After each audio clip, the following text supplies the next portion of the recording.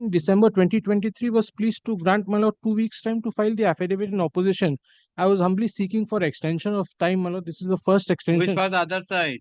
I have informed, my lord. The notice, my lord, is on the page below, my When lord. the time expired. My lord, the time expired on 29th of December, my lord, during the vacation. So, Thank you. Thank you.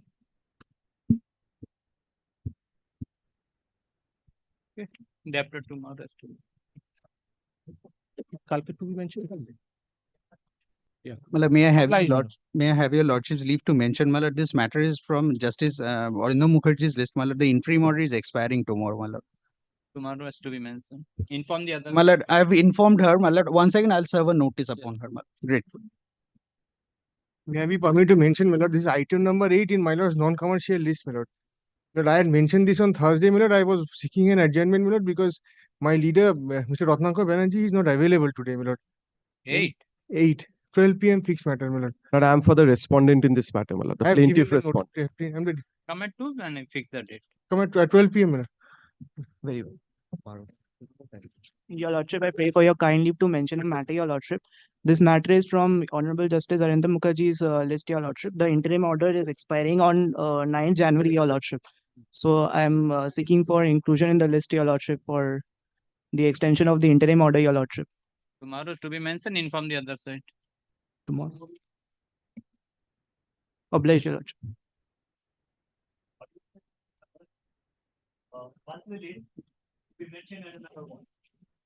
I appear for the defendant, my lord. Hearing for the plaintiffs, your lordship. Yes. There were directions, your lordship. The suit was transferred to commercial division, your lordship. There were directions for compliance with the rules, your lordship.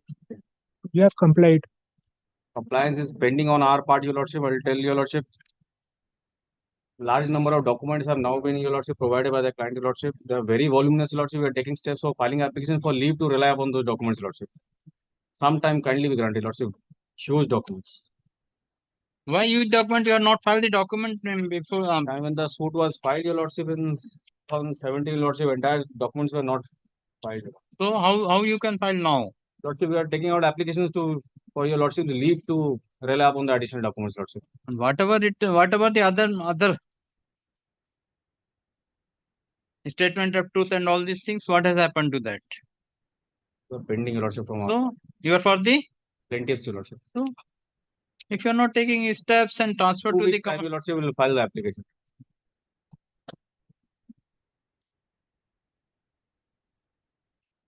so and so appearing for the plaintiff, so and so appearing for the defendant, as per the prayer made by the counsel for the plaintiff. Time to comply with the order dated.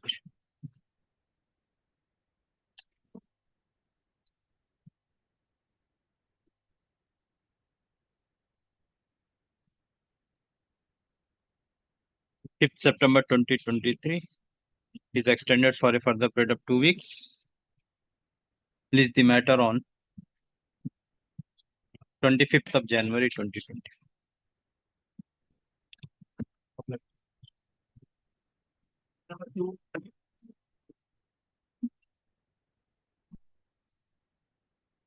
May it please your lordship. Yeah. For the plaintiff petition. My lord, your lordship, on 14th of December, Lord was pleased to pass a judgment, Lord, where, my lord, the special officer has been appointed, Mr. Orithro Basu.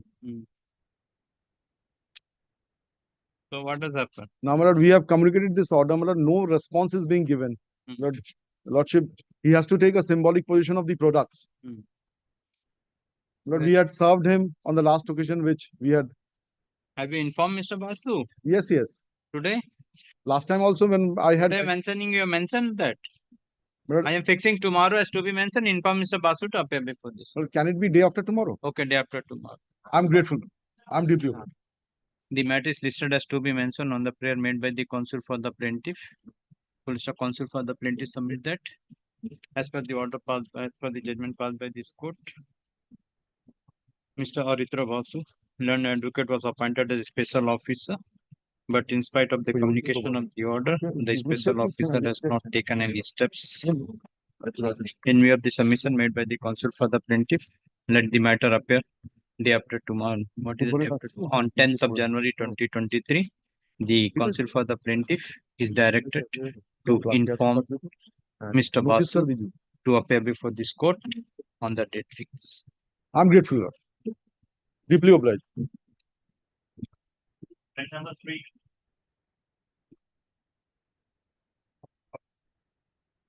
My lord, Mr. Somendranath Ganguly is appearing in this matter, my lord. I'm paying for a passover. My lord, He's on his way, my lord. my lord, I too seek for a passover on Mr. Devajyoti Datta's ground. He's been leading me in the matter, my lord. It is hearing. My lord, actually, in this matter, my lord, the discovery inspection could not be completed because the original of the surveyor's report, which the defendant number 1 has to give an inspection to the plaintiff, cannot be done because that is missing, my lord. On the last occasion, my learned senior had submitted that it cannot be traced, so the evidence be done on the basis of a secondary evidence because a copy of the report is there with the plaintiff, my lord. Correct.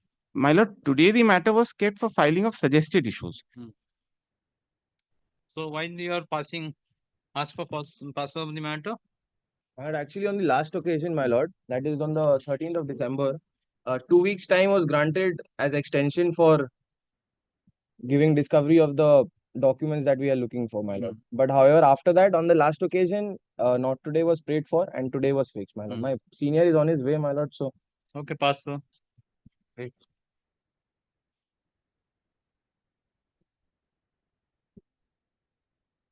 Item number 6.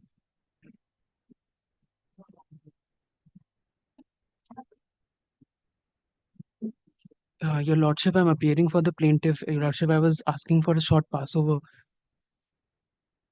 There's no other matter. Your Lordship, the counsel is on legs, actually, Lordship. Huh? The So why counsel, you have mentioned if your counsel is not having time to appear before this court, why you have mentioned Your to be Lordship, listed today? I thought this, Your Lordship, I thought this is the presentation of plaint. I don't know. You have mentioned the matter is listed. Your Lordship, a short passover could be given, Your Lordship. Also,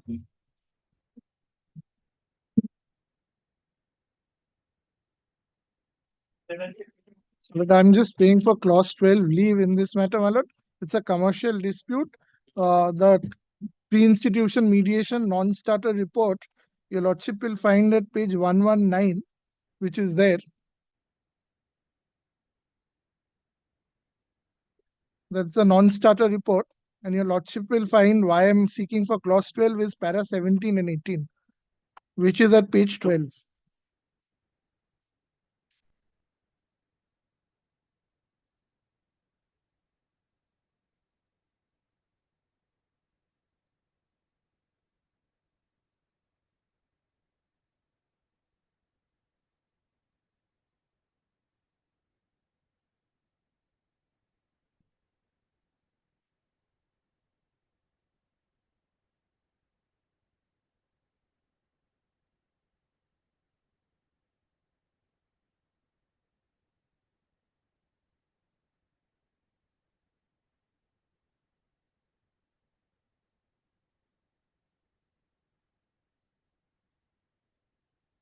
yes. Counsel for the plaintiff is present. Plaintiff has filed the present suit for decree a sum of rupees 2 crore 6,57,753. Full stop. The plaintiff, before filing of the suit, had approached the pre-institution mediation, but non-starter report has been filed. Non-starter report has been filed by the member secretary, mediation and cancellation committee, High Court. Full stop. Consider the submission made by the counsel for the plaintiff, peruse the non-starter report and the averment made in paragraph 17.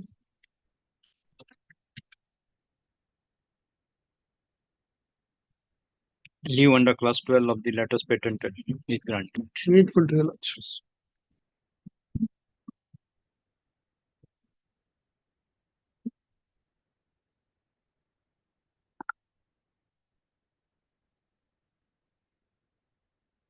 Ask a call. Item number 3. Item 6. As is item 6.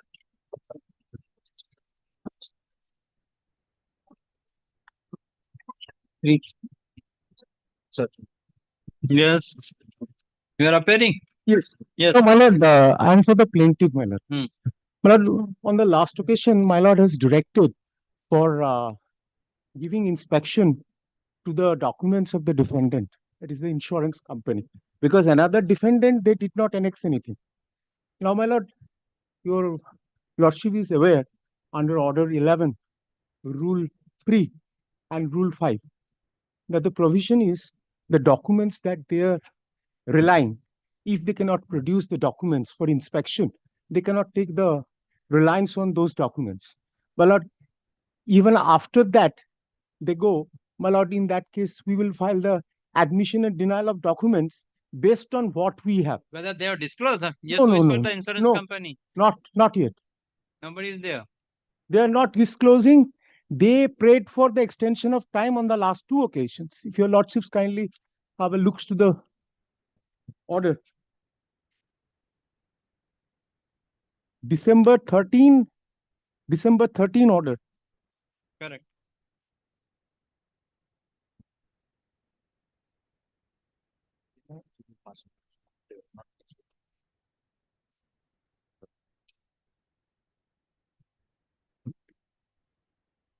My lord, on the 3rd January, the matter was passed over. But nobody is there. What can be done? Somebody, Yes, sir. just 10 minutes before somebody was there. Yes, my lord, actually, they are not disclosing. They are telling that the original is not with them on something else. My lord, they have proposed for filing the suggested issues, subject to the recording of the fact, my lord, that since they have not disclosed, they cannot rely on that document. Okay, let it pass over. Right? Yes, my lord. Next.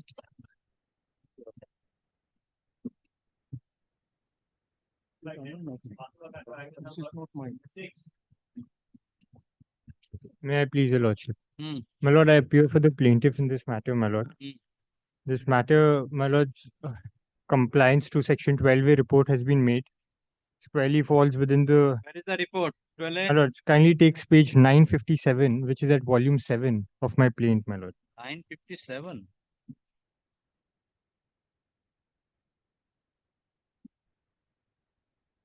The mediation has been a non-starter, my lords, and it's been recorded that they've been reluctant to participate in these mediation proceedings, thereby rendering it non-factuous.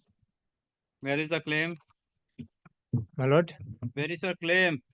my lord, if your lordship has a look at page 35, my lord, those are my prayers. That is the prayer. Those are at page 35, my lord. Paragraph 9. What is the dispute? My lord, the dispute is that there's been a notice inviting tender that has been issued by the defendant, that is Bongo municipality. I had participated in this tender and I was adjudged as the lowest bidder. Thereby, a work order was issued in my favor, my lord.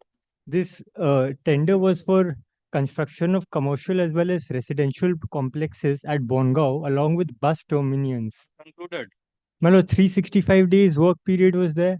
I have done all my case today is that I have complied with my reciprocal obligations. However, the defendant has failed to provide the very basic requirements that is necessitated in order to execute the project, that is providing design and drawings, There is no unhindered arbitration. site. There's no arbitration. No, my lord, no arbitration clause. Arbitration clause is not. No, my lords, NIT explicitly provides for that, my lord.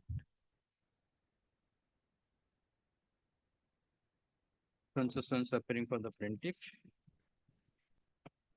The plaintiff has filed the suit for recovery of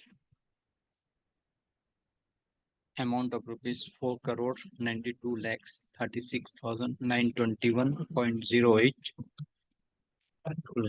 Before filing of the suit, the plaintiff has approached the pre-mediation conciliation, but the defendant failed to appear before the mediation, and accordingly, the member secretary had issued non-starter report dated 11 September 2023. Consider the submission made by the counsel for the plaintiff. Peruse the print.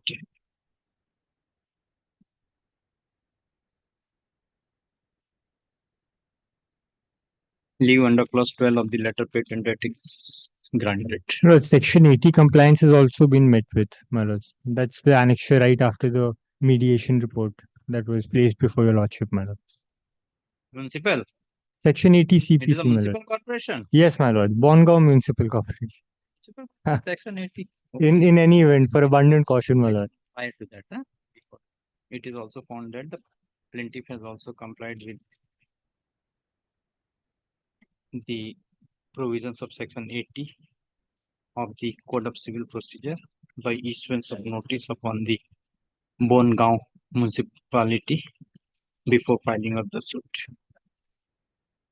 I'm so grateful, my lord.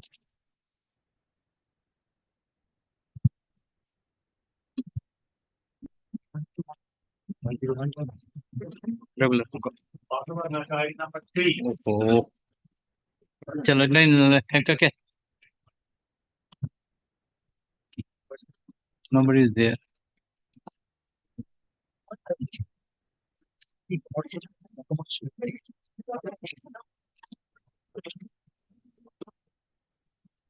They are not disclosed. No, my lord. It is recorded in the last order, my lord, that they are relying on the survey report. That survey report, that is the basis of their repudiation. Now they have come up with a plea that it is not available with them. The original is not available. My lord, if the original is not available, we cannot take the inspection of the document. They cannot rely it. That the statute, order 11, rule 3, and thereafter the rule 5, both mandates, my lord.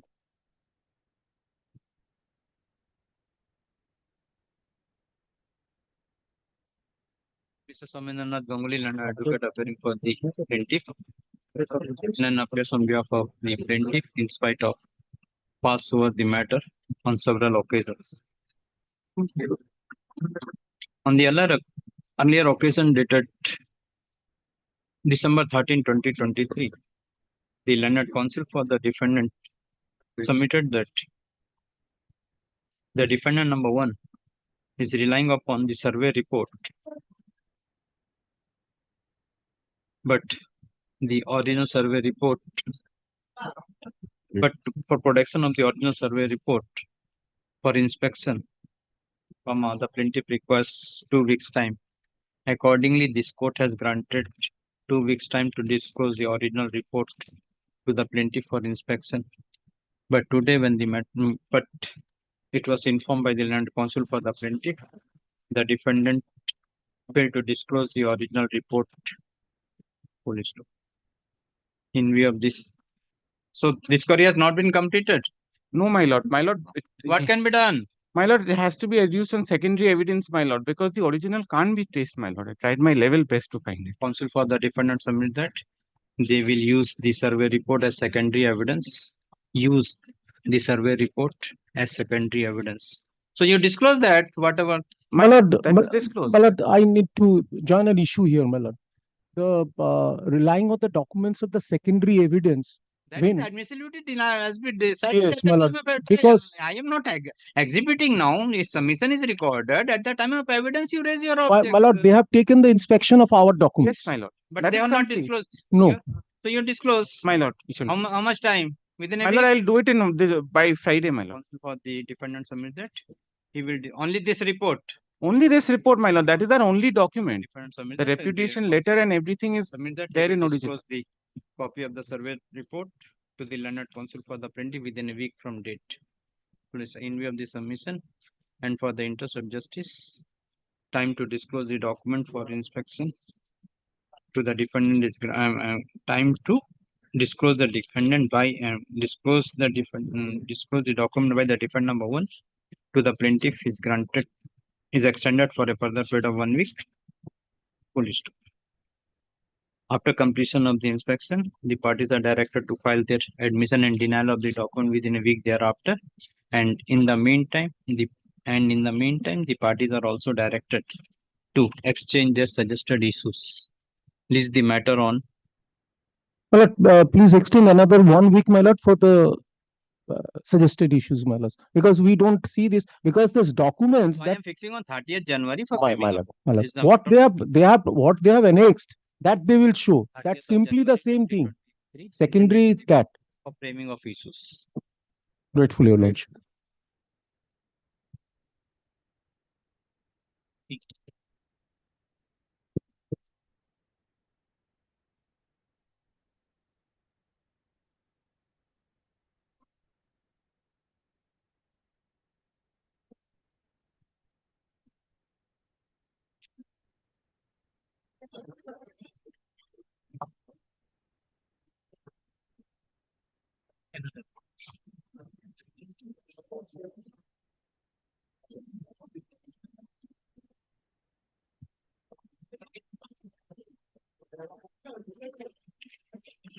Yes. Lordship, this matter probably is supposed to appear in the commercial list, Lordship. It may be treated as in the commercial list. Lordship, this was transferred to the commercial division by the plaintiffs. Let it be come tomorrow in the commercial list. Lordship can treat it as Okay. 1 day more of suspense will. Though the matter is connected with the commercial division, but inadvertently the matter is listed before this court. Accordingly, the matter be treated in the today's list, in the list of the commercial division.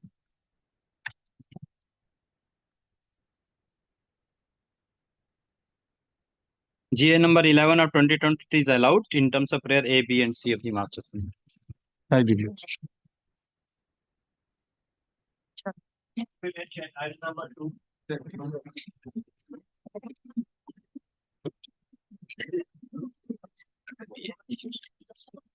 Well, this is my application for letters of administration. My learned friend had made an application.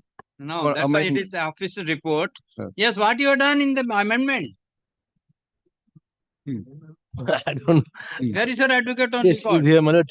What you have done, madam? You start your amendment from paragraph 1 itself. Only the Second, cause title, they were to represent the petitioner in 395. No, there the are- body. No, the body of the there are several amendments have been allowed. body, my lord. And subsequent, the paragraph 1 of your original PLA starts from paragraph 22. So 22 I mentioned, but first you have to mention 1 and cut. But those things can be done in the department, my lord. No, how can it? You- As per the proposed, we have to- Proposed. you If let it is them proposed- find Only the paragraph numbers will have to be changed. Not change. 22 will remain, but first you have to write 1, then cut, then 22 will come. You come to the page 30 of the Page- proposed amendment. Page 30 of the proposed amendment. supplementary affidavit দিয়েছিলাম তো আমরা. But we give a supplementary affidavit to the department. Yes, we give a supplementary affidavit annexing the proposed amendment. There are the department. no. My lord's order has recorded that the annexure to supplementary affidavit be treated as a proposed amendment. Where is that? That is Yes. there. Supplementary affidavit কোথায়? Hey, manu to dekh. No. Supplementary affidavit hai kya? Khali hogi. Oh, ours is. Oh, it's not ours. Sorry, my lord. Sorry, it's the supplementary affidavit of Mr. Ghosh's client. No, I am on page 30. I'm on page 30. 30? Yes, page 30. So start from page 23 to page 30, paragraph 21. It was your proposed amendment. Yes, Correct. my lord. Then paragraph 22 starts from the main application, paragraph 1. So this should be 1 deleted and 22. That is to be done. Okay. এইটা না 1 লেখা হবে 1 কাটবে, then it should be 22. That's the mistake our part. We have completely changed 22. It should be So I am granting leave to you. to put the fresh paragraph numbers. Paragraph. To put the fresh paragraph numbers. Well, the rest remains the same. The rest remains. Only the paragraph number. Department তো বলেছে জজ সাহেব। Paragraph numbers.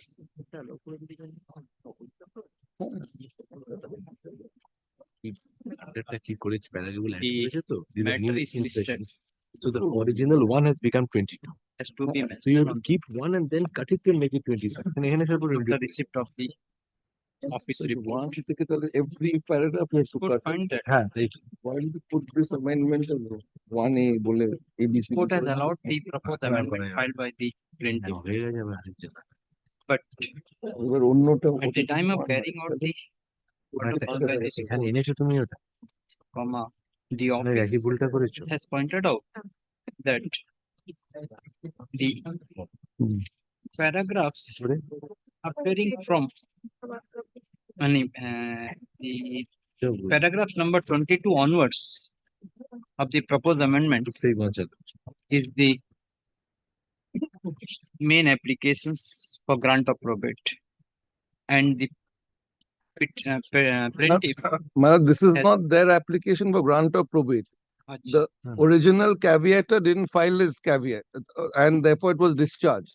Now they have got it restored in the sense that they are going to represent the original caveator, the wife and the daughter. Now this is the application 395, where they have to show that they have a caveatable interest. So it is the application of two interveners. It's not my original PLA has been now converted, amendments carried out. It's now a letters of administration. The applicant in Yes. no, I- so what I- you want to amend? I want to amend Petition- GA 395. Yes. GA, Lordship will kindly see the application, page 22. Where is the GS3? No, page 6. Lordship will see page GA 6, annex, page 22. Page 22. 22, which is page 22 is GA 395. Yes. So this is GA 395. Hmm. Now, the prayer portion is at page 33. Okay. They want These are the So you want to amend yes. the GA? I want to amend the GA. Mile. I want to amend the GA. Let me. হ্যাঁ, এখন নতুন বদলে আমার পদে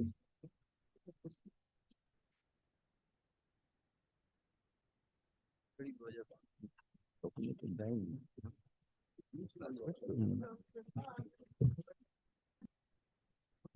মরে গেছে ওর কি করে বলবো ওরা এত রাখে কি করেছে তাই বলি তাই ভাবছি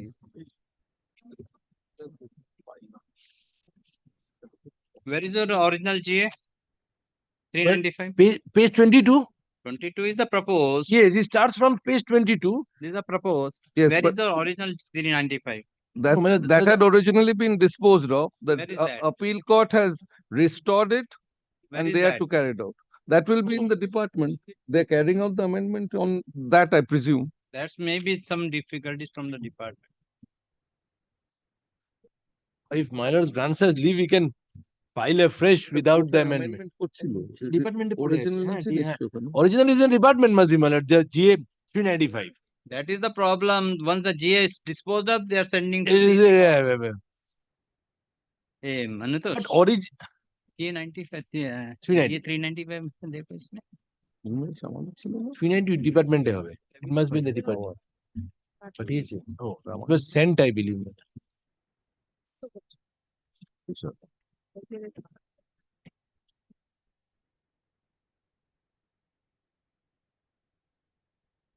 ये 395 की कॉपी नहीं है तुमने कहाँ से देखा है? 394, 95.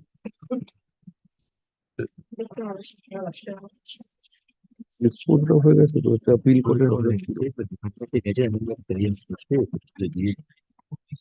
ও বলছে কি দিচ্ছে কি No, because বিলকুল চলে যাবে GA 395 यही है ना? ये 395 নম্বর কত Yes. Okay. পেয়ে গেছে Myler has found it. পাওয়া গেছে What is required? After Hello? this was fine. একদম last minute করেছি। This court find that, and this court has allowed the prayer অর্ডারগুলো সব পড়ে ফেলি for 20 filed by who are you? Caveator. I'm the wife and daughter of the original caveat. Original gap. No, according to us, who didn't file a caveat, but that is. Yes, that is the Filed subject by the matter. applicants. Lordship will use their By names. the applicants. Filed by the applicants. Yes, being Neelam number Jalan and Nivi Jalan. 395 of 2000. 2003. The brother At the time of sister fight.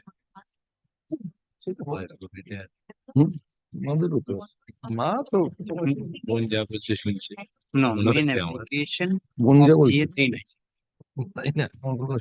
395 starts from paragraph 22 of the proposed amendment. But the applicants have not mentioned the paragraph 1, and by deleting paragraph 1 Yes. have not mentioned paragraph 22 onwards. Accordingly, the applicants are given liberty to put the paragraph 1 onwards from paragraph 22 onwards in the proposed amendment, and to struck the paragraph 1 onwards, and to put the proposed amendment of paragraph 22 onwards. The applicants are directed to carry out the same within a week. Lordship will give it 2 weeks. Only correct. No, my client will come for affirmation. That will be within 2 weeks. Affirmation amendment has to be carried out, Within a week. and the affirmation within 2 weeks. The verification of Because affidavit. She stays in A week Nasik. She will come to Calcutta, madam. But my lord, after the amendments, there should be a direction. They'll serve us the amended copy. The applicants We'll are have to directed file the opposition. Directed to serve the copy of the amended application being GA 395 of 2012. 2012 to the learned counsel for the executor No, now I've applied for letters of administration. for the petitioner. To the petitioner. Within a week. PLA 105. Within a week thereafter. Police, after receipt of the copy of the amended application from the applicants, the petitioner is directed to file affidavit in opposition within 2 weeks thereafter. Within 2 weeks thereafter. Police, release the matter. 2 weeks, 4 weeks. It will depend on when they serve us. I am fixing if it is not served, then No, we'll come back fix the immediately. matter on 20th February. 20 February. Or you'll also keep monthly list of March. Okay, then. in the monthly list of March 22. Great. Hopefully it will be done now, Mala. Because there are some orders of my lord I saw the department gave, whatever. Aftermath of those orders. I found one order, the register to take steps and all. In this matter, Lordship has passed an order. This is all the effects of this. Now, what I find, because you persons are filing the applications and there is a defect. It was lying in the department itself. So it is showing a Defect. pending. If it is not carried out within a week or 10 days or 1 month, let it be listed before the court. Yes. The party will appear and can be carried out. Can be sorted out, yes. But it is showing as a pending. Pending. Some system must be there. Well, item number 4, my lord, the next matter. There, my lord, the plaintiff was to carry out an amendment. They have not done so, my lord. I'm sorry. Who is for the plaintiff?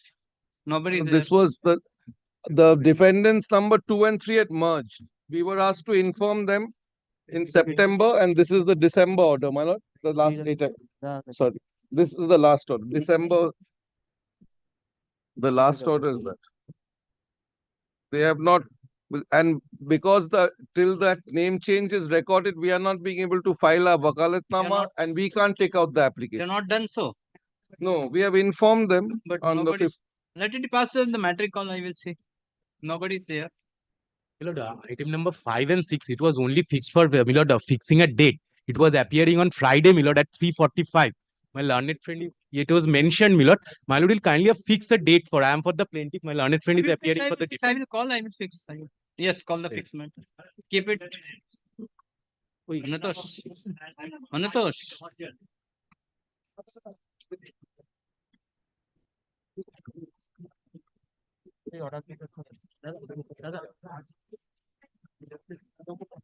बाकी कागज कोথায় নিয়ে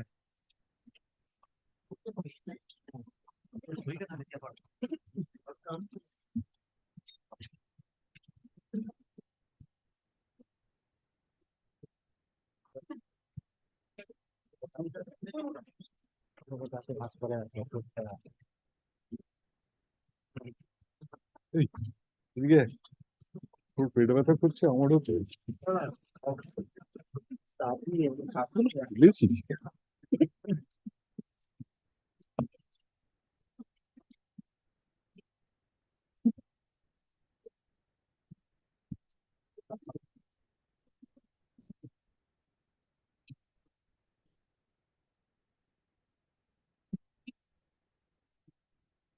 Yes.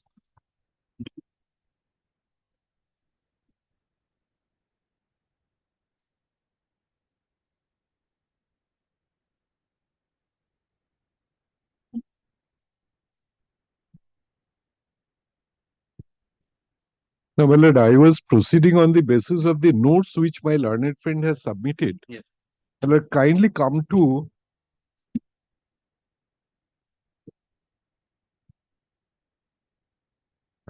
বাবা তারপরে কি হবে ছেড়ে দে ছেড়ে দে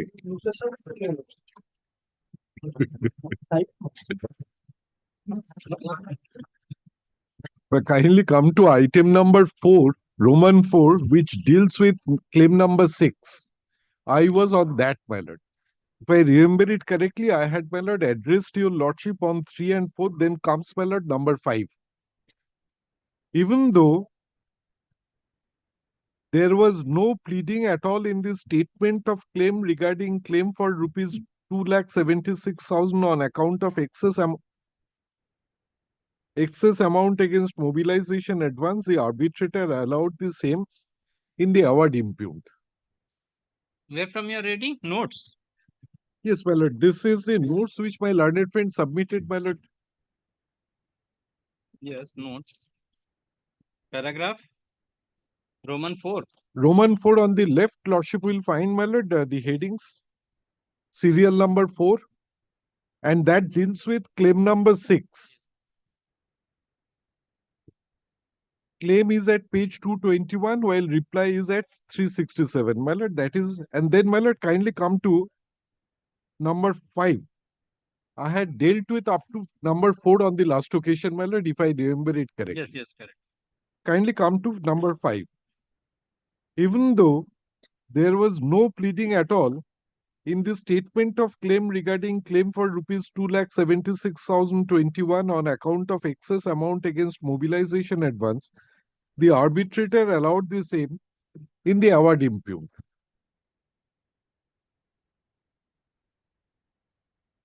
Now, my lord, next page, my lord, is a different claim. I shall come to that, my lord. Now, kindly come to, my lord, page 221 of, my lord, their application, my lord. There is 489, na?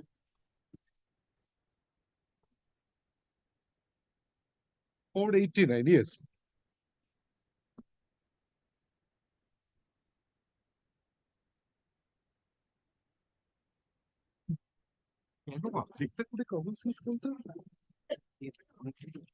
জায়গা লাগবে তোর চিন্তা করতে হবে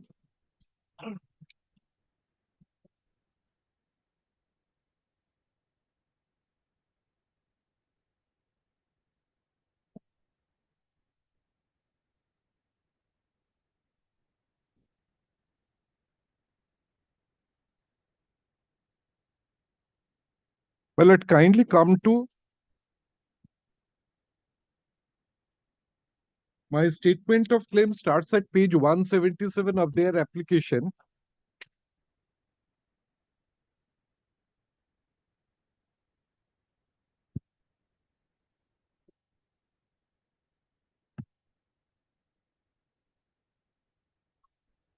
Kindly come to, my lord, page 221, my lord, which my learned friend has referred to. Rightly, Claim number 4, refund of encashed sum on account of wrongful invocation of bank guarantee furnished on various heads. Now, my lord, lordship will find, my lord, total claim was originally 77 lakh 11,354. Then, my lord, it was amended, it appears, to 42 lakh 22,000. Now, my lord, it goes on to give, my lord, the entire claim. Now, my learned friend's client is absolutely right in saying that, my lord, there is no particular mention of this 2,76,000 in this. Now, my lord, for this, kindly take up my notes, which was submitted before the arbitrator, which is, my lord,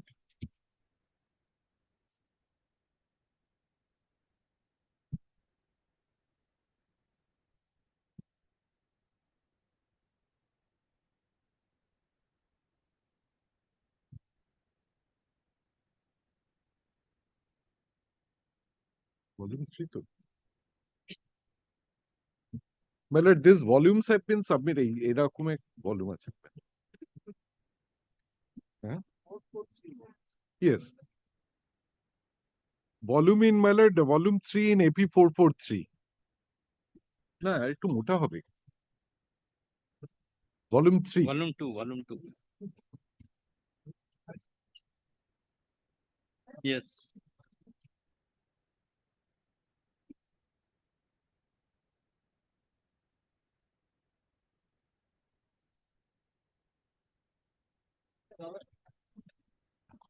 My lord, kindly come to page 387.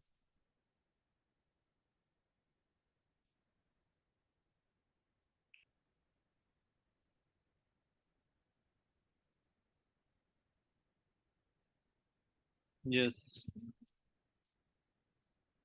My lord, lordship will find the head is same. Here, my lord, the entire claim was made, and my lord, in course of argument, the bifurcations were made. Now, kindly come to claim amount rupees 77 lakh, reduced claim amount rupees 42 lakhs. This claim is for refund of the money obtained by the respondent from the claimant's bank by wrongful encashment of the bank guarantee amounting to rupees such and such prior to termination on 7th March 1996, submitted by the claimant to the respondent on account of mobilization advance, special advance, security deposit, and performance guarantee. The claim amount has been reduced from rupees 77 lakh 11,000 claimed originally to rupees 42 lakh 22,000 by reducing the outstanding advance amount of rupees such and such. And accordingly, the claimant filed a petition on November 25, 2004 before the erstwhile learned arbitrator, which was accepted in that proceeding. The claimant is entitled to refund of rupees 42,22,698 wrongfully obtained by the respondent from the claimant's bank. The particulars of this claim has been submitted in this proceeding, vide C220, page number such and such, being the enclosure of letter dated such and such. Out of rupees 42,22,698, the sum of rupees 2,67,021 is the excess amount obtained by the respondent from claimant's bank by encashing the mobilization advance bank guarantee of rupees such and such. Now, my lord, this is the amount which my learned friend Disputing. client has spoken about. So, my lord, there was the entire claim was there, and then, my lord, while making the claim, my lord, I am not required to give the bifurcations. That is in course of evidence. And in course of evidence, this was given. So your submission is that 2,67,021 is the part of this claim 6. It's part of the claim, it's on record. It's on record. Correct. And my lord, I will tell your lordship, I will show your lordship their section 34 application. This has not been challenged.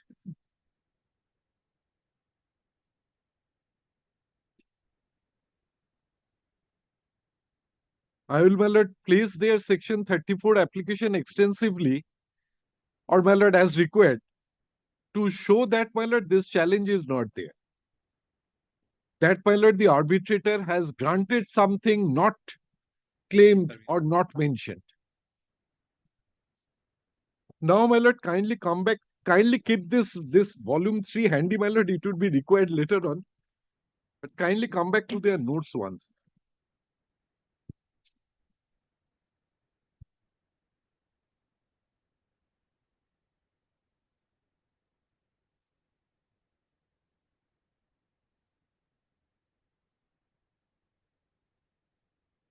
Then, my lord, number 7. A2C claim is at page number 222, claim number 16 to 16.19 of GCC, sorry, clause number 16 to 16.1.9 of GCC deals with rates of escalation of materials and labor wages, and hence the arbitrator cannot travel beyond the provision. It provides only the escalation as per the indices given therein and divers any further compensation for delay beyond this clause, clause 16. Clause 16.1.9 provides that if delay is attributable to the contractor, then he is not entitled to such payments for such period. Now, my lord, here the issue is, my lord, I have tried to demonstrate that, my lord, for the first part, the arbitrator said that the delay is because of them. Second part, though, my lord, the arbitrator said that the, my lord, drawings were not given, but held that it is my client is partly responsible, there the respondent is partly responsible. There I joined issue because, my lord, the documents would speak otherwise. If, my lord, the admittedly, or if, my lord, the arbitrator held that, my lord, for the first part, my client was unable to, my lord, execute the works because, my lord, the drawings were not given. It was, my lord, for them to prove that thereafter all the required drawings were given, which proof is not there. Okay. And, my lord, that is one of the reasons, my lord, the termination was held to be wrongful. Wrong.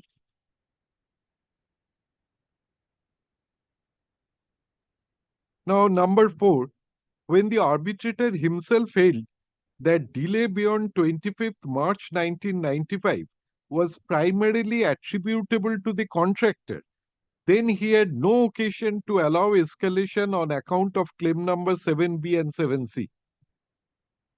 Now, my lord, kindly come to this claim, my lord, page 222 of, my lord, their application.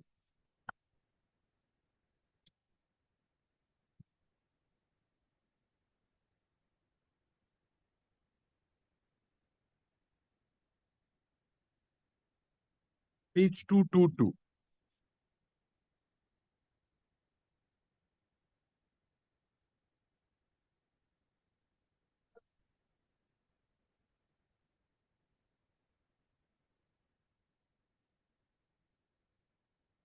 Worship got it. Yes. Yes.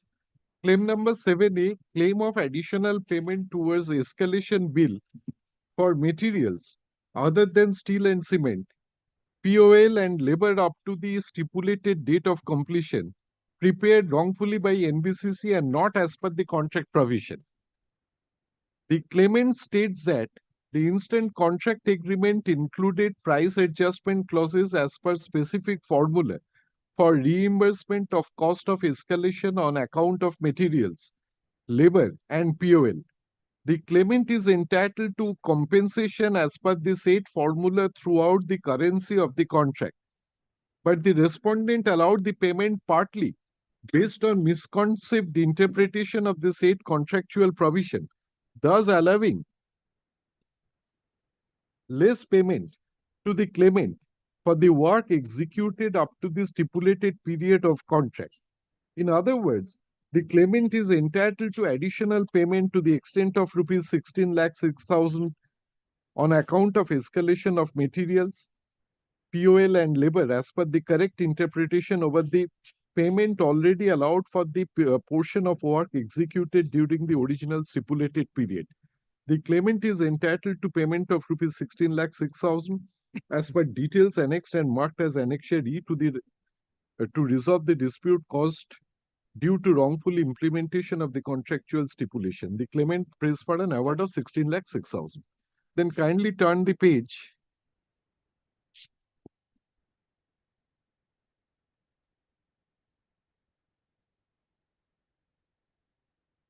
Claim number 7B.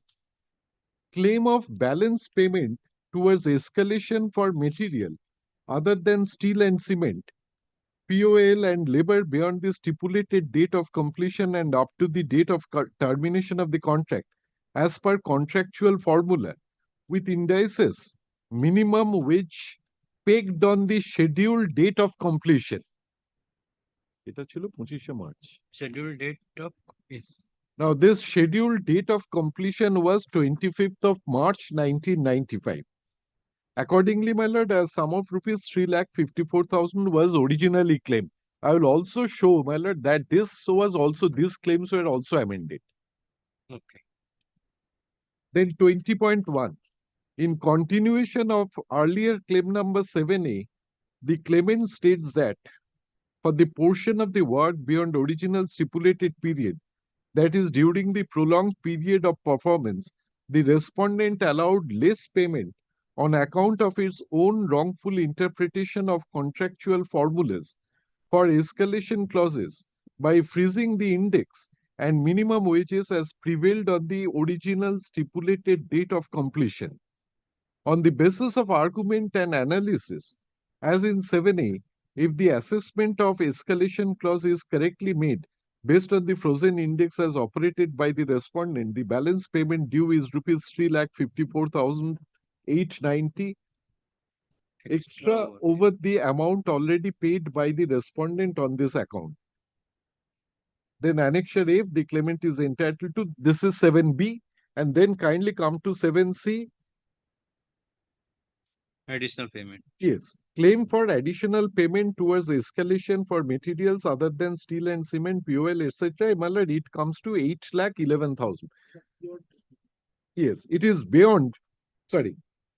As per the contractual formula with indices minimum wages applicable up to the date of termination of the contract and without imposing any ceiling. Beyond the stipulated. Yes. This is beyond the stipulated date. Now, my lord, these were the claims, my lord. My lord, if your lordship takes it together, my lord, lordship will find, my lord, a total sum of rupees about 28 lakhs was claimed for the 3 periods.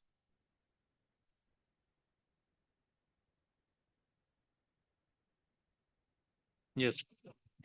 Approximately, my lord, 3 counts are there. 3. For ABC, yes. Yes. Then, my lord, kindly come back to their notes. Number 6.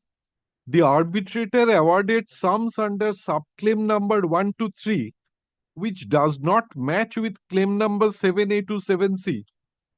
Especially 7C does not correspond to or has no nexus with what has been pleaded under claim 7C. Now, my lord, kindly once come to the award.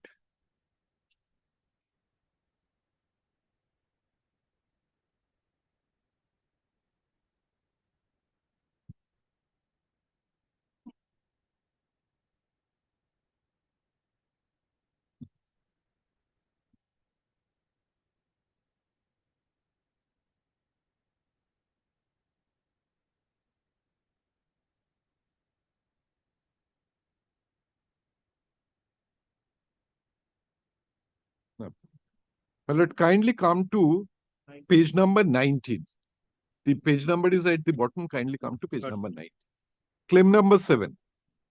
For payment of additional escalation price variation, rupees 27,73,000, my lord, as I had shown, revised to rupees 26 lakhs, 67,000.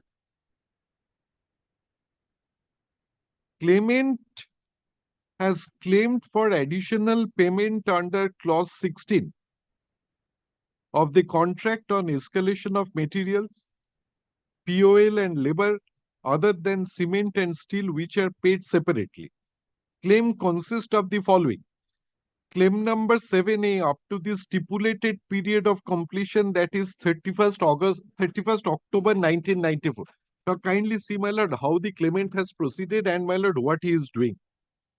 Claim number 7B from 1st November 1994 to extended period, that is 15th December 1995. Claim number 7C from 16th December 1995 up to 20th March 1996, that is termination date. Claimants have also claimed for escalation on the amount that is awarded against claim number 1, 2, 3, and 5. Respondent has denied the claim. They have contended that the claimant has not prepared the bill quarter-wise and the VWD given by them is incorrect.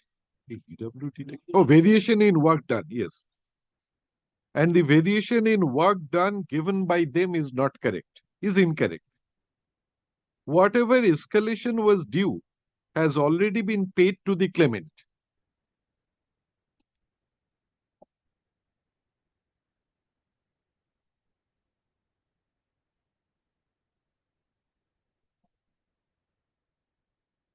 So, my lord, amount payable on the account of escalation is not disputed. They say it has been paid. Yes. Now, kindly turn the page.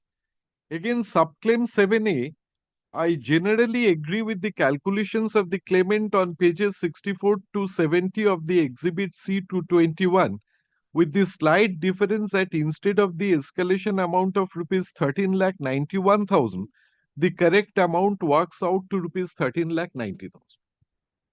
Again, subclaim number 7B, I consider that this subclaim needs to be worked out on the basis that the indices stand frozen as on 25th March 1995.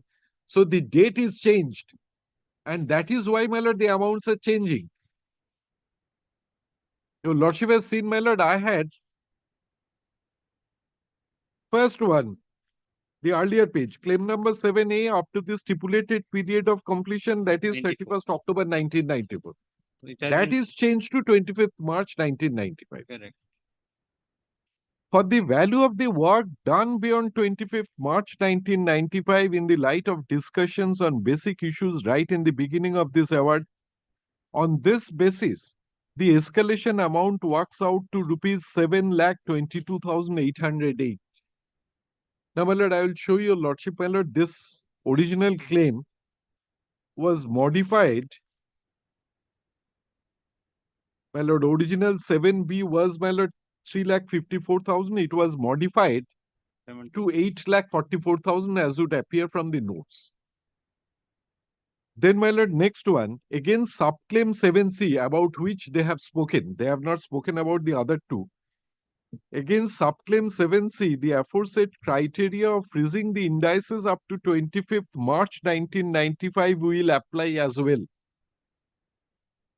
The calculations given by the claimant, case number 2, get slightly modified by considering the amount against item number 7.7 and 11.6 as rupees 5 lakh as originally claimed against claim number 5 instead of rupees 7,58,701 considered by the claimant. The escalation amount thus works out to rupees 1,48,000. Now, my lord, kindly take my notes this volume 3 once, my lord. Lordship will find, my lord, that these were all changed.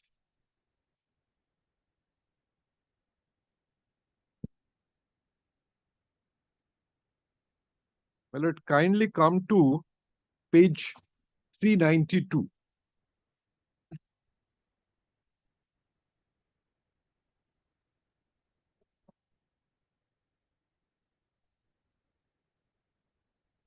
Yes.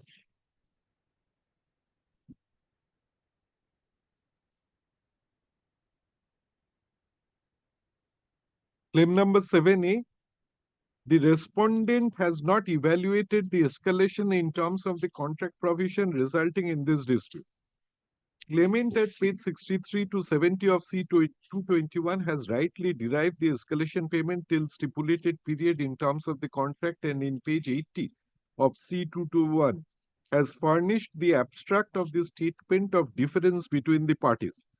It is apparent from the said statement that respondent has not adopted the contractual provisions in evaluating the escalation payment. At page 80, the claimant has also given the reasons for their difference with the respondent for all the escalation bills made up to 31st October. The claimant also by their contemporaneous letter have objected to such wrongful preparation of escalation bills. Some of the salient differences are respondent has not considered statutory increase in minimum wages from 34 to 35.22 from 1st October 1994 according to circular number such and such dated 10 September 1994. Enhancement of labor wages from April 1, 1994 to rupees 27.55 from rupees 25 has not been considered. Circular number such and such. In certain bills, the respondent has deducted excess secured amount than the amount paid in the previous bill. Though in terms of clause 16.1.2, the claimant was entitled to payment of escalation on the value of work done, including secured advances, but respondent in certain bills has not added the value of all the secured advances paid during the quarter, etc. Now, my lord, kindly come to the bottom of that page, my lord. The explanations are given. They kindly come to the bottom of that page. The total amount payable on escalation up to stipulated period is rupees 13,91,000. So, my lord, it was modified. Then kindly turn the page. Claim number 7B.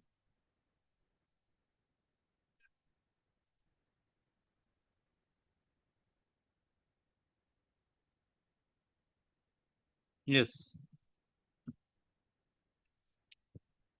Claim for the second period, that is from November 1994 to December 15, 1995. The claimant has furnished details at page such and such. Then, my lord, kindly come to the last paragraph just before claim number 7C. Average indices of all commodities, POL, and average minimum wages during the period have been considered to evaluate the price variation payable from November 1994 to 15 December 1995, which works out to rupees 8,44,000. My lord, that is the amount out of which, my lord, 7,22,000 was granted. Now, again, my lord, these are calculations. Now, my lord, in my respectful submission, my lord, sitting in section 34, my lord, in section 34 applications, my lord, whether the calculations have been correctly made or not, my lord, those are not, or those cannot be made, my lord, the subject matter of a section 34 application. Correct. On principle, escalation is admitted, and my lord, the calculations have been made, and I have tried to demonstrate before your lordship that, my lord, the claims were modified, and on that basis, the arbitrator proceeded. If your lordship is pleased to come to, my lord, 7C at the bottom of page 394.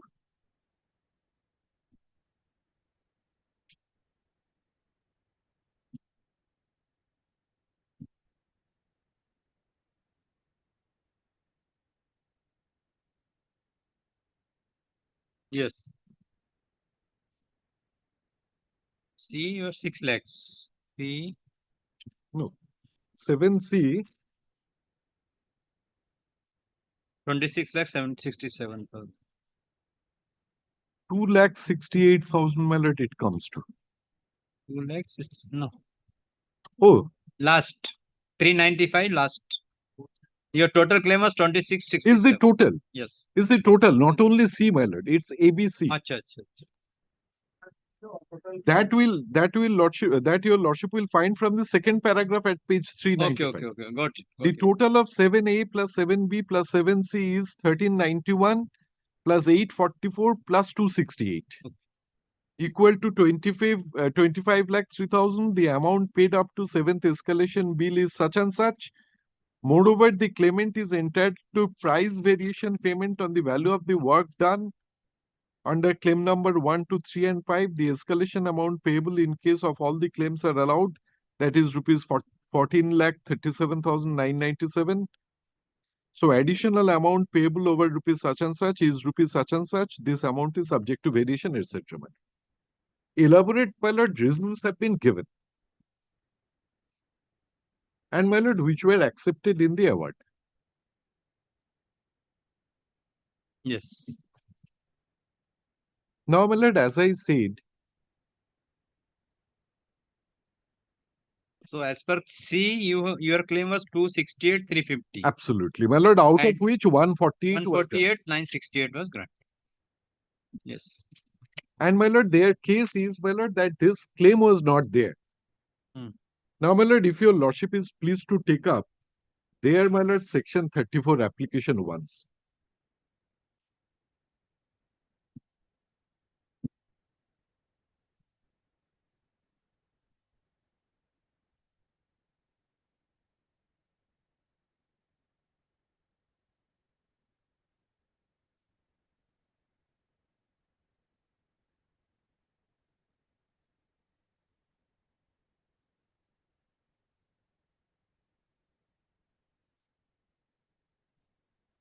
My lord, kindly come to page 19.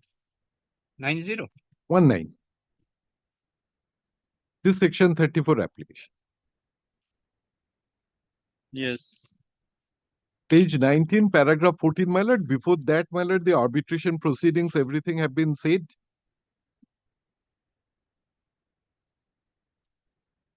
Then paragraph 14, that pursuant to the arbitration proceeding, an award was published on 17th December 2013, wherein some of the petitioners' counterclaims were allowed and an award was published for rupees 95,63,152 in favor of the petitioner and for rupees 1 crore 6 lakh in favor of the respondent with additional interest as mentioned in the award. The petitioner received the award on such and such. Then, my lord, the grounds, my lord, kindly allow me, my lord, to place the grounds. May I read it out? First is, for that the reasoning of the learned sole arbitrator coi issue number 1 is wholly unsustainable and untenable in law, inasmuch as the learned sole arbitrator has ignored voluminous evidence. In issue number 1, learned arbitrator has erroneously held that delay in execution of the work up to 25th March 1994 was attributable to the petitioner. It goes on. Then, my lord, kindly come to page 21. My lord, may I come back? My junior is here. Kindly come to page 21.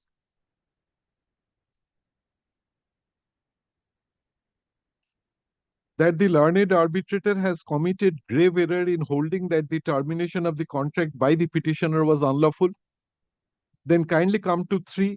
For that the learned arbitrator failed to appreciate that before terminating the contract, principle of natural justice was complied with by providing the respondent reasonable opportunity to show and explain as to why the contract should not be terminated. Then kindly turn the page. For that, the reasoning of the learned sole arbitrator coi issue number 2 is wholly unsustainable and untenable in law, inasmuch as the learned sole arbitrator has ignored voluminous evidence and his own finding. Then 5, for that the award of the learned arbitrator in relation to issue number 2 is contrary to the arbitrator's own finding in issue number 1 and is not in accordance with the substantive law and or arbitral procedure. In issue number 3, the learned arbitrator was pleased to hold that delay beyond 25th March 1995 was attributable primarily to the respondent. Then observations are quoted. Then 6, the learned arbitrator failed to appreciate that a number of breaches on the part of the respondent. Then kindly come to 7, the learned arbitrator has also clearly held in issue number 2 that the respondent were lacking in financial resources. Then kindly turn, my lord, the page 8. The learned arbitrator erred in law in coming to the finding that the petitioner could not terminate the contract without issuing a notice fixing reasonable time for the completion of the balance work, making such time the essence of the contract. It is stated that as per the letter of extension of time dated 9th November 1995, provisional extension of time for completion of the work was given up to 15th December 1995, making time the essence of the contract. My lord, I pause here for a moment. I demonstrated before your lordship that even after 15th December, they allowed to continue. And my lord, sometimes in February, if I remember it correctly, they said, no, for the time being, you stop.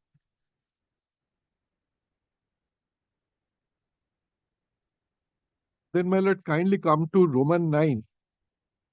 For that, the learned arbitrator committed grave error in holding that by issuing a letter of time extension on the same day, as issuing a show cause notice to the respondent number 1, the petitioner had given a go-by to its show cause notice dated 9th November 19. These are factual aspects. Then kindly come to 10. For that, even assuming but not admitting that the petitioner could not have terminated the contract without giving the respondent a notice and fixing a reasonable time, but the learned arbitrator failed to appreciate that as the learned arbitrator had already held the respondent guilty of breaches which have been brought out in the petitioner show cause notice dated such and such, the termination was legal and valid. Then 11, learned arbitrator further erred in holding that no rejoinder was furnished. Kindly come to 12 on the next page. Reminders, 12, all factual aspects. Then 13, the learned arbitrator failed to appreciate the settled principle of law as laid down by Honorable Supreme Court, intra observing that he who seeks equity must do equity, and when the condonation or acceptance of belated performance was conditional upon future good conduct and adherence to the promise of the defaulter, the so-called waiver cannot be considered to be forever and complete in itself, so as to deprive the state in this case of its power of legitimate repudiation. Then, my lord, kindly turn the page 14, keeping in view of clause 72 of the contract, which gives the authority of terminating the contract. 15, my lord, next page deals with the respondent was found guilty of breaches of contract. Then 16, for that the learned arbitrator failed to consider the counterclaims of the petitioner in their proper perspective. The learned arbitrator failed to note that the excess expenditure, etc. Kindly turn the page.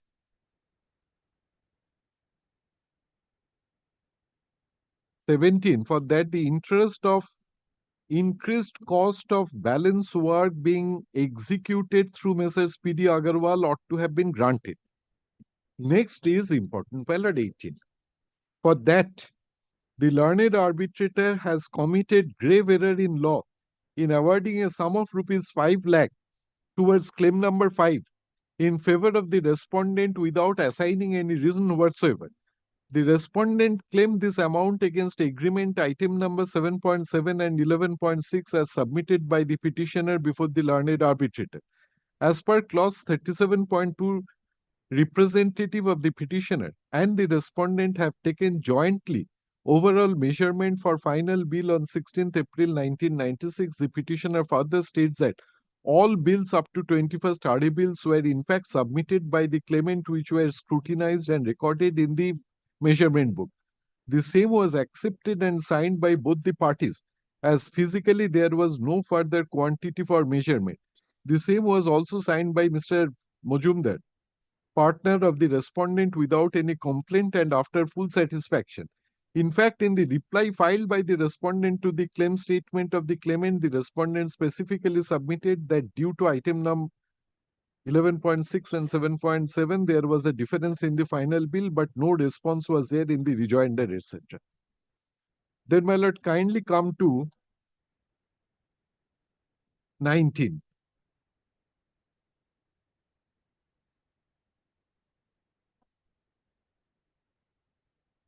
Page 32.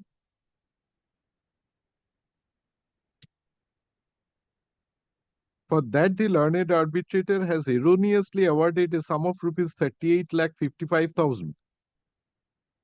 That is 28,55,000 against performance guarantee and rupees 10 lakh against security deposit towards recoveries made from the respondent by the petitioner. The learned arbitrator has already held the respondent guilty for delay and breaches of the terms and conditions of the contract. The respondent failed to perform the contract to the satisfaction of the petitioner. The amount towards security deposit and performance guarantee was paid towards the due performance of the contract, etc.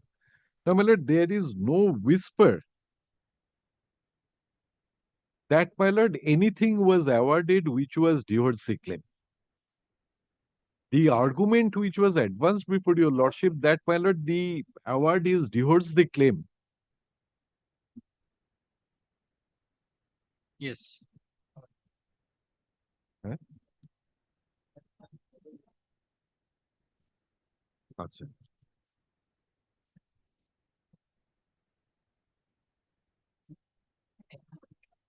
Now, my lord, kindly come to once page 42.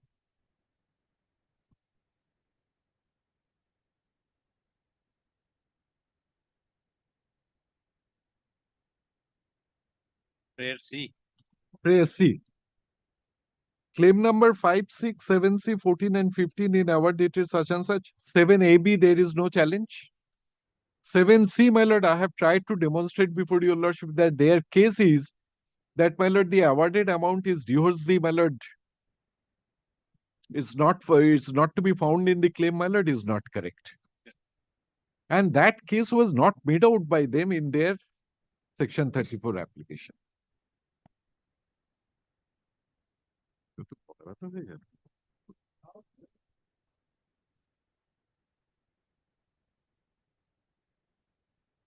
Yes, next. Now, my lord, kindly come back to the notes. I'm sorry, my lord, I'm shuffling, but No problem. Continue. kindly come back to the notes.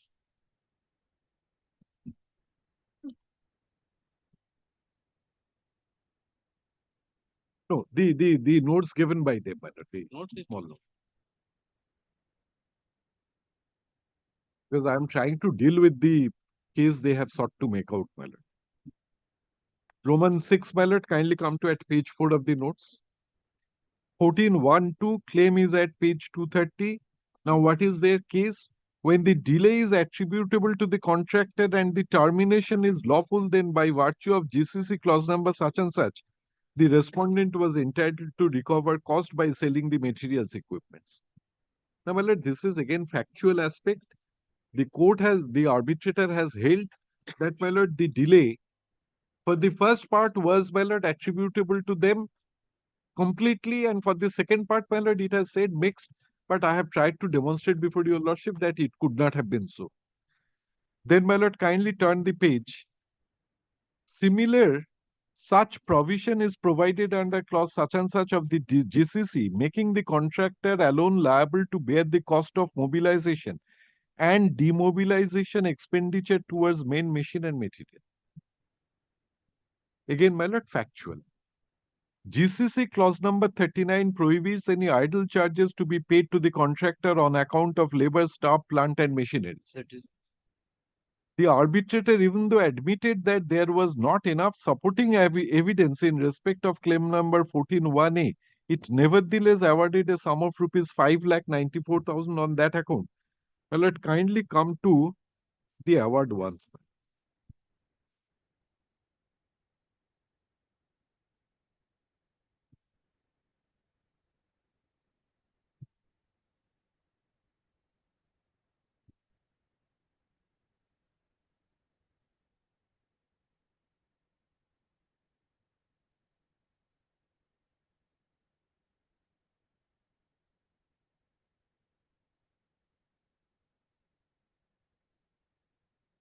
Yes. Kindly give me a minute. Hmm? Hmm.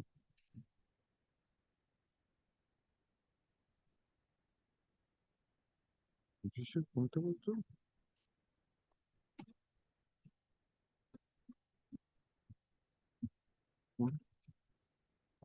দিয়ে গেল, আমার লেখা ছিল তো, কোথায় গেল?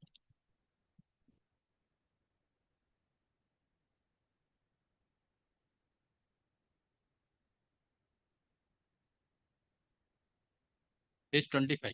Page 25. Kindly come to page 27, my lord, of the award. 1A. 14.1a. Claimant has not produced any supporting document to prove that those materials, plant and machinery listed in Annexure K of SOM were actually deployed at site, for which they had to bear higher charges. Next, since the respondent has not specifically contested this point, I am allowing the same. Now, my lord, as your lordship, my lord, if, my lord, there is a challenge, then only supporting documents are produced, my lord. I make a pleading, make a claim that is not disputed, I am not really required to, my lord, produce documents. No, whether though you have made the claim Yes, and they have not disputed or contested. that's true. But he stated that the claimants have produced the supporting document to prove the materials, plant, machinery listed, but actually deployed at the site which has. That is not contested. Okay. Good. I am allowing the same. The amount of this claim has to be decided keeping in view the doctrine of mitigation of damages. The delay up to 25th March 1995 works out to such and such, given details of various plant machinery, shuttering and staging materials, etc., has been modified by me after deducting the material taken over by NBCC, for which depreciated cost is being allowed against claim number 14(1)(b) to avoid any duplication. The amount after assessing 60% factor for the rates adopted by the claimant and for such and such days of overstay, delay for which the claimant has not been held to be responsible, works out to rupees 5,94,000. My lord, I really do not know. My lord, not because, my lord, I am supporting this part of the award, but, my lord, I would humbly submit, my lord, the award is, my lord, Given the reason. crisp and, my lord, Even contains, my lord, whatever is required to be there. Then, my lord, kindly come back to their notes 15.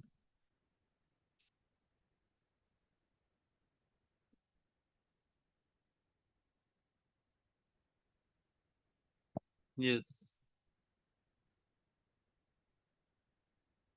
Claim is at page 232 and reply such and such. The arbitrator again admitted that there was no merit under this head of claim, but he nevertheless partially allowed this very claim. When termination is lawful due to delay attributable to the contractor, there was no question of any loss of profit. Now, termination has been held to be unlawful. So, the basis of the challenge goes, the GCC clause number 69(3) further provides that no amount compensation would be payable to the contractor out of loss of profit arising out of withdrawal of any work. When on expiry of time, the contractor, instead of revoking the contract, sought extension of time, and in those several letters seeking extension of time did not save the right for future damages, then by ratio of such and such, it cannot claim the same on later date. Now, kindly come to the award once, my lord, claim number 15 at page 28.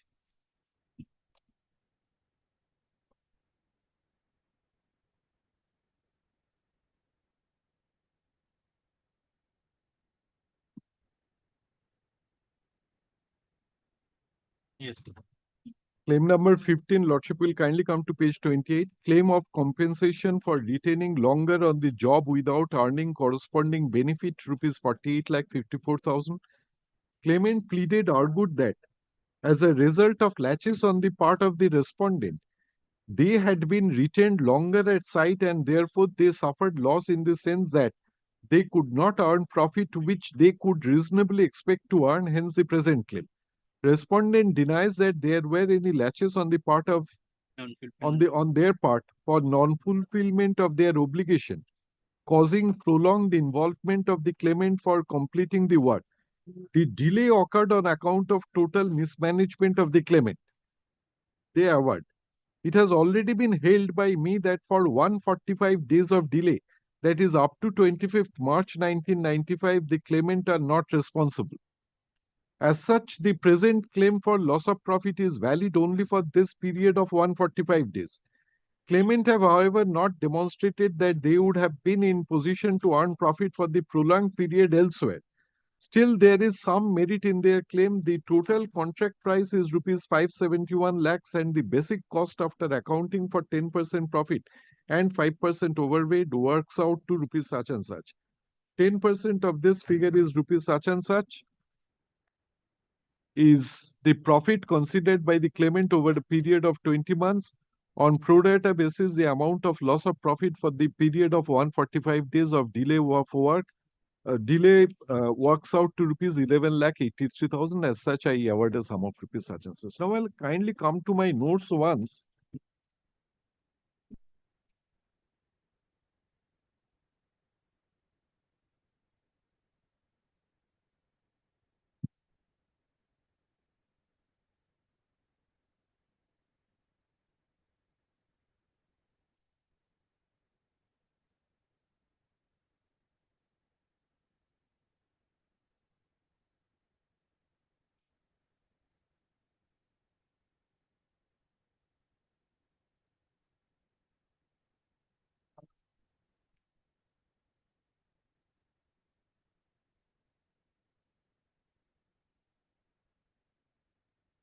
Kindly come to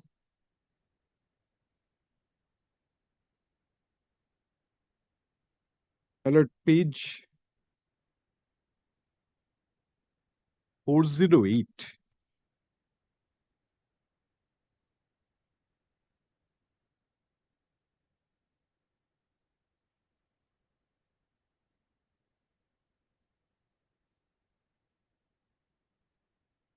The details have been furnished, my lord. Your lordship will find from this.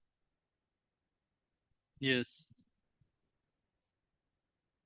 May I read the first paragraph? It is a claim for loss incurred during the prolongation of 17 months, that is from 30th October 1994 to 20th March 1996. The details furnished by the claimant in Annexure M to the statement of claim and explained in this proceeding. During the arbitral hearing, the respondent could not dispute the correctness of Annexure M to the statement of claim in the premises the claimant is entitled. And my lord, out of 48 lakhs, my lord, the arbitrator has reduced it, made his own calculation and has reduced it to 11 lakhs of rupees, 11,83,000. Yes.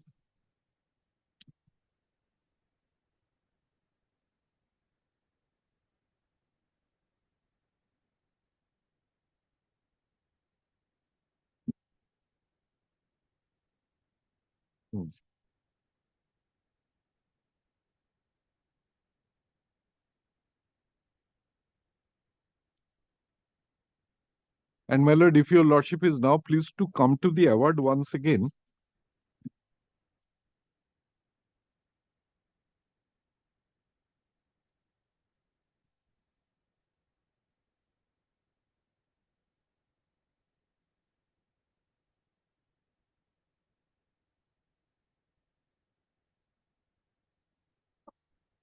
Kindly come to my lord, claim number 19 at page 31 about the interest part.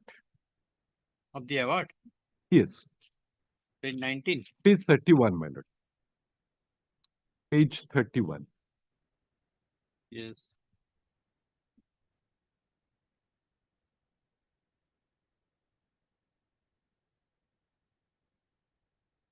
%9.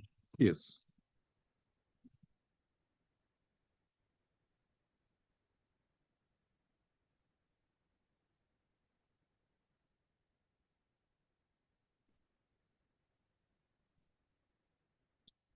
And my lord, so far as the cost is concerned, nothing was done. Now, my lord, I am left with the cases which my learned friend has cited.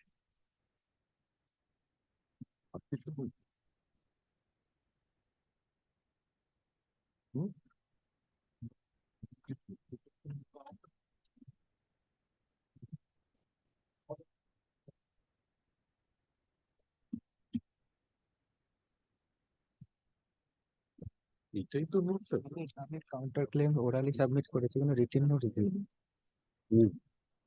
মরেছে না না orally submit করেছে। That is not annexed with your notes. My lord, counter claim, as far I remember, I orally submitted, but did not, my lord, draft or produce any, my lord, written. That you orally. Yes, oral submission.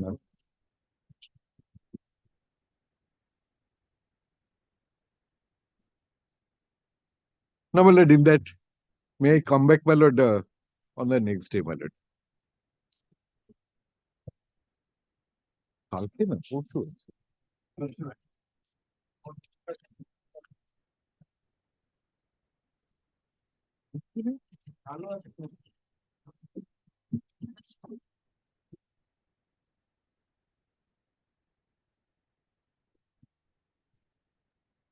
Tomorrow is also fixed, I think. My lord, I kindly take it up day after tomorrow, my lord. I'm sorry, my lord, it would possibly upset, but I was under the impression it's today and my lord, day after tomorrow. I was under a wrong impression, my lord. Kindly take it up day after tomorrow, my lord. Day after tomorrow, then. It's fixed, my lord. Fixed tomorrow. Day after tomorrow. Day after tomorrow also. Sorry, আমার না ঠিক আছে ভুল হয়ে গেছে। In the same time, my lord. Sense appearing for the petitioner, sense appearing for the respondent. Counsel for the respondent in AP number 489 of 2014 had argued at length, but due to paucity of time, argument could not be completed. The matter is already fixed tomorrow. That is on 9th January 2024 at 11 a.m. But the learned counsel for the respondent is having some personal difficulties. Accordingly, it is found that the matter is already fixed. Is also fixed on 10th of January 2024. Let the matter appear on 10th of January. At 11. Not 10. 10 January. 10 January. I'm sorry, my lord. No, it's I made a mistake, my lord.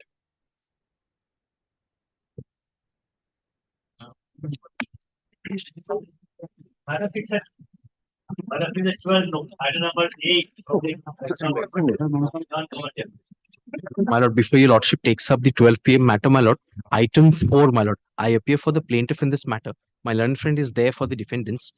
Pursuant to lordship's last order, in view of the change of entity of the defendant number 1, 2, 3, my lord, we have taken steps, my lord. I was only submitting if your lordship takes up this matter after a fortnight. In between, the amendment applications will come and we'll be able to move it, my lord. Well, may I hand up a copy of the last day's order? item number 4. Counsel for the respective parties are present. Counsel for the plaintiff submitted. The plaintiff has already taken steps for correcting the name of the plaintiff. I'm the company plaintiff. The defendant number 1, 2, and 3's entity have changed. has already taken steps for change the entity of the entity of the defendants number 1, 2, and 3. The counsel for the plaintiff prays for time for serving the amended copy of the plaint to the defendants. In view of the submission made by the counsel for the plaintiff, let the matter appear on 29th. As your lordship pleases. Lord, I was appealing for Grateful, my lord. defendant number 4 and 5. Mr. U.S. Menon, advocate appealing for the defendant. Give the My lord, can it be on 30th? Okay, fix on 30. Grateful, my lord. Let's call the fixed matter. I'm led by Mr. Ghosh, my lord. Give the name. Give the Yes, yes.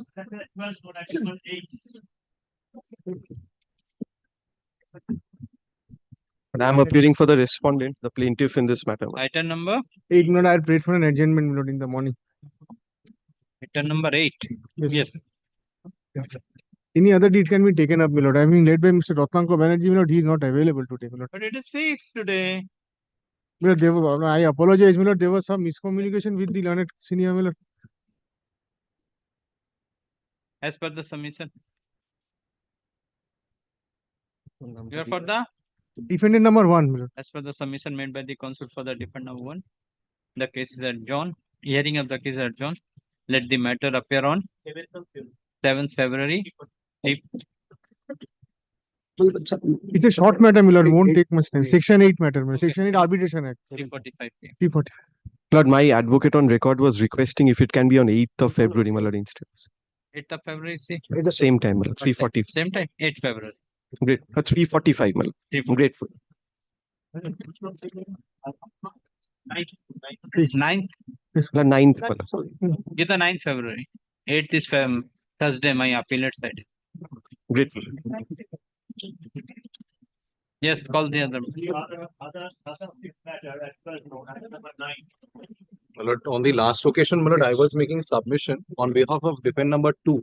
Defendant number 3, my lord, assured that they would, my lord, continue, my lord, today. Yeah. Yes, Mr. Kormokar was to make his submissions. So short Passover, your lordship. Hey, madam, every day. On its legs, your lordship. I am releasing the matter from this court. Your Kindly don't If do you that. are advocate, you are not interested to do the matter before this court. Your What lordship. purpose would be served? Of Well, where keeping the the plaintiff, matter? my lord, will not release because I that am will, releasing. well, this will, my lord, the plaintiff will get Passover. prejudice. It is fine from the attitude of the learned advocate is not interested to do the matter They before have this court. been Every taking time when the adjournment. matter is fixed, they are taking the time.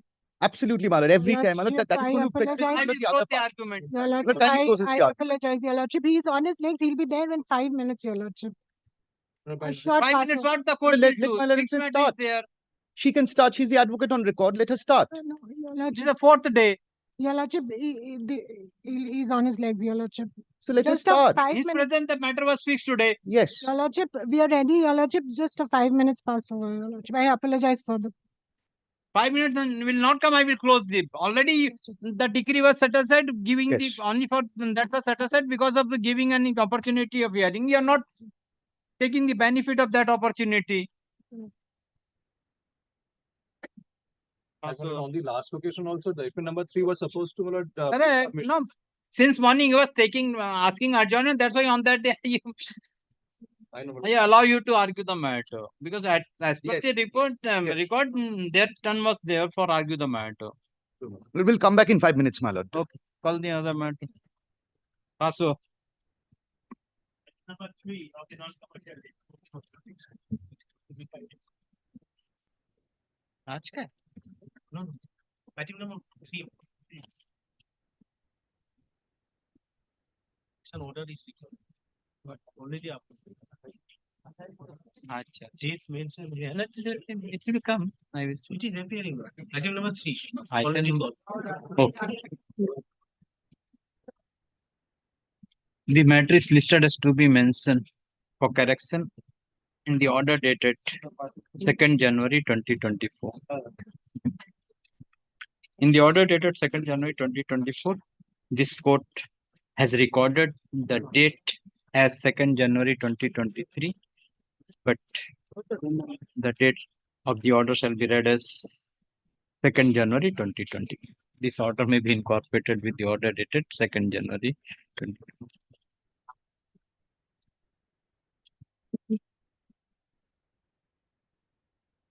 Number 5. Milord, I appear for the plaintiff, Milord. Milord, this matter was fixed for Milord hearing of Milord on the part of the Milord the defendant on Friday, Milord, at 3:45 because of the resolution. Your Lordship kindly, it is almost in, Milord. If your Lordship kindly give us short date and Milord take it up. We have completed our argument. It is only Milord kept for Milord the distinguishing the judgment. Not ready today. Milord, I am. It's Lordship, I'm for the defendant. I'm being led by Mr. Shomabo Ghosh.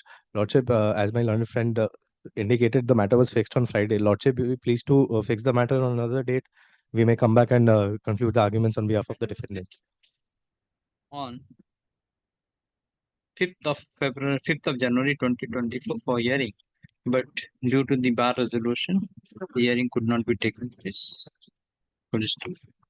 Let the matter appear on 17th of January. 17 January, 1 p.m. Half an hour it will be over. 1 p.m. I don't. Huh? Lordship, if Mr. Ghosh will show some judgment for your Lordship, so any other time except for 1 p.m. Milord, if it can be taken up tomorrow, Milord, since the matter has been adjourned today, Milord, it's that time. Your Lordship. That 11 a.m. I am not fixed. Because it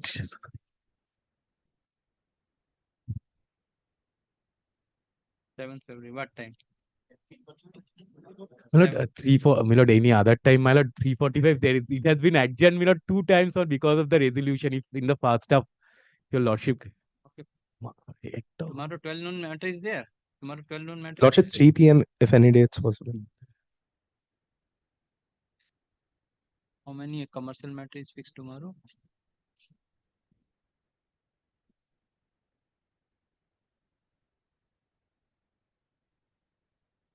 Two matters. Any other date? Then it will be delayed. What is the date? 5th of March. 5th of March at 12. Great much. Grateful, Your Lord.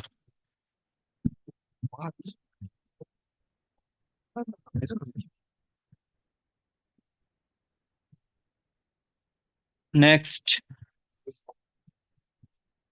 Number 6. Milord, the same matter, Milord. It's 2 application. Matter 5 and 6 same. Okay. 5 and 6 same.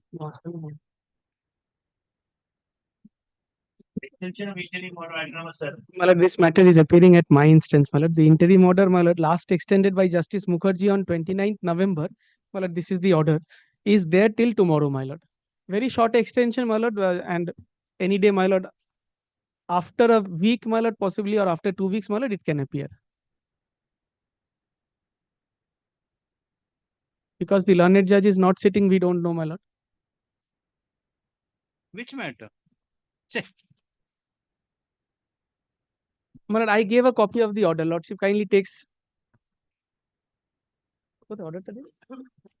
My lord, may I hand up a copy, my lord, once again? Yes, it is there. Not that, because Oh, okay. other order was there. That order was passed by this court. Yes, Lordship had the occasion once, my lord.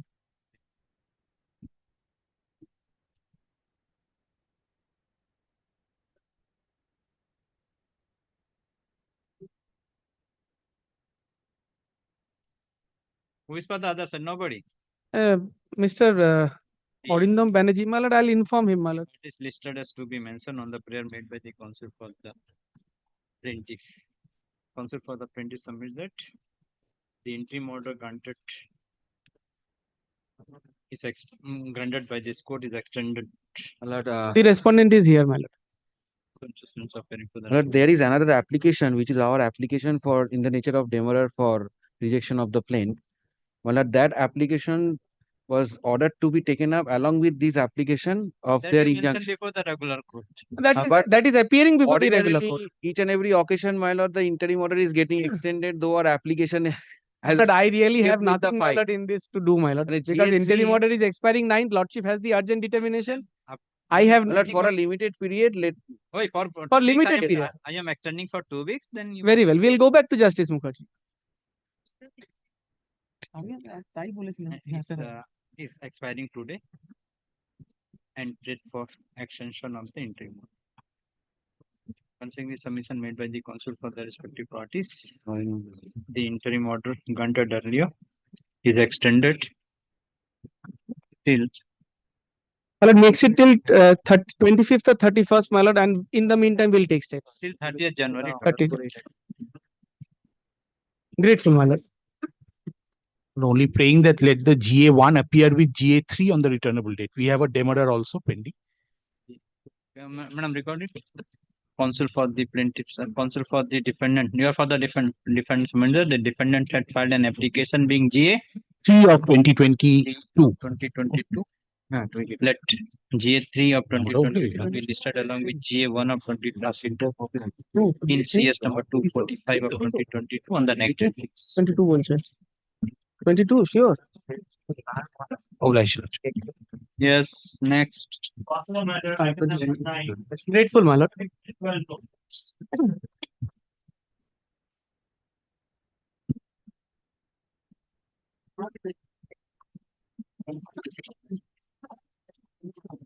Killer?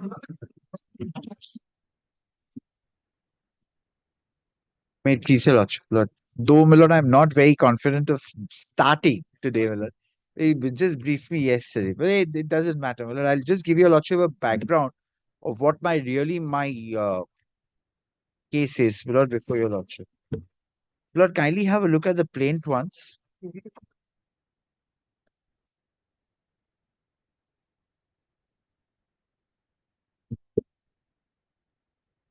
And have a look at, my lord, the cause title ones. The plaintiff, my lord, is Robindra Kumar Mehra. The defendants are Tara, Ramesh, Indro, Raj, Sheila, Sanjoy, Pavan, Rajesh, Rakesh. So these are the persons who are interested in the property. Now, how do they devolve? And the prayer is very important. Is at page 12. Because I'll have a point of, my lord, that all co-sharers are not made a party and the partition suit doesn't lie. Non-gender party. Yes, my lord. That's a very important point which I'll canvass before your lordship. Looks to the prayers once, my lord, at page 12. Yes. Preliminary degree and or final degree for partition of the premises number such and such more fully atho, herein by meets and bounds and alternated by sale and division of the sale proceeds in accordance with the shares of the parties as stated above in paragraph 19. Now, kindly turns back to paragraph 19, my lord, at page 11.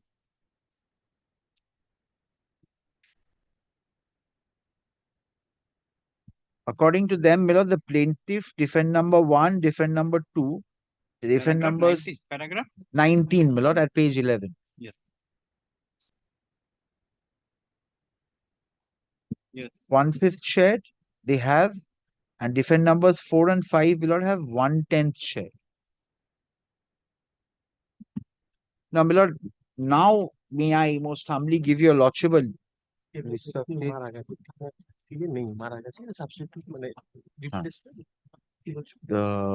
list of dates or the genealogical table. My lord kindly has the genealogical table one. I'll give you a lordship a little bit of a background here. My lord, there are two gift deeds involved in this matter. The first gift deed, my lord, is of 72, but before that, my lord, the property was purchased by Tilak, Ramesh, Ravindra, Ravindra, Tarachand, Ruprani. The Tilak, Ramesh, Indro, Tilak, Ramesh, Ravindra, Tarachand, and Ruprani. Ruprani, my lord, is the mother of Ramaprasad, is the wife of Ramprasad and mother of the parties that I just told your lordship. Talak, Ramesh, Rabindra, and Ruprani. Tarachand. Tarachand, my lord, is number 4 probably in that table. Yes. Now, my lord, in 1972, there was a gift deed executed, my lord, by Ruprani in favor of Indro. No, these 5 persons have purchased the property. Property. Original owners. Ruprani, my lord, gifted this property, 1/5 of it, to Indro and Sheila. Sheila, your lordship will find that Indro is the HOF at the top, and then, my lord, your lordship will find Sheila. She's the wife of Indro. Indro, my lord, was the HUF. And this was, my lord, gifted by Ruprani in 1974, my lord, to Indro and Sheila. And Sheila. Sheila. Sheila, my lord, is the wife of Indro. Okay.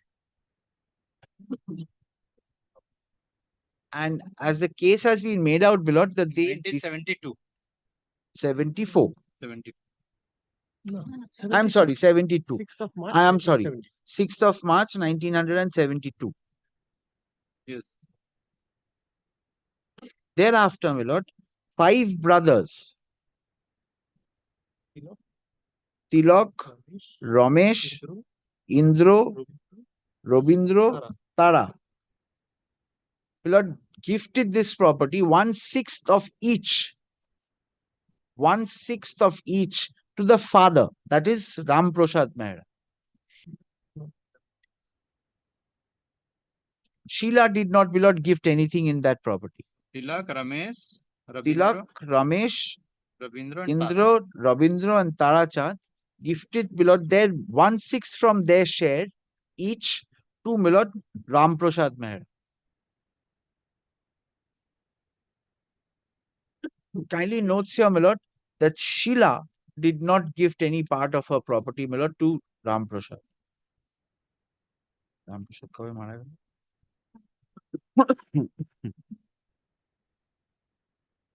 So Ramprasad, my lord, became a co-sharer, my lord, in the property. Ramprasad died, my lord, on 17th of March, 77. So on the death of Ramprasad, his daughters had a share, my lord, in the property. Because this is my first point before your lordship, that the daughters have not been made a party in the partition suit.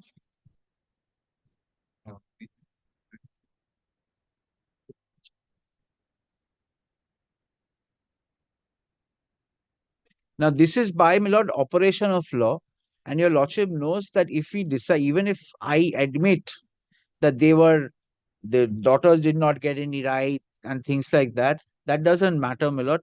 Your lordship knows by admission, title is never conferred.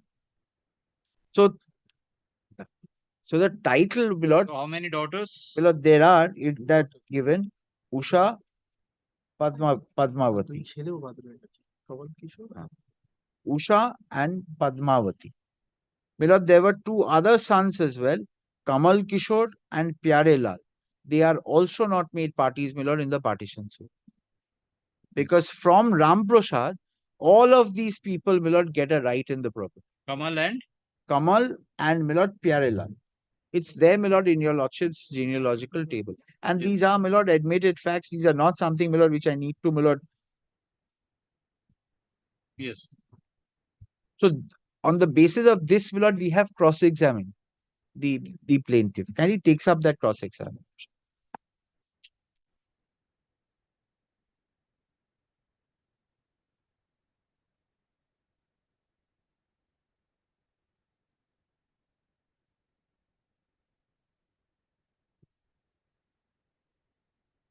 The first problem that comes up with the cross-examination is Examination of Indra?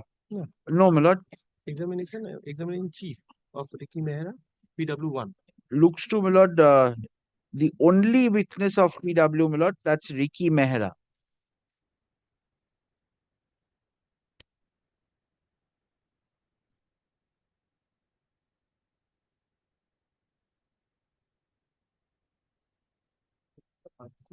Yes. That card chale jana.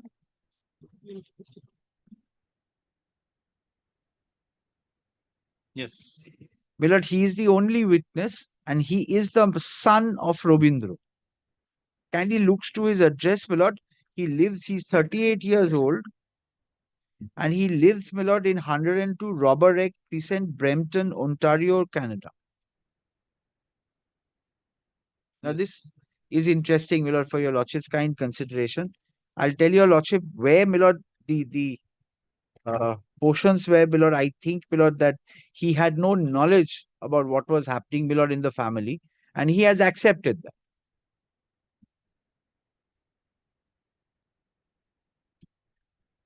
My lord starts off, my lord, with question number 4.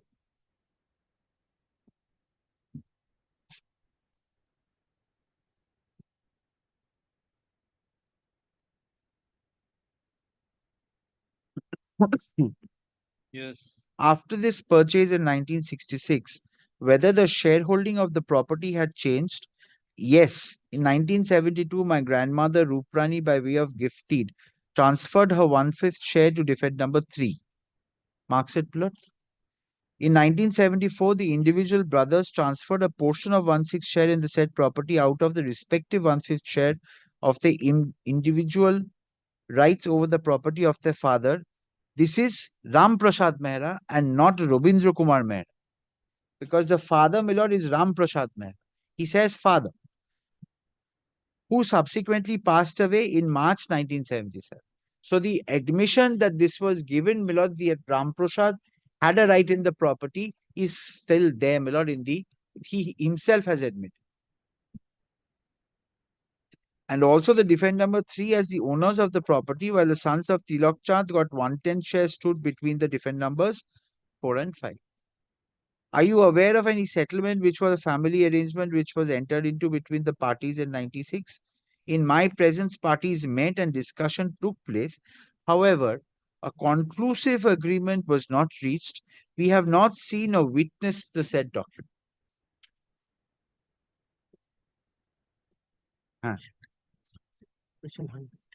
My lord, now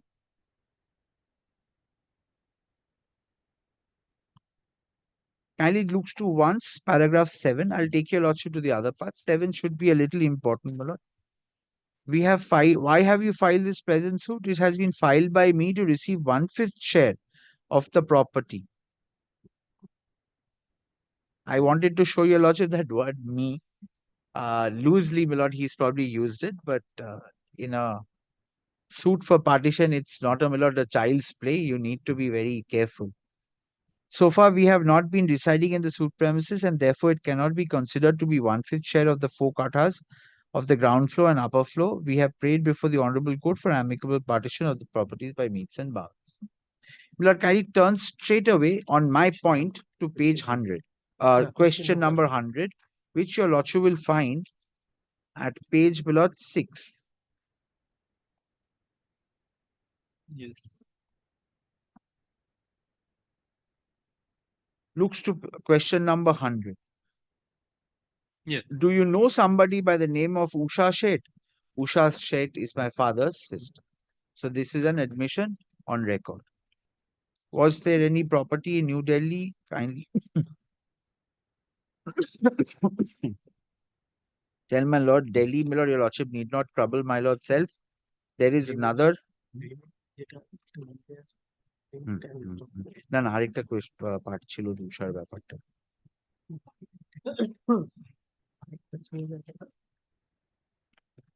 I'm not troubling your lordship lord with the entire for the time being, but on the question of Usha and the lord, the sisters not made a party, this is an admission that they've made.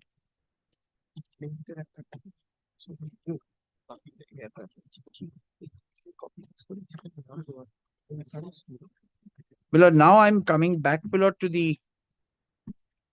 other point. While it takes up the plane.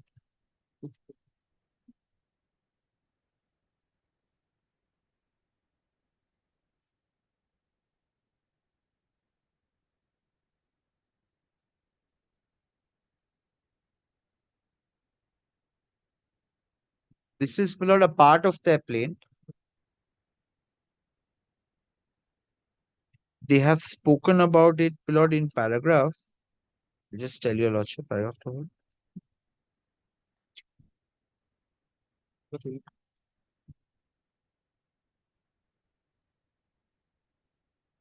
This will was provided. 18. This will was. Kindly looks to Lord page 6 once at paragraph 8A. 8A. A. In the will of late, Malad, kindly got it? Huh? Yes. In the will of late Ruprani Mehra, she claimed to be the 1/6 owner of the said premises, which she could not have claimed before otherwise than by acquiring share of her husband, late Ramprasad Mehra. This will was probated with the consent of all the children, and thereafter the estate was administered as per the will. A copy of the will dated such and such is annexed. This kindly turns Milord straight to 29.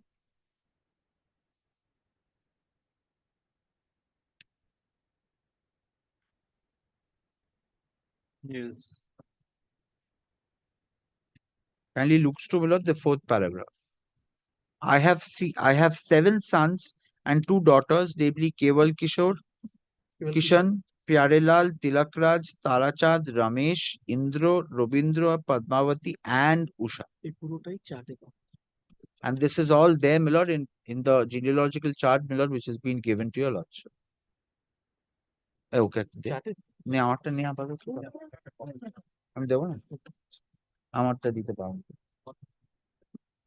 Yes. My 1/6 share in Milord, this is just to show before your lordship, Milord, that Usha, Milord, is living in this world. There might have been a submission made, Milord, that we have all decided to exclude the Milord by decision by Milord, if 5 of the brothers decide that I will not give it to the 6th, the right doesn't go away. As on the date of publication. Now, my lord, on this, your lordship may want to, my lord, look into a few decisions on that. My lord, the first decision was where, my lord, the Supreme Court recognized the rights of the daughters. My lord, I felt that the right was there in law itself. It was not required for the Supreme Court to say anything new. The Hindu Succession Act. If you have proved that she is the daughter and she has not made a party and she is entitled to inheritance, then she is the necessary party. And that is my case is much better, my lord, where they have admitted that there is a system. So this is where I am on. I can unless there is a contrary document that she has yes, relinquished. where my lord, she was relinquished of her rights in the property. She has of her own. The from where she inherits, they have, my lord, disinherited her. I have got no problems on that. But if you say that there is no that if you say that she is alive and you have failed to prove a document which takes away a right from the property, the relinquishment or a will which says that you will not get a property or a deed, whatever it is, my lord, then the right remains. And they might also say that why are you espousing the cause of Usha? I'm not on that. I am on, my lord, if a co-sharer is not made a party in a partition suit, What will the suit is not maintainable. What will the effect of this? The suit is not maintainable, my lord, because what is partition? A partition, there is a jointness of title, and that is, my lord, taken away, my lord, by giving individual rights, my lord, to the co-sharers.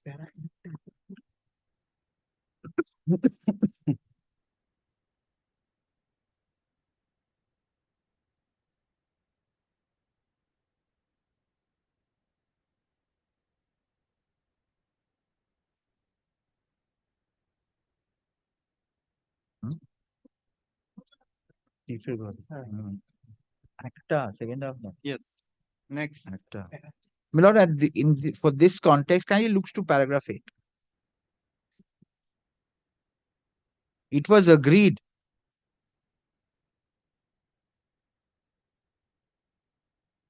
Yes.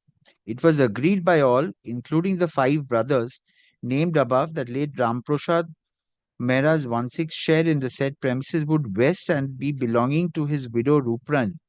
To that extent, all the children of late Ramprasad relinquished their respective shares in the said premises in favor of Ruprani. This was done by a family settlement or arrangement which would be borne out from inter alia the following. Now, where is this family settlement? May I ask this question to myself?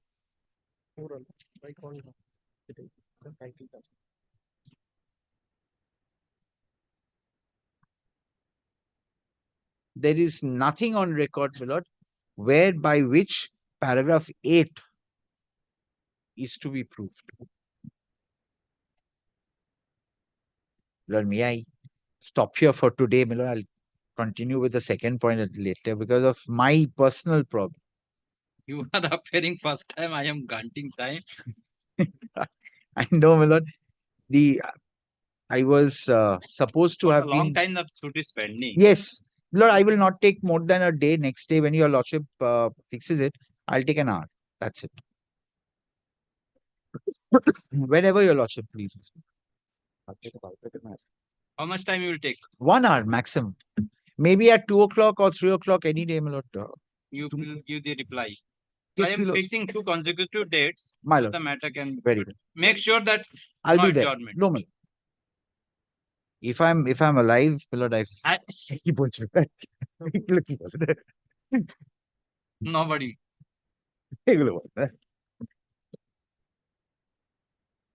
Senses when suffering for the plaintiffs, senses when suffering for the defendants. Also for the defendant series. Yes. worldly affairs The matter. But due to some personal difficulties, he prays for time. Is made by the counsel for the defendant series. No. Let the matter give the date to consecutive dates. 5th and 6th March at 2 p.m. But maybe in February, it's quite long. That's why I'm not giving the time. But now the new council has come. But my lord, tomorrow 12 o'clock matter has got adjourned. Tomorrow there was a 12 o'clock fixed. My lord, the previous matter that was going on with Mr. 11. That 11 because that is a commercial man. Yeah, commercial. Grateful to your lordship. 2 p.m. 2 p.m. Both days for 2 p.m. 2 p.m. 5th and 6th March, 2 p.m. Order should be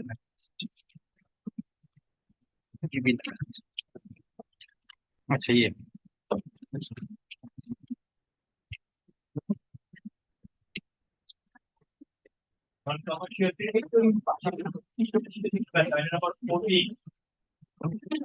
My lord, I am for the plaintiff lordship.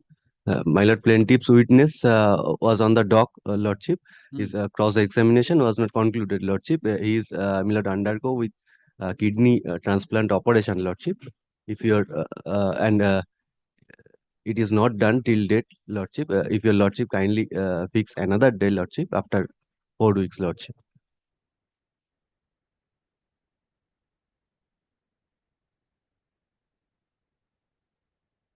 Since August 2022, it is pending. Yes, Lordship. So, Lordship, there he are is several dates you're not. Lordship coming from Milord, the other place, Milord, from Mumbai, Lordship. His Lordship medical emergency, Lordship. So Because the date was fixed today. Then yes, Lordship. That is true, Lordship. But which Lordship, was the defendant? I am for the defendant, my lord. Yes. What is the submission? Ready for cross-examination. Let a date be fixed for Lordship, cross-examination. if your Lordship kindly, Milord, fix Lordship after 4 weeks, Lordship. And Lordship, no instruction, is Lordship also come from the client, Lordship. Appearing for Lord, the one indulgence, kindly make it after 15th of February. I have a difficulty. appearing for the defendant. Full stop. It is fine from the record. The case is fixed for cross-examination of the plaintiff witness. Counsel for the plaintiff submitted. He will produce the witness on the next date fixed. In view of the submission made by the counsel for the plaintiff, let the matter appear on. Give the date. 5th of March at 3 p.m. for cross-examination of plaintiff witness. It is made clear that on the date fixed, if the plaintiff failed to bring the witness, the evidence on the side of the plaintiff will be closed.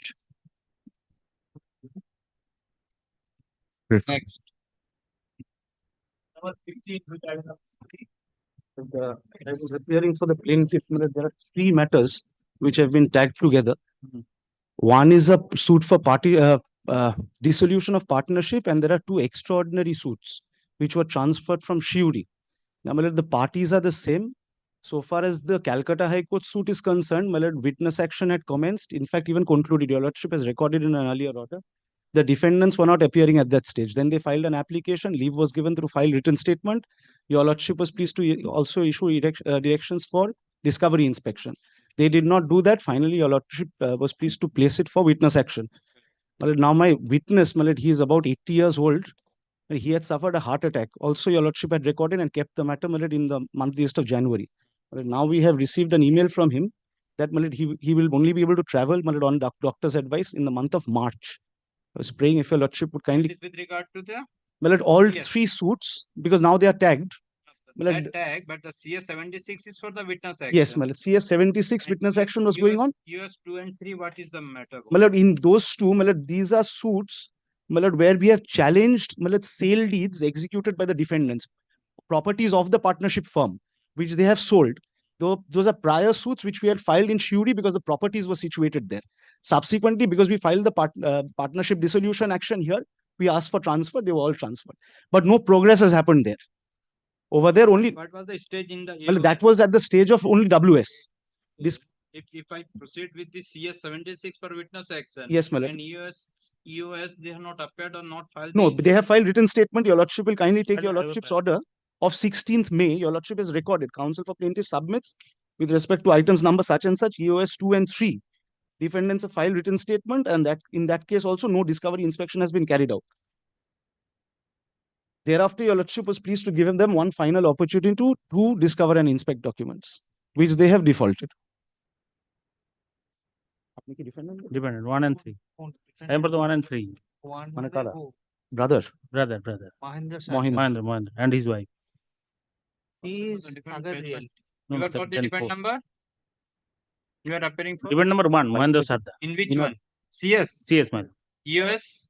On that case, I am also the defendant, man. And EOS, who is you are for? I am the plaintiff in all three suits. And this CS 76 is with regard to? Partnership dissolution. Dissolution of partnership. And EOSs are for cancellation of the conveyance deeds. Conveyance. CS is for partnership dissolution. Because registered office is in Calcutta. And 3? And EOS 3 is also a similar suit for cancellation of a deed of conveyance. There were two deeds of conveyance by which they sold two properties of the firm. So the EOS, there is no discovery inspection. Is not. They have not done anything. Our documents are there. No issues have also been framed. That has to be completed and all because if very well, Your Lordship. A single witness can be continued. Your Lordship keeps it sometime in May. In the month of March. In the meantime, we will prepare our suggested issues and come back. Only one defendant number 1 and 3. You are appearing for the years number. Mahendra Kumar sir নামগুলো বলে দিন। Mahendra Kumar sir দা and wife ও বলবেন। Wife তো আছে ওর নাম। Different number Give the years. মানে তো EOS 2 and 3 of 2022.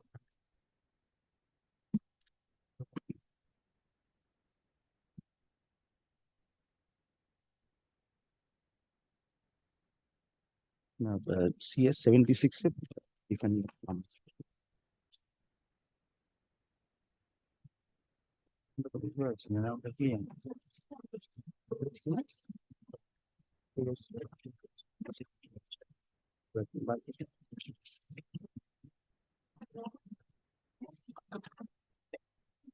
Sunita Devi, right? 1 and 4. Well, I think my learned friend is appearing for defendants 2 and 4 in CS 76. Mohendra Sharda and Sunita Devi Sharda. Sunita Devi. The brother and sister-in-law. And my lord, in the EOSs, only Mohendra is a party. So he will be defendant number 1 in those two suits. Sagar is there, but he is not appearing for Sagar. EOS, Sagar Reality and Manindro. Yes, my lord. I don't. Apni Sagar Realty ho hai? No. You are appearing for the Mahindra. Mahindra and Mahindra. EOS Mahindra. EOS 3 Mahindra and other one. My lord, 2 also, my lord, Mahindra is there. Only. Yes, Mahindra and Sagar, but my learned friend is not appearing only for Mahindra. Sagar is not appearing. Sagar is there, but my learned friend is. In that matter, my lord, transfer matter, I have not entered appearance, my lord. Only CS I entered appearance, my So lord. what will happen to the EOS? My lord. And he is a party there, my lord. That's why now all the matter has been tagged together. My lord, I will file And the press CS record now for CS. The civil suit which is pending before this court, that is the case at the stage of the evidence. My lord.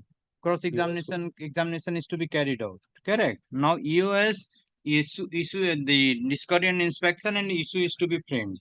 And you are appearing for both the defendant in No, only one. defendants in both the EOS. My lord. So what is your instruction?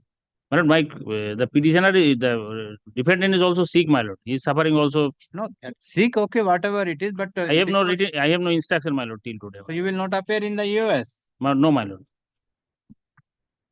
He has not given power in the US. Apni to transfer Who had appeared in the lower court? No other one. At the time of transfer, I was there, my lord. Yes. My learned friend was there at the time of the transfer order. Subsequently, my lord, he has not given me power, my lord. So issue notice. You issue one notice to the defendants in the EOS of both. Very well. And who is the party in the civil suit?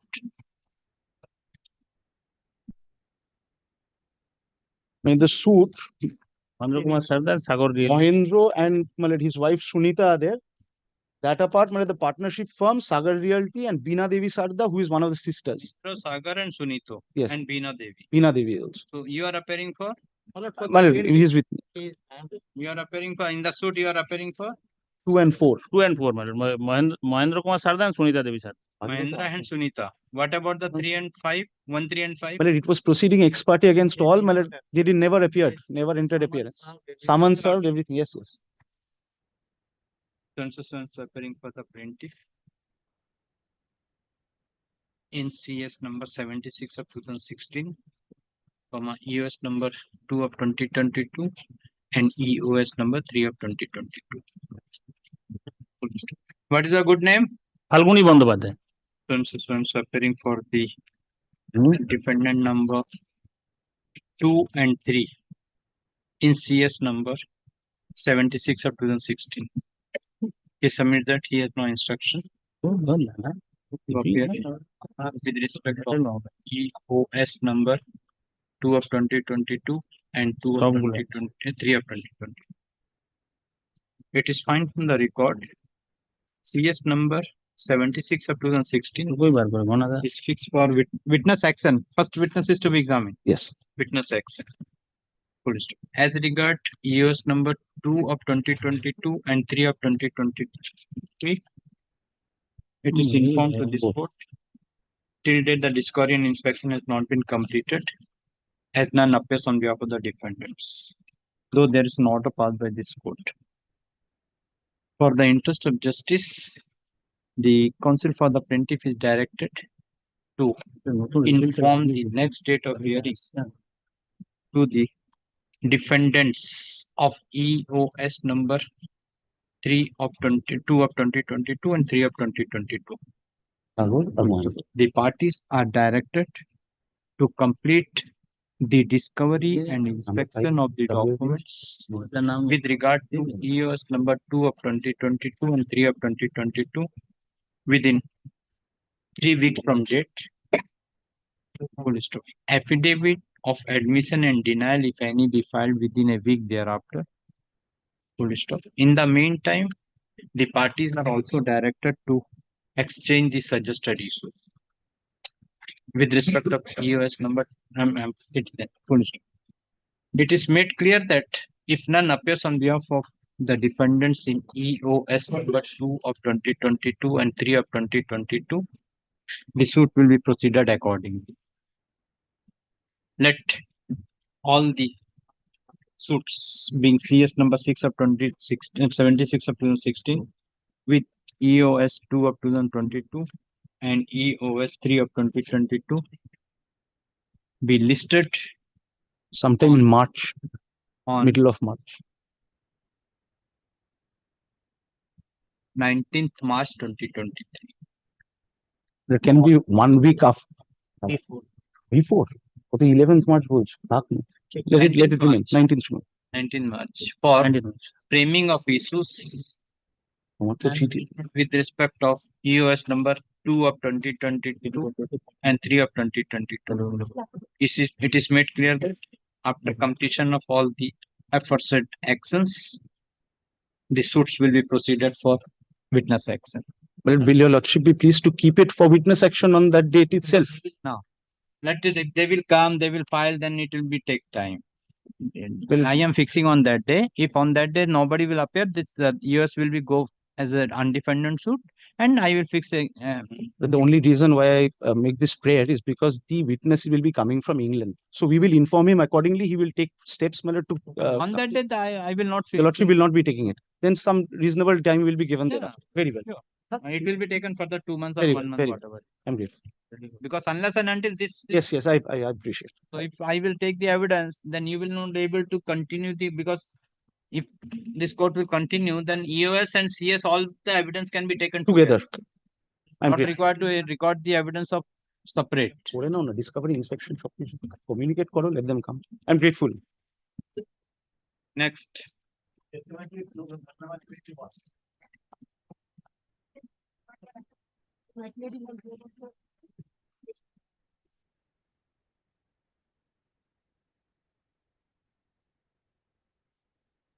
Well, this matter was.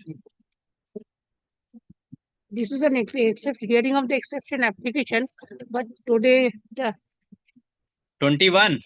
21 Testamentary. testamentary. Yes.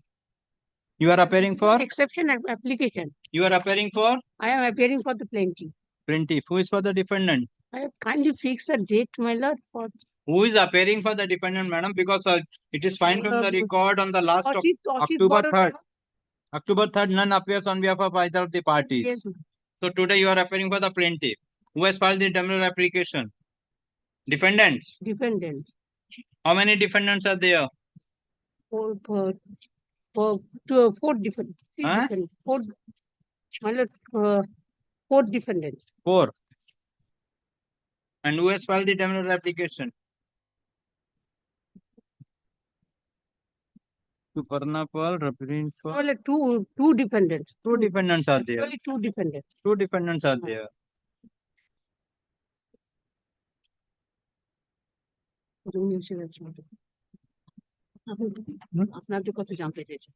What is the application you have filed? GA6?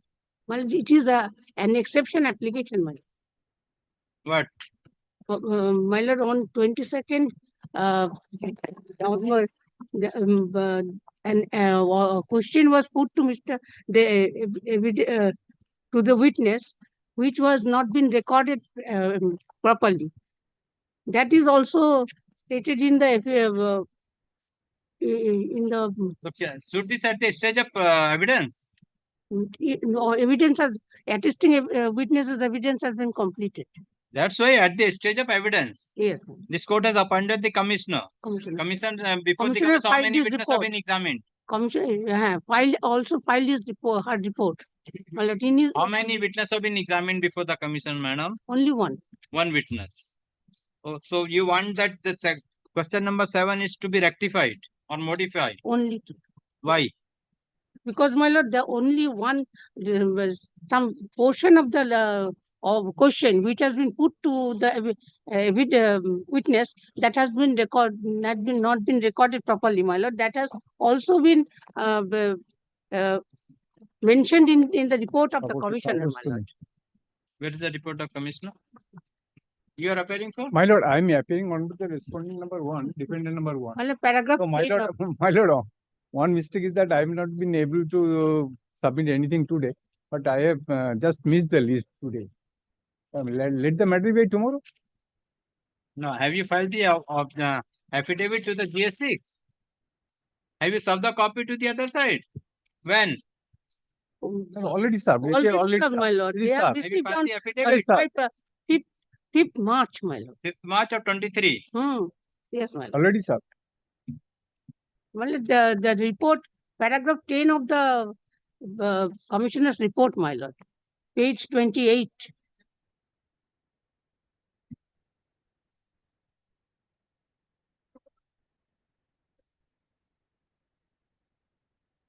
Page? Page 28 of the application. 28 of The report? application. No, page 4 of the application. Page 4. Page 4 of the report. Para 10. Where from you are referring, madam? Which page you are referring? Page 4 of the report of the commissioner. It is annexed? Yes, my lord. Yes, which page? And that, at page 28, my lord. Yes. Paragraph? 10.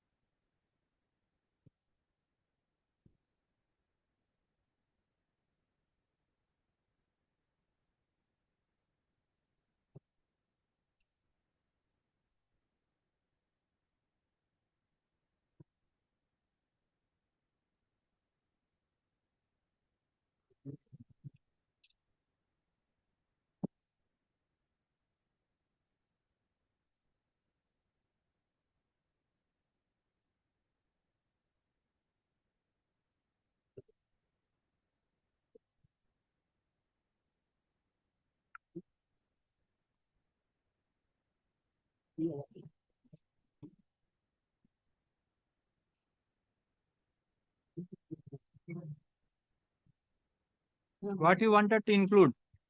Only thing, my lord, Where you as appearing in the will, nothing else. What is the question number? Question number 7. 7 in the on 22nd November. Where is the question number 7? 22nd November, my lord. Where is that? Which page? And in page, my lord, I am.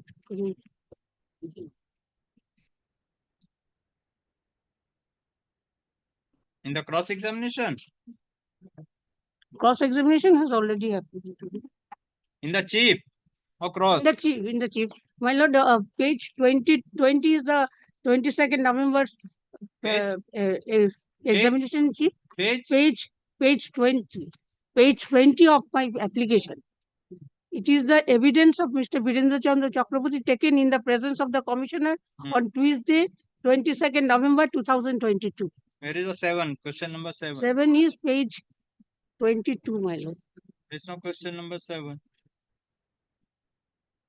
There is no question number 7. Page 23, my lord.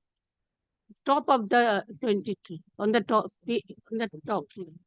Whether the signatures were Of list Girindra Chaudhary. okay.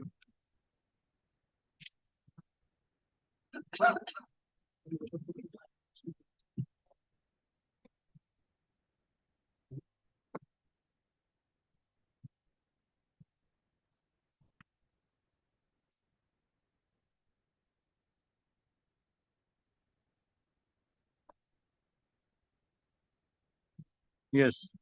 Well, one thing is that the Girindra Pal Chaudhary, who is the,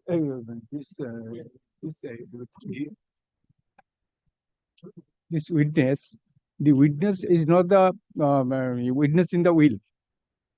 They are not the attesting witness. He is the outsider.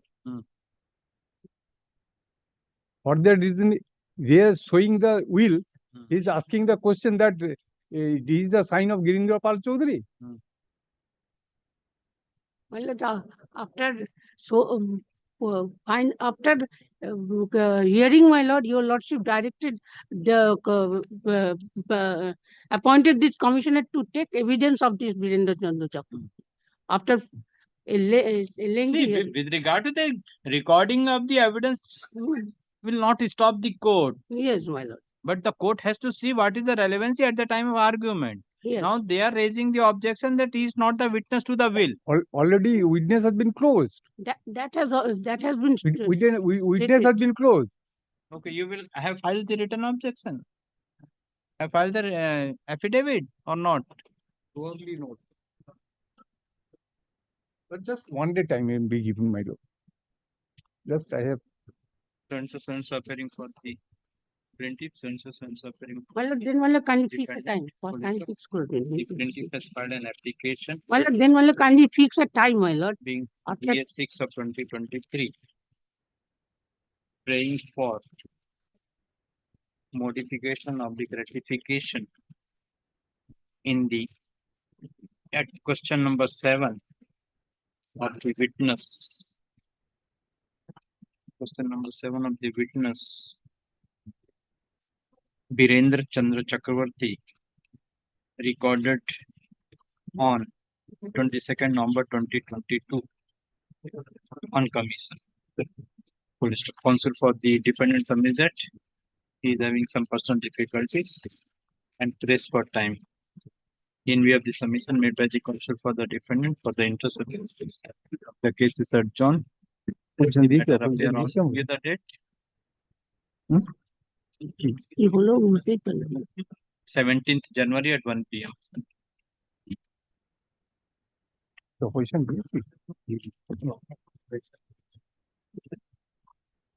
Yes, my lord. Already we have filed the opposition. Come on, 17th January. 17 that. Grateful, my lord. Call the fixed man.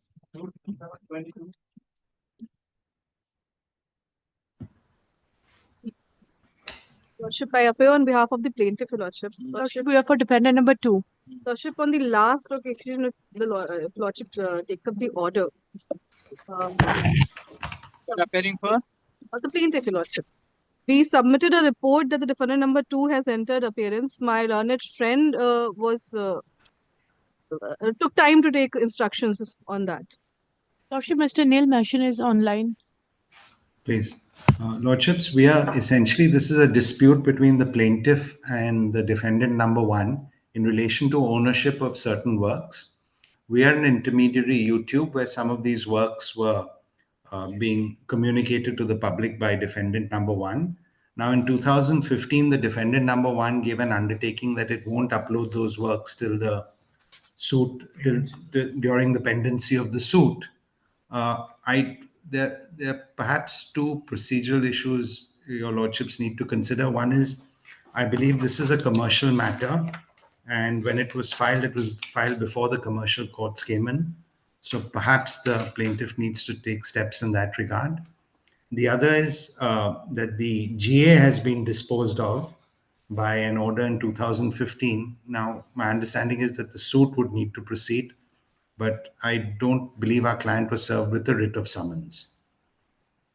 Lordship, You are appearing for the defendant number 2. 2. But report issued by the censor wherein it reveals that defendant number 1 and 2 have entered appearance. Please. Counsel for We the wherein entered reveals. appearance in the GAs. No, in the suit, it is the report that you entered in appearance. Have you taken the issuance of summons, the writ of summons? Lordship, this report we have obtained in the suit, it's only your Lordship. Ah, suit is there. It's But only. where is the writ of summons report?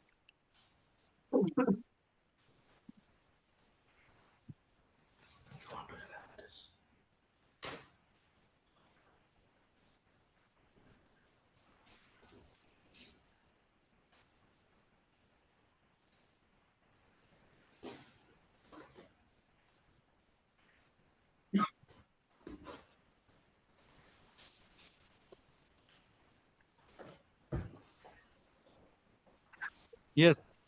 Because as per the report in the suit, you had appeared.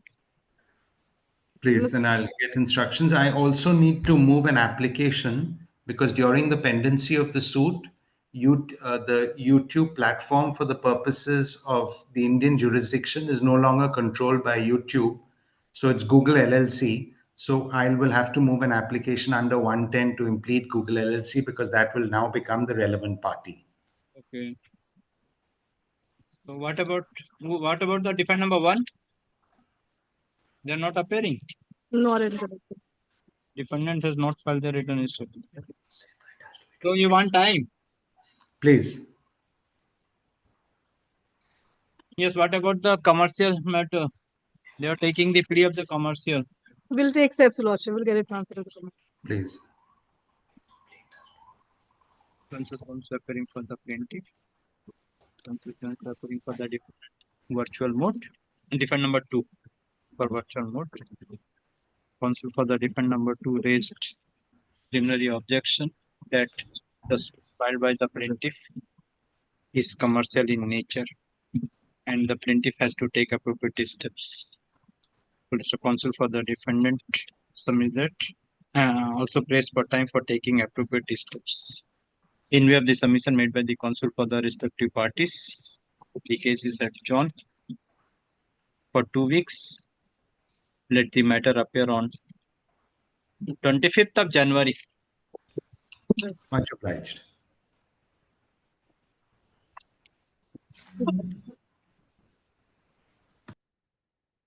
Matter speaks at 1 p.m. Item number 18 and item number 20. 18 and 20. अलग अलग क्यों है?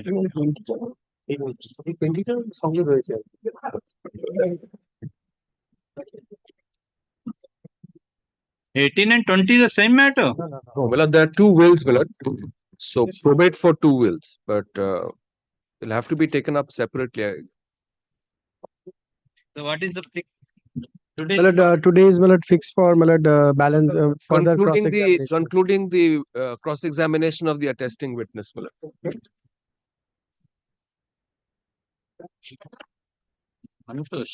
Only thing, I believe Mr. Mitra will also agree. Your Lordship had given a direction on the last occasion for correction of the serials. I don't think it has still been done. Not correct. No, my lord. Hey, serial is not corrected. That wrong numbering is only continuing. Huh? They will correct. No? It will be corrected. It doesn't send to the office.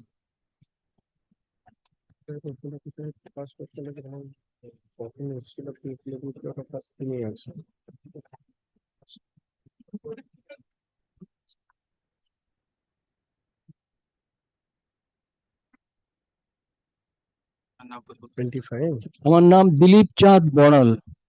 No. Oh, open পড়ে আছে।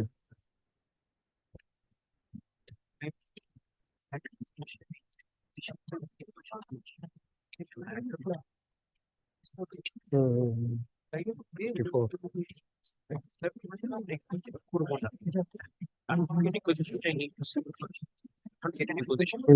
আচ্ছা দেখি 48 বলবো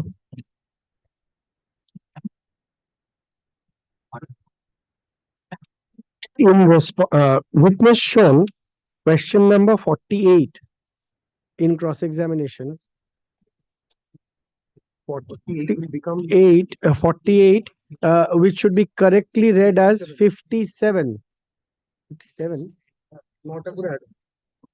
48. Which should be correctly read as 57. Signature. Full stop.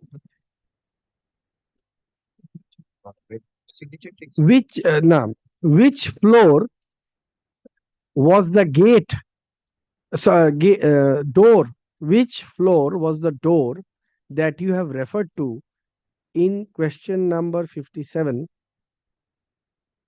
Situate. 48, 48. 48 wrongly number 57 wrongly numbered as 48. Situate at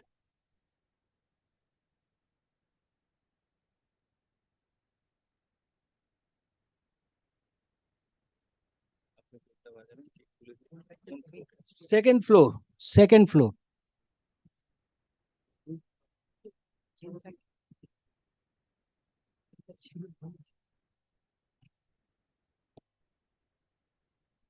I am suggesting it to you that in 1992 the gate leading to late Bithi Datto's residence was not on the second floor of the said building, and in fact was on the ground floor. 93 সালে তিনি বললেন second ফ্লোরে ওই দরজাটা ছিল, কিন্তু উকিলবাবু বলছেন না, সেটা গ্রাউন্ড ফ্লোরে ছিল। আপনি মানতে রাজি কিনা? না, এটা সেকেন্ড ফ্লোর ছিল। I am suggesting it to you that you were not present on 1st October 1992 at the residence of Bithi Datto, late Bithi Datto, for the purposes of executing any alleged will. সেই বিটি দত্তর বাড়িতে, late বিটি দত্তর বাড়িতে কোনো will এক্সিকিউশনের জন্য যান? না, আমি গিয়েছিলাম। I am further suggesting it to you that the signature appearing on the alleged on exhibit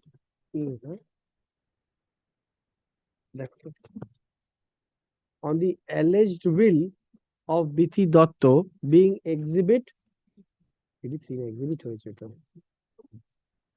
willটা দেখুন তো, alleged will of Bithi Datto is not that of Bithi Datto. না না, will নাম্বার দিন, will এক্সিবিট নাম্বার দিন। exhibit A.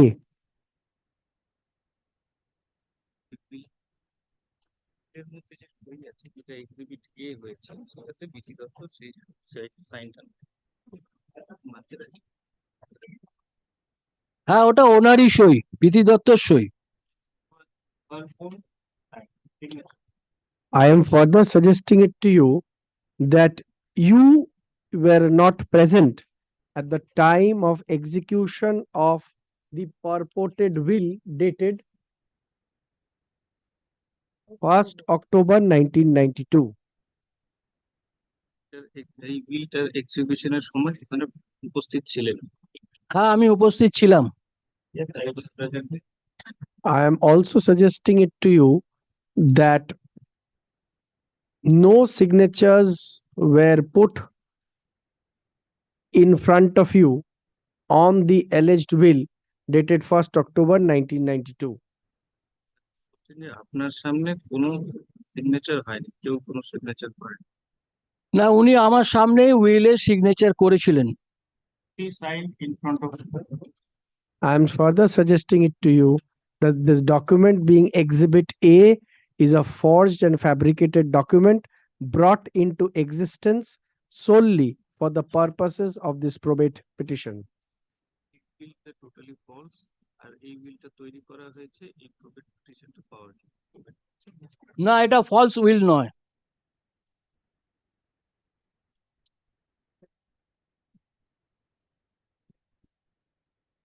I am also suggesting it to you that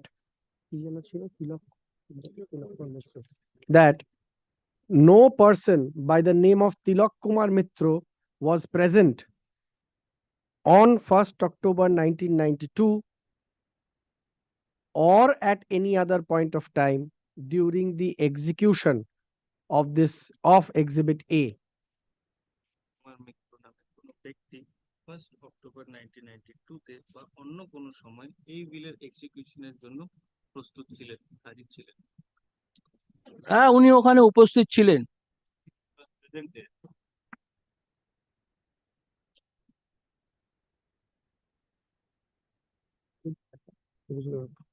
So that will be all. Yes, any further witness? Lord, I'll just take a day's time, my lord, to decide on this issue, whether we need to or whether we will be producing another witness or not. So I am fixing it to day after tomorrow is to be mentioned. On Thursday, my lord, on next Monday. Next Monday Next would Monday I am fixing as has to be mentioned. mentioned. My lord. Has to. Inform that if you are witness action, then I say otherwise they are witness action. Otherwise, they'll produce their witness, my lord. No. For the Next. To be And what mentioned, about the second matter? my lord, second matter is the will of the husband of the testatrix of this will. What is the stage of that case? My lord, it's ready for the witness action. That is also for the Dekhe witness. I believe there's an order of Justice Moushumi Bhattacharya which says that would be taken up after.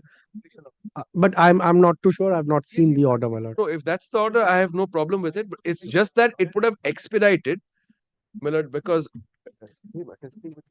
Same witness. so it's the same attesting witness, my lord. So দুটো তো একসাথে এমনি তো মুশকিল একটা শেষ করতে একটা দেখ মানে but I have to see that order, my lord. Where it is my lord, being let kept us as to be mentioned. let us we come shall- back. Yes, we both shall matters be kept as to be mentioned. On this issue also, we'll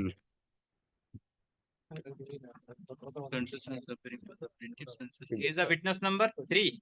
He is the first witness. He is the my first lord. First witness, my lord. The plaintiff witness number 1 is present and cross-examination resumed today and completed. Counsel for the plaintiff. He may be granted a week time to ascertain whether the plaintiff will adduce further witness or not. In view of the submission made by the counsel for the plaintiff, let the matter appear on 15th January under the heading to be mentioned, only to inform this court whether the plaintiff will adduce any further witness in the instrument. And my lord, hopefully by that time the corrections will also be done. I will today. My I lord. will personally. grateful, my lord.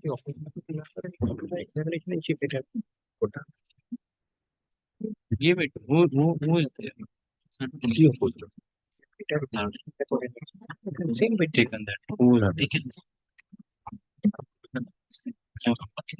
Who has put? Department. After typing the position, you are not putting the question number. They are putting the numbers. So whose signature is there? Question number 2. After seeing the register. Do that. Lordship, I was praying for just one indulgence. Your Lordship has fixed a witness action for the 11th of January 2024. The person being cross-examined is not in town, so we were only asking for Which another matter? date. Lordship, it is TS number 21 of 2015. Lordship, may I just? It's not the order.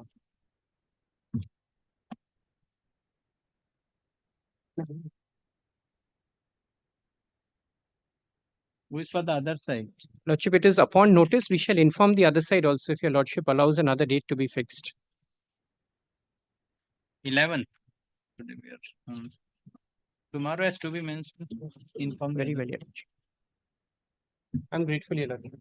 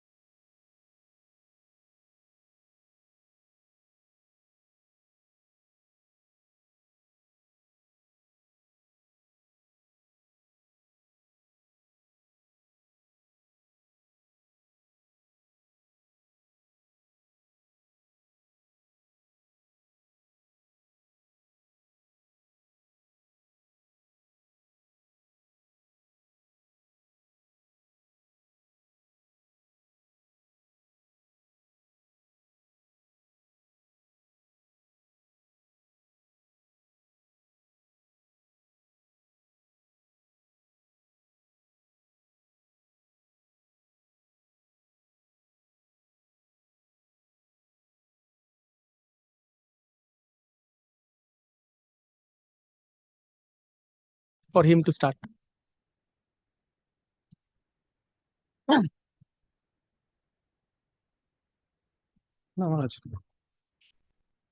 But there are four heads which I will argue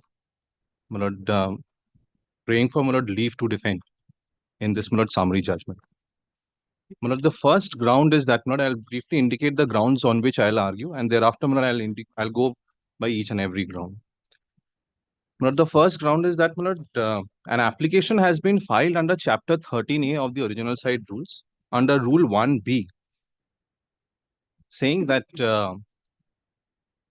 a decree of eviction may be passed against the defendant. I'm appearing for the defendant on the ground that there is a landlord-tenant relationship. That is the prerequisite of Rule 1B of Chapter 13A. Your Lordship kindly takes the original side rules. That is the first ground that the application is not maintainable under Chapter 13A, Rule 1B of the original side rules. The second ground that I'll take is that the notice under Section 106 of the Transfer of Property Act is bad in law, as the notice has not been issued by all the co-owners. Perhaps this second ground is what will fall from your Lordship's consideration the most. Because my case is that Section 106 notice is a statutory right which is there with the landlord to terminate or sever off the relationship between a landlord and a tenant. So such a statutory right, if exercised, then only the cause of action starts. Until and unless a notice under 106 is given, it is unlike a notice under Section 6, subsection 4 of the West Bengal Premises Tenancy Act, in which the tenant continues as a statutory tenant till a final decree is passed. 106 notice given without even any reasons being assigned, there is severance of the landlord-tenant relationship. So, in that case, whether a notice not given by all the co-owners will cure, in my respectful submission, even if I assume that it's a defect, will cure the defect if the other co-owners join in while filing the suit. And the third ground is that if the 106 notice itself is bad, then in that event, No decree can be. the suit itself is not maintainable. But apart from that, in that event, the 106 notice, if it goes, then their contention that this will not be a commercial suit will also fall to the ground. Assuming not admitting that my second ground, that the 106 notice is bad in law, not issued by all the co-owners, is held in the negative, then also, in case of independently and bereft of that, even if a 106 notice is not given by all the co-owners, then their contention or their allegation with regard to the judgment of Deepak Polymers and thereafter your Lordship's judgment, which I'll try and distinguish, says that, only when there is a severance of the landlord-tenant relationship, then only the question of, because the clause starts with an agreement relating to immovable property. If there is no agreement, because there is severance of relationship, hence it is not a commercial dispute. But if there is no severance of that landlord-tenant relationship, it falls back on the agreement because it has not been terminated properly. So it falls back on that agreement, and hence, it will be a commercial dispute. And lastly and finally, whether when there are tribal issues involved in the suit, whether passing of a summary judgment is a matter of rule or it should be exercised with caution.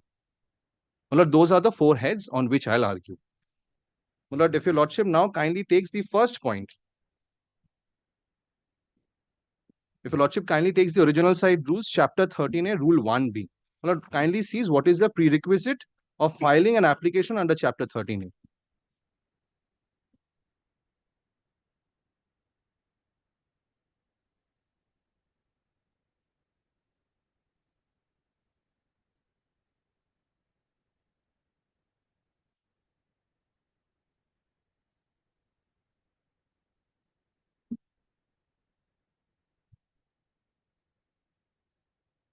GA number?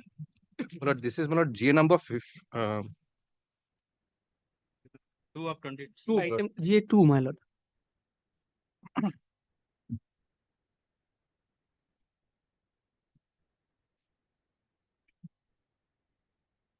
Lordship kindly takes one of the original side rules once.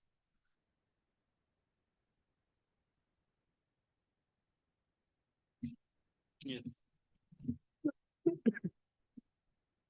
Chapter 13A, Rule 1B.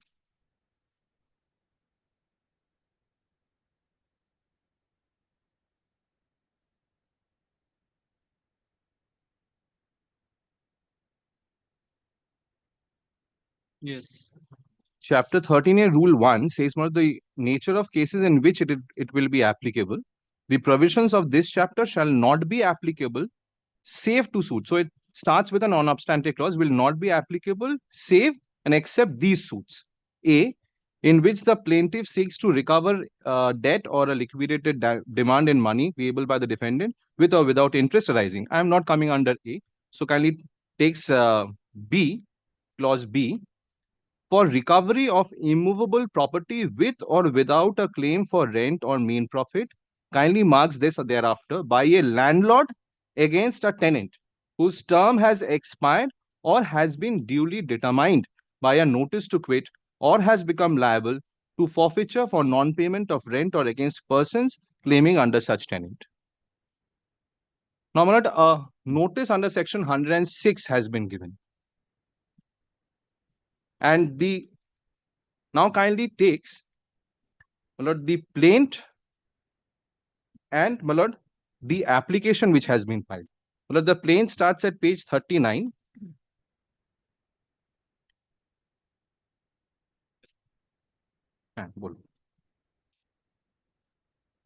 The plaint starts at, my lord, page 39.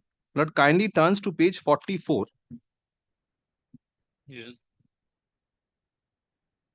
Paragraph 12. The defendant is a trespasser in respect of the suit property. So, my lord, the plaintiff proceeds on the basis that after the issuance of 106 notice, which severes of, my lord, the relationship of a landlord-tenant, the defendant now is a trespasser in respect of the suit property and has not even paid occupation charges for the suit property from the month of November 2016 onwards and is continuing to enjoy the same. Now, my lord, a similar averment has been made in the application also. Kindly turns to, my lord, page 5, paragraph 11. Page 5, paragraph 11, my lord. The defendant is a trespasser in respect of the suit property and has not even paid occupation charges for the suit property for the month of November 2016 onwards and is continuing to enjoy the same. So, my lord, the plaintiff proceeds on the basis. My lord, I will not have to go into the written statement, the case that we have admitted in the opposition, because, my lord, the application of the plaintiff will stand on its own case that it has made out. Correct. So, my lord, the case that the plaintiff has made out is that the defendant is a trespasser. So, admittedly, my lord, chapter 13A, rule 1B cannot be attracted because it starts with a non-obstante clause that save and except suits where there is a landlord-tenant relationship which is still subsisting, it will not come under chapter 13A. It is determined and you are not vacated. Yes, even then, my lord, even then. Like a last clause. Yes. 13 But 1 last clause.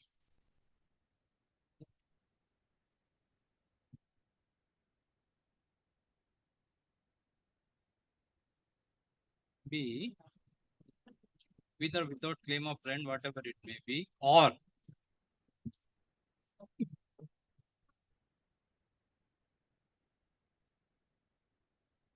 Yes, for the recovery of immovable property with or without claim for rent or mean profit by a landlord against a tenant whose term has expired or has been duly determined by notice to quit or has become liable to forfeiture for non-payment of rent. Correct.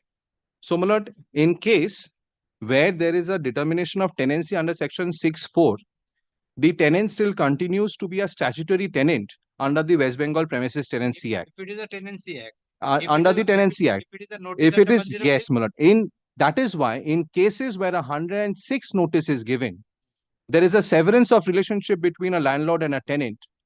And my lord, this itself, that is why they have pleaded or they have averred that the defendant from issuance of the notice and receipt of the said notice becomes a trespasser thereof. So if there is no landlord-tenant relationship, if the severance, if there is a relationship is severed, then, my lord, the application cannot be filed under Chapter 13A, Rule 1B, which has been held by a division bench of this honorable court. Your lordship kindly sees. so without the determination, so determination is not required for filing the application under under Chapter 13A. My lord, determination is required. So Of if course, the my lord, determination is required. there, But Chapter 13A can if the only. determination is there by Yes. issuance of notice under 106, what is the status of the tenant over the premises? My lord, then the tenant becomes a trespasser as has been, my lord, claimed by the plaintiff.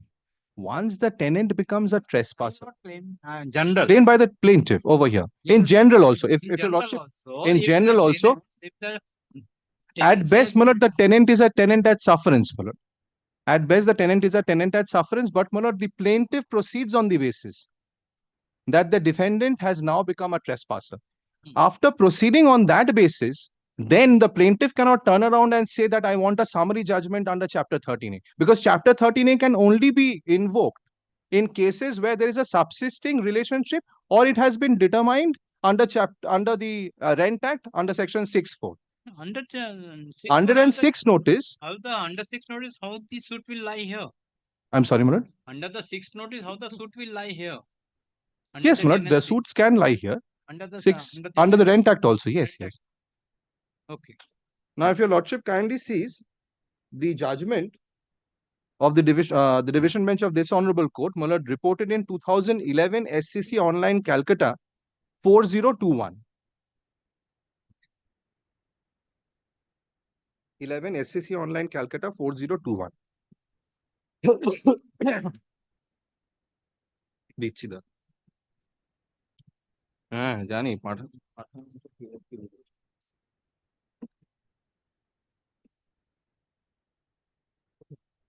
2011 হ্যাঁ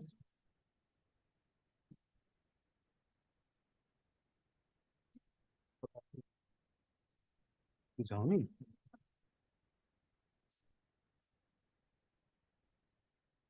খাওয়াটা উচিত হয় না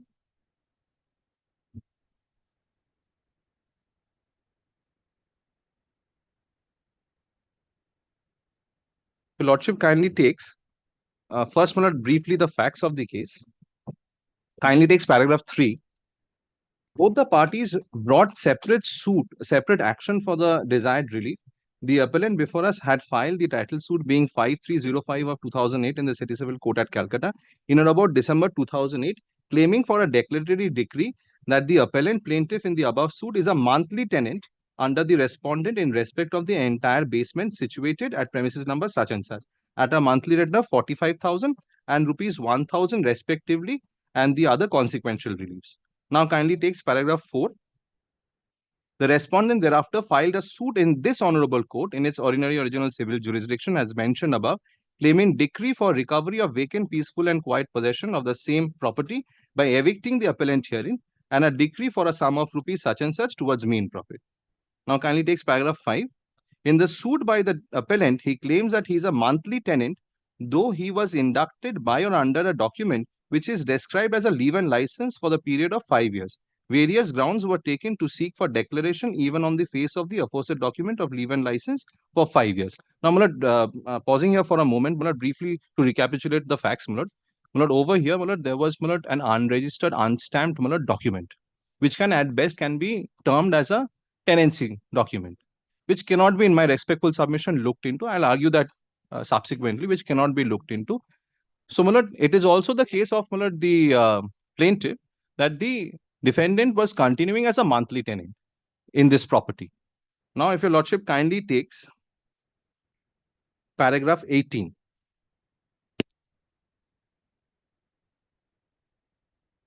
We are not concerned in this matter with the nature of the suits mentioned in clause A here, obviously, without any dispute, provision of clause B is sought to be invoked by the defendant. Now, 19, from the language of the aforesaid rule, it is clear that the said provision has to be applied restrictively, as it starts with the words shall not be applicable save to suits, which is the language under chapter 13, rule 1. It is settled by the 5-judge bench of the Honorable Supreme Court in case of such and such that negative words are clearly prohibitory and are ordinarily used as legislative device to make a statute imperative. The intention of the framer of the rule is very clear that this special and summary procedure is not intended to be made applicable to suits of all descriptions, and it is restricted to the nature of the suits mentioned herein. Thus, clause B of the said rule enables the landlord to take out such application against the tenant under the circumstances mentioned therein to get a decree in this summary procedure for recovery of possession of immovable property.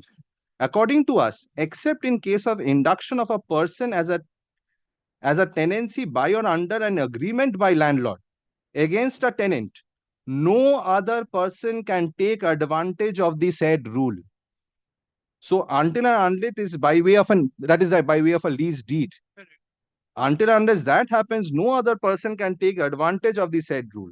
Thus, consequently, follows, except the landlord, if any other person in other capacity wants to bring action for the recovery of possession of immovable property under the said rule, the court is bound to refuse to entertain such an action, as against the court is not empowered to do so. For example, if a suit is brought by an owner against a trespasser, not arising out of rank trespass. So not arising, it's not that as if I had been brought into the, or I was a rank trespasser from the beginning itself. But this also talks about a case, the example given is very much applicable in this case. No, but what is the case of the plaintiff? The plaintiff's case is all the same. It is the paragraph, but prior to that, Yes. the determination, there is an agreement. As per Prior their to case. the determination of the tenancy, there was a rent agreement, a monthly tenancy agreement. Correct. That the monthly tenancy agreement cannot be looked into. They have also said that I kindly ignores that even without that agreement, they were continuing as a monthly tenant. I'm not relying on that agreement. Kindly, yes, it is not registered, not stamped. So it says that, for example, if a suit is brought by an owner against a trespasser, not arising out of rank trespass. So it's not as if I had been there as a trespasser from the beginning itself. Even in this case, I had been inducted probably as a monthly tenant. But now the case that they are running is that now I have become a trespasser by virtue of the notice under 106. Of this rule will not have any application for writing the final judgment. Applicability of chapter 13A in a suit other than the suits mentioned in clauses A and B came for consideration in case of such and such reported in such and such. The division bench of this court in that case held that in case of a mortgage suit, chapter 13A has no application. In this reported case, a preliminary decree was obtained by the mortgagee under chapter 13A, but I will not go into that. That is a separate issue altogether. If your lordship now kindly takes paragraph 31. Moreover, we have already noted the language suggested in the restricted way, and no other idea or thought can be brought in to help the suitor by the court. We, in this case, held that the learned trial judge did not have any authority to entertain the application going by the statement and the averment made in the affidavit in support of the summons, which has also been done over here, accompanied by document. While entertaining the application, the case of defense comes later, and it cannot be seen unless the court gets an authority to examine the defense. If the court lacks jurisdiction, it cannot examine the matter in any respect thereof. So my first submission is that this application is not maintainable under chapter 13, rule 1B of the original side rules, as the case that has been made out by the plaintiff is that the defendant, after receipt of the 106 notice, has become a trespasser, going by their case only. My admission, my lord, will not, my lord, tantamount over here, will not be taken into consideration over here. Going by the case that they are running, that the defendant is a trespasser. After receipt of the 106 notice, there is severance of the relationship of the landlord and tenant. So the defendant does not remain a tenant any further, may not be a rank trespasser, but may be a trespasser nonetheless. And hence, my lord, in my respectful submission, rule 1B cannot be attracted in this case. Now, my lord, assuming but not admitting, my lord, your lordship, my lord, hears out the entire application. My lord, now kindly takes, my lord, the second point, that the notice has not been given by all the co-owners. Kindly sees, my lord, the notice is at, my lord, page 35. The notice under 106. I'll not trouble your lordship with all the co-owner, by all the co-owner. by all the co-owners. I'll not trouble your lordship with, my lord, the entire facts, because that have been placed in detail by, my lord, the Where is plaintiff. the notice? The notice is at, my lord, page 35. Yes.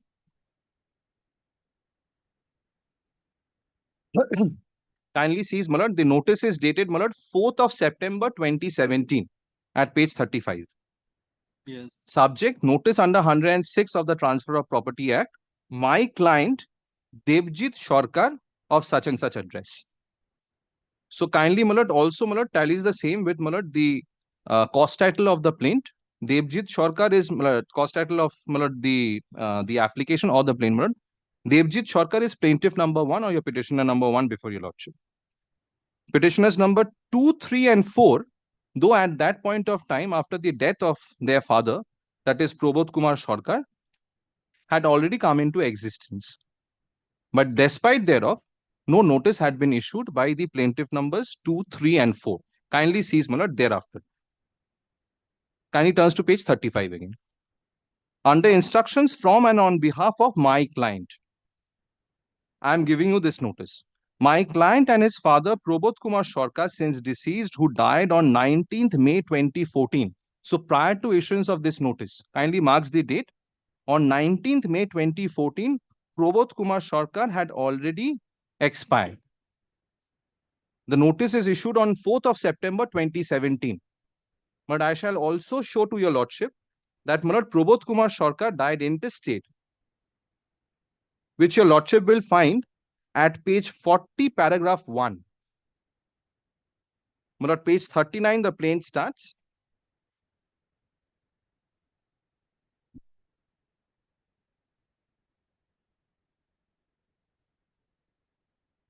Kindly allows me to read, my lord, page 40, paragraph 1. Yes. The plaintiff number 1 and Prabodh Kumar Shorkar, since deceased, being the father of the plaintiffs, were the owners of premises number 13A, such and such, each having half share therein.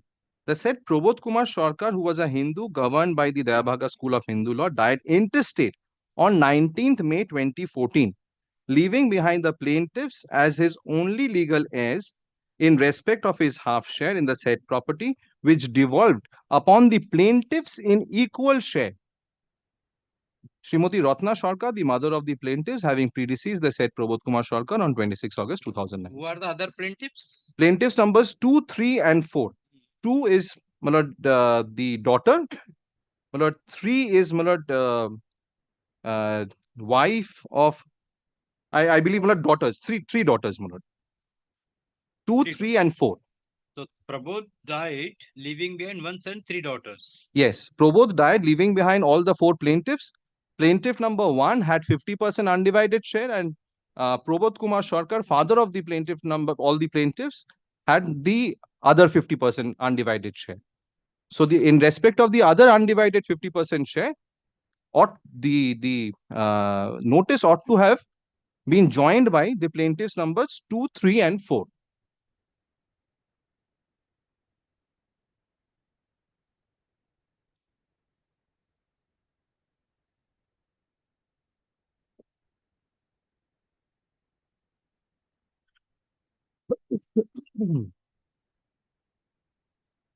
Yes. So, my lord, admittedly, my lord, plaintiff numbers 2, 3, and 4 has not issued the notice under 106 of the Transfer of Property Act. Yes. Lordship now kindly takes, my lord,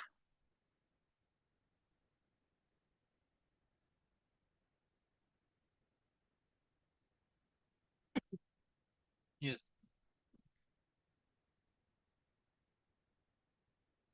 page 36.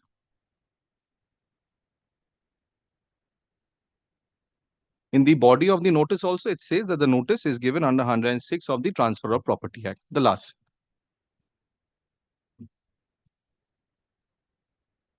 Now, if your lordship kindly takes, my lord, the first judgment on this aspect, my lord, reported in, my lord, it's a very old, my lord, judgment of, my lord, a division bench of this honorable court, my lord, which has been followed subsequently by a division bench of this honorable court. And that, my lord, judgment has been affirmed, not by a mere dismissal of the, my lord, special leave petition, but by, my lord, a proper affirmation thereof. My lord, it's reported in, my lord, 1908 Indian Law Reports, volume 35, Calcutta 807, page 807.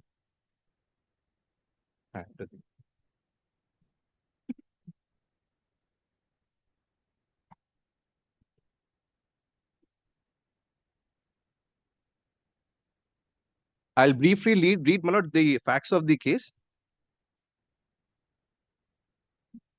At page 807, I'm sorry, my lord, there are no paragraphs in this, my lord, reported version. You will not find the paragraphs in the whole. Yes, my lord, that is, my lord, true, my lord, at those times. My lord, the suit out of which this appeal arose was brought by some of the co-sharer landlords against the tenants. The defendants. Where from you are reading? I'm sorry, my lord, this is, my lord, second appeal by the defendants, Where from you are first reading? party. My lord, over here, second last paragraph, my lord. Second last paragraph starts with the heading second appeal. By the first defendant's first party, the suit out of which this appeal arose was brought by some of the co-sharer landlords against the tenants. The defendants, first party, the other co-sharer landlords and others, for declaration of their title and ejectment of the tenants.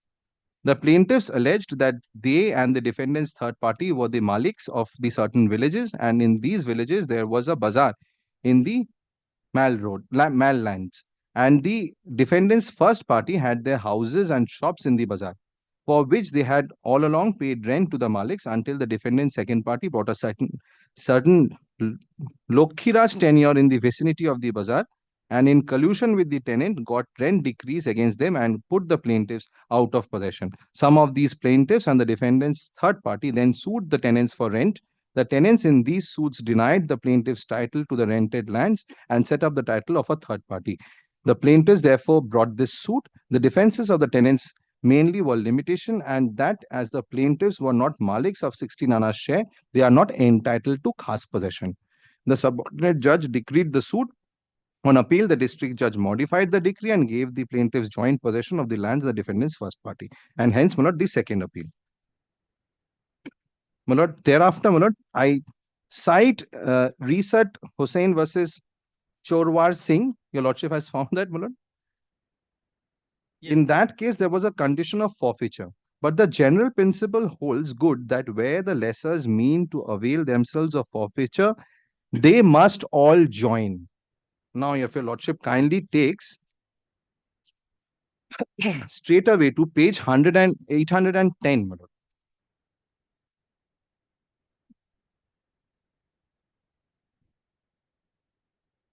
Yes.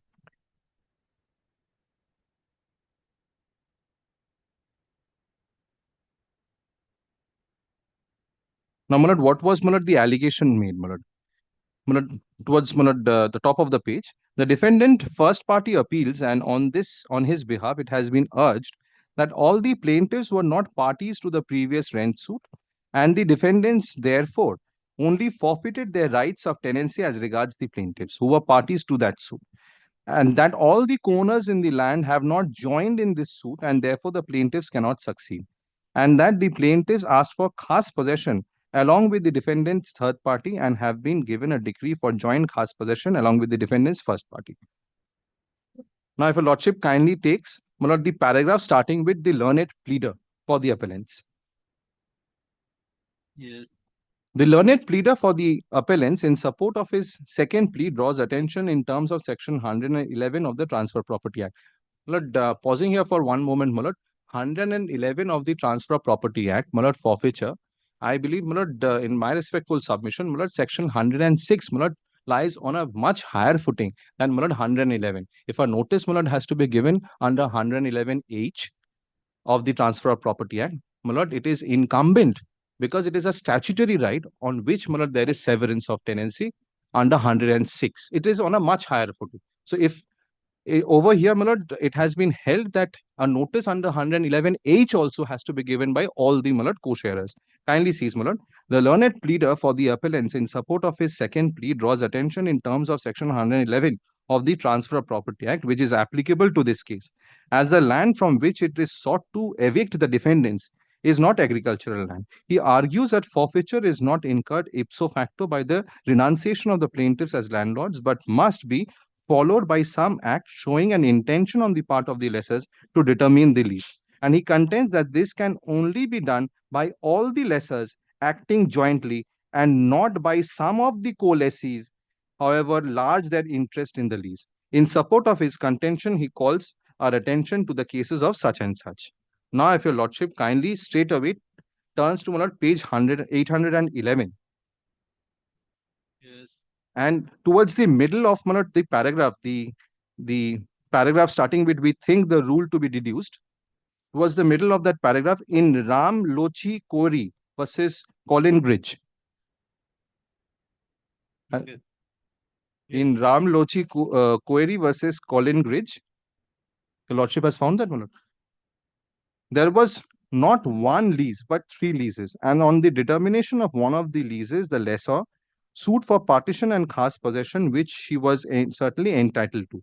But where the relation of joint landlord continues, it would seem the tenancy of the lessees cannot be put an end to except by all the lessors acting together. If in this case the tenancy had been determined kindly marks the word determined, by all the lessors, and the lessees deprived of their character of tenants and reduced to that of trespassers, the plaintiffs would certainly, we think, have been entitled to the relief they ask for. But as the lessors, that is all the lessors, have not in terms of section 111 of the Transfer of Property Act shown their intention to determine the lease, they cannot succeed. So, in this case, I have gone through the judgment cited by the plaintiffs. In none of the cases, it talks about a notice under 106 of the Transfer of Property Act. It's mostly under the Rent Act. None of the cases, subject to correction, in none of the cases, I'll go through the judgment cited by the plaintiffs. In none of the cases, it talks about a 106 notice. It talks about a defect being cured if a notice is not given by all the co-lessees. It talks about a doctrine of agency where one landlord takes upon his shoulder acting as an agent of the other landlords and files a suit. But this is not such a case, where in a 106 notice, the mandate, a statutory right, has been exercised to sever off ties between a landlord and a tenant. It's on a much higher footing. They cannot succeed. Now, if your lordship kindly takes the next judgment, reported in 2014 SCC Online Calcutta 20308. 20308.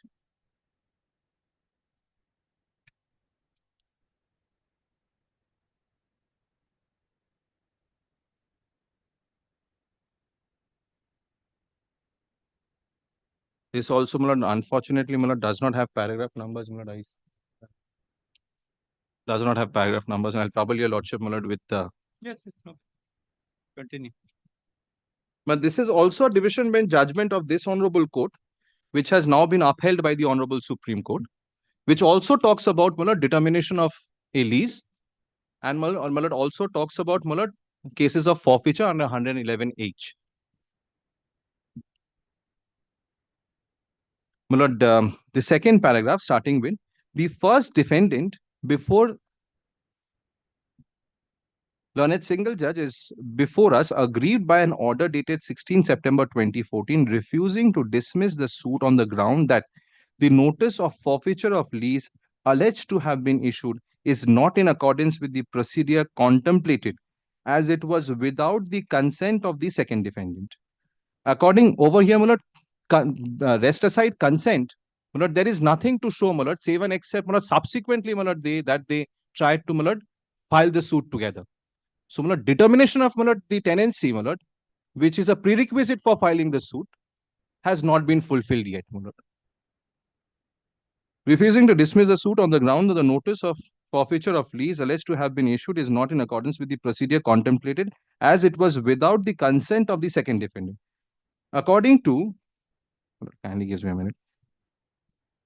Yes, according to the According to the appellants, a notice on the first defendant number 1 forfeiting the lease and calling upon him to vacate and deliver vacant possession of the property was issued only on behalf of plaintiff numbers 1 and 2 and not the defendant number 2. Therefore, it was not a valid notice of forfeiture of lease under section 111G of the Transfer of Property Act.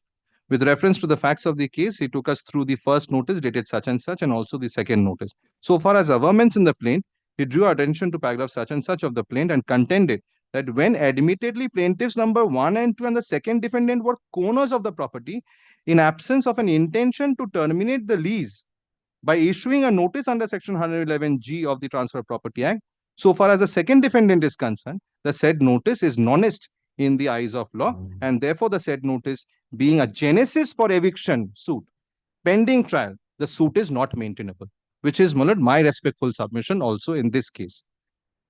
He places reliance on the judgment reported in ILR 35 Calcutta 807, which I have just placed before your lordship, the division bench judgment.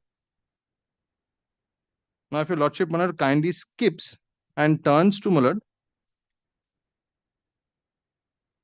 page number page 3, paragraph 3. My lord, kindly turns to, my lord, page 4 now, my lord. Page 4, yes. Page 4, my lord. Lord, the third paragraph starting with, my lord, we accordingly decree this appeal with costs. This, my lord, the trial court, my lord, judgment which has been quoted. Thereafter, my lord, as against, my lord, the first judgment, my lord, referred over here, my lord, AI 1976 Supreme Court 2335 has also been referred to, my lord, by the plaintiffs in this, my lord, application. As against the learned counsel, Mr. A. Ray refers to the judgment reported in AIR 1976 Supreme Court 2335 in the case of Sri Ram Pastricha respondents.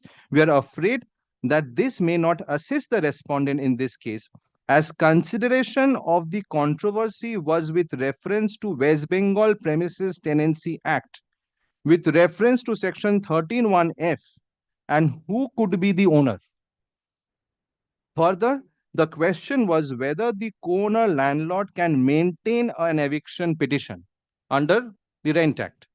While discussing several aspects, reference was made to one of the paragraphs from Sermon on Jurisprudence where general principle was discussed with regard to co-owners. We are afraid that this decision is of no assistance to the facts of the present case with reference to section 111G of the Transfer of Property Act, which is also the case over here.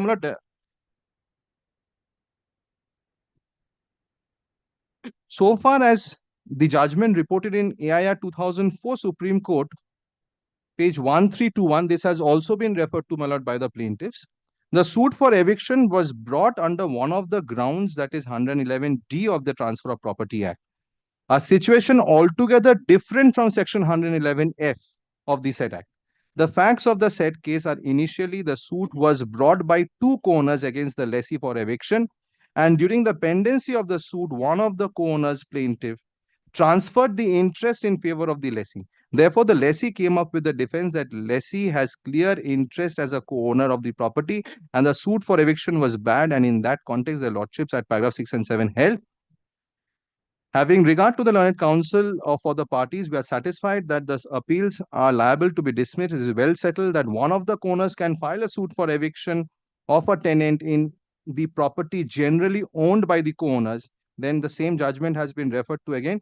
The principle is based on the doctrine of agency. But this all comes in as in a rent act matter, and not only that, in a matter where there is the consideration is under 111D, not 106 notice. The consent of other co-owners is assumed to taken unless it is shown that the other co-owners were not agreeable to eject the tenant and the suit was filed in spite of their disagreement. In the present case, the suit was filed by both the co-owners. One of the co-owners cannot withdraw his consent midway the suit so as to prejudice the co-owner.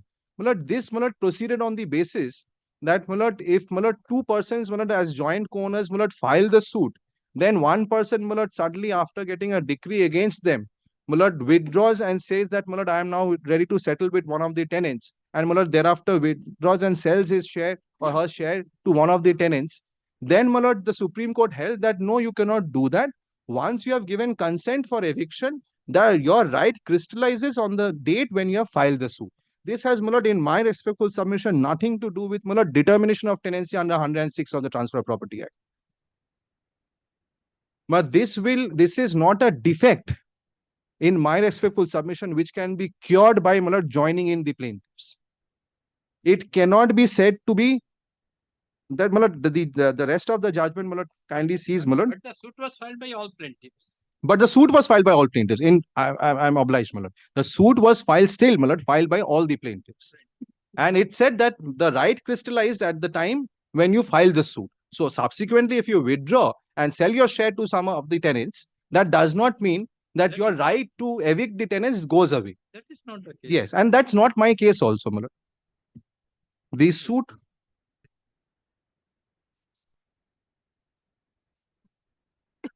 Yes, that's also there, rightly pointed out. The fact that there are other legal heirs who were present at the time when the notice was issued is also not mentioned in the body of the notice anywhere. But I'll go through the notice once again, your lordship will find that the heirs have not even been mentioned. It's not there on behalf of others. Yes, it's not there. Nowhere mentioned. It's not there on behalf of plaintiffs number 2, 3, and 4.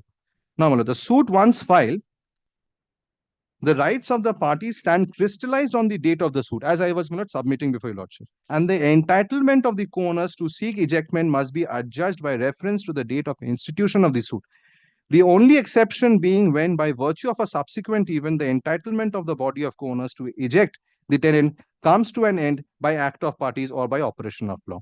Now, paragraph 7 of that judgment itself, Buchi Devi willingly joined with Bhagavan Dai in filing the suit. During the continuity of litigation, she parted with her share in the property. One out of the two tenants purchased her share. It seemed the tenancy is in the name of the partnership firm, and some of the partners have purchased the share of Bhagavan Dai. It is not clear if all the partners or only few out of all the partners are the buyers. The fact remains that they have purchased only a share in the property and not the entire property. The applicability of doctrine of merger with the meaning of clause D of 111 of the transfer of property is not retracted. In order to bring the tenancy to an end, the merger should be complete. That is, the interest of the landlord in its entirety must come to vest and merge with the interest of the tenant in its entirety. Further, it goes on to say that the right of that landlord or co-owner crystallized at the time when the suit was filed. That is not the case over here. It's factually distinguishable. Now, if a lordship kindly sees, the paragraph starting with "in other words."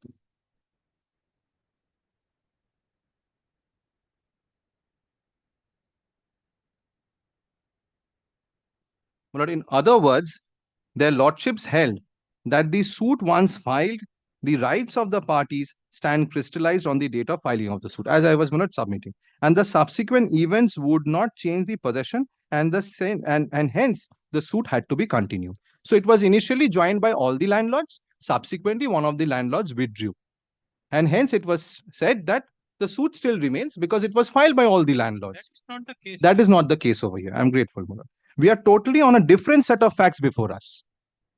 There is no change so far as the status of the parties, and the facts as stated above clearly indicate all the three co-owners were the owners of the property as on the date of issuance of notice, which is also the case over here. So plaintiff numbers 1 to 4 were the co-owners as on the date of issuance of the notice and also on the date of filing of the suit. In light of the above factual situation and the law declared by division bench of this court, we are of the opinion the facts of the present case squarely attract the principle adopted by the division bench of this court way back in 1908. In the light of the above discussion and reasoning, we are of the opinion the suit fails for want of proper notice on behalf of all the co-owners. Kindly mark this. However, it is needless to say that if any other ground are taken, the parties are at liberty to pursue their remedy in a proper manner before a proper forum in accordance with the procedure contemplated. Now, my lord, this judgment has been upheld by, my lord, the Honorable Supreme Court, not by a simpliciter dismissal, but, my lord, a positive affirmation thereof. ওই Supreme Court judgment, unreported judgment.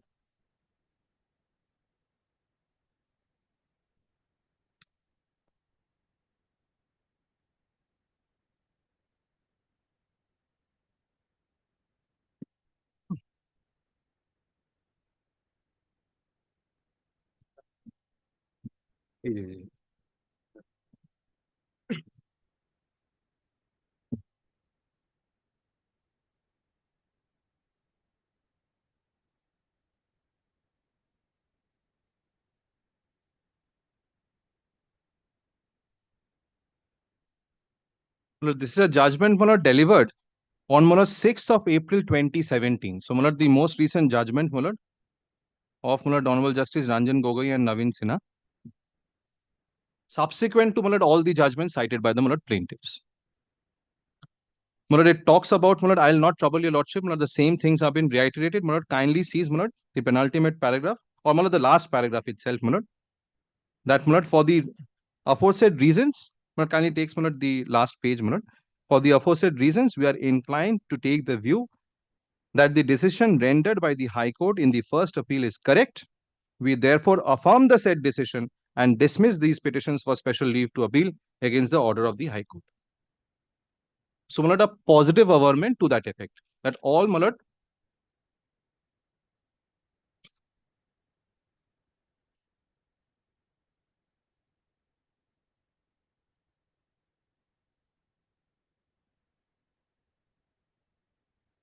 now, if your lordship kindly sees, my lord, the judgments, my lord, given by, my lord, the plaintiffs. I'll distinguish those judgments, my lord, hurriedly, because, my lord, most of them have been, my lord, dealt with in the, my lord, division bench judgment of this honorable court, which has been given subsequently in 2014 and subsequently, my lord, affirmed by, my lord, the Honorable Supreme Court. My lord, this first judgment, my lord, cited by, my lord, the plaintiffs is, my lord, 1976, volume 4 Supreme Court cases, page 184. Shown were, my lord, paragraph 7, 13 and 14. But I'll rely, my lord, some of the paragraphs. This judgment, my lord, I'll deal in detail because, my lord, this judgment has been followed subsequently in all the judgments shown by the plaintiffs. So I'll deal this with in detail so that, my lord, the rest of the judgments can be, my lord, dealt with quickly.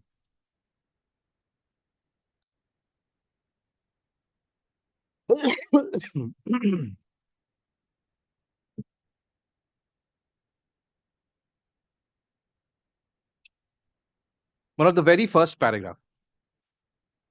My lord, this is an appeal. Your lordship has, my lord, the judgment. This is an appeal by the defendant tenant by certificate from the judgment of the Calcutta High Court. The question that arises for decision is whether a landlord who is a co-owner of the premises with others is the owner within the meaning of section 13(1)(f) of the West Bengal Premises Tenancy Act 1956. It will turn on the interpretation of the expression if he is the owner under section 13(1)(f) of the Act, not a case under 106 of the Transfer of Property Act. If a notice is given under the 56 Act, the Rent Act, the old Rent Act, 13(1)(f), then, my lord, it does not, my lord, determine the tenancy. It does not sever off the landlord-tenant, my lord, dispute. or relationship. Now, if your lordship kindly sees paragraph 2A, the facts of the case on which it was given. The plaintiff responded hereinafter to be referred to as the plaintiff is admittedly the landlord of one late Bhagatram Pasricha, predecessor in interest of the present appellant, and the respond numbers 2 and 3. The tenancy was in respect of a part of premises number 221 by 1, Rajbihari Avenue, Calcutta, being the entire second floor of the building. The tenancy commenced sometime in 1946, and Bhagatram Pasricha promised to vacate the said premises within March 31, 1947, and positively after March 31, 1948. Bhagatram Pasricha, however, did not vacate and died on February 18, 1960, leaving behind the defendants as his heirs. The plaintiff is only a co-sharer owner of the suit premises, being one of the heirs of his father, late Motilal Sen, who originally owned the property. The plaintiff instituted a suit for eviction of the defendants in December 1962 on the twin pleas of default in payment of rent and reasonable requirement. Well, reasonable requirement, over here 106 does not need to give any reasons at all. The very notice itself is good enough of the premises for his own occupation as well as for occupation of the members of the joint family consisting of his mother and his married brother. The suit was contested by the defendants. The trial court decreed the suit on both the grounds. On the question of reasonable requirement, the trial court held that the plaintiff, being only a co-sharer owner, cannot be said to be the owner within the meaning of section 13(1)(f) of the Act. The trial court, however, held that the plaintiff succeeded in proving the case of reasonable requirement of the members of the family for whose benefit the premises were held by him within the meaning of the second part of section 13(1)(f). Now, if your lordship kindly takes paragraph 7. Mr. Tarkunde, the learned counsel appearing on behalf of the appellant, submits that the decision of the division bench is erroneous and we should accept the views of the single judge. He submits that a landlord, in order to be able to evict a tenant under section 13(1)(f), must be an absolute owner of the premises from which eviction is sought. A co-owner landlord, without impleting all the co-owners of the premises, is not entitled to ask for eviction under 13(1)(f) of the Act. Mr. A.K. Sen, who appears on behalf of the sisters of the appellant, also emphasized upon this part of the case while adopting the arguments of Mr. Tarkunde. Thereafter, your lordship kindly takes paragraph 9. Mr. Tarkunde referred to certain decisions in support of the submission that a suit by one of the co-sharers for eviction of a tenant has always been held to be incompetent.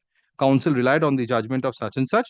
This was a case in which it was held that the lessee of Jalkar cannot be ejected by a suit brought by one of the several proprietors, all of whom had granted the lease. This case was its own facts, is therefore of no aid in the present controversy. Now, if your lordship kindly takes paragraph 13, which is the paragraph relied upon by them, and paragraph 14. It is strenuously submitted by Mr. Tarkunde that unless the landlord is also the absolute owner of the premises, he cannot evict the tenant under section 13(1)(f). Landlord means landlords under the appropriate General Clauses Act, and therefore, since there are other co-sharers, the plaintiff alone could not file the suit for eviction.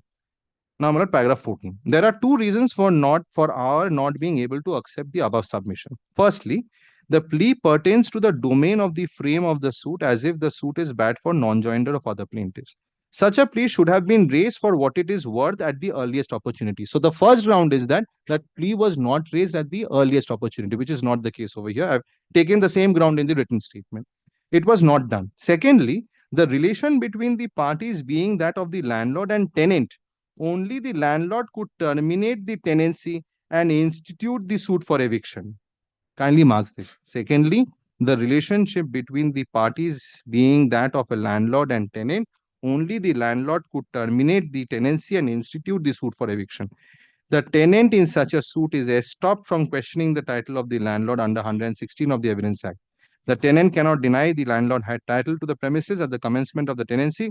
Under the general law, in a suit between landlord and tenant, the question of title to the leased property is irrelevant. It is therefore inconceivable to throw out the suit on account of non-pleading of the other co-owners as such. So, my lord, in this case, in a rent act, my lord, the question which fell for consideration was that, my lord, before my lord, coming to the conclusion part, kindly takes my lord, paragraph 20 and 25 also, my lord. Paragraph 20, my lord, talks about, my lord, paragraph section 13(1)(f). Kindly see, what is paragraph section 13(1)(f). Protection of tenant against eviction. Notwithstanding anything, paragraph 20. Notwithstanding anything to the contrary in any other law, no order. Yes, kindly sees F. Where the premises are reasonably required by the landlord either for the purposes of building or rebuilding. So, my lord, the question of whether, my lord, the landlord will be, my lord, encompassing the broad definition of an owner or it will encompass all the owners, that was the question which had been answered in, my lord, this judgment and not anything else. It did not talk about, my lord, determination of tenancy. It did not talk about whether the suits can be filed by a landlord against the tenant in a Transfer of Property Act, where a notice has been given under Section 106 of the Transfer of Property Act. This has not been, my lord, discussed in this, my lord, judgment. Kindly see, my lord, paragraph 25. The principal question, therefore, is whether the plaintiff, being a co-owner, landlord, can be said to be reasonably require the premises for his own occupation within the expression if he is the owner in section 13(1)(f). That was the consideration.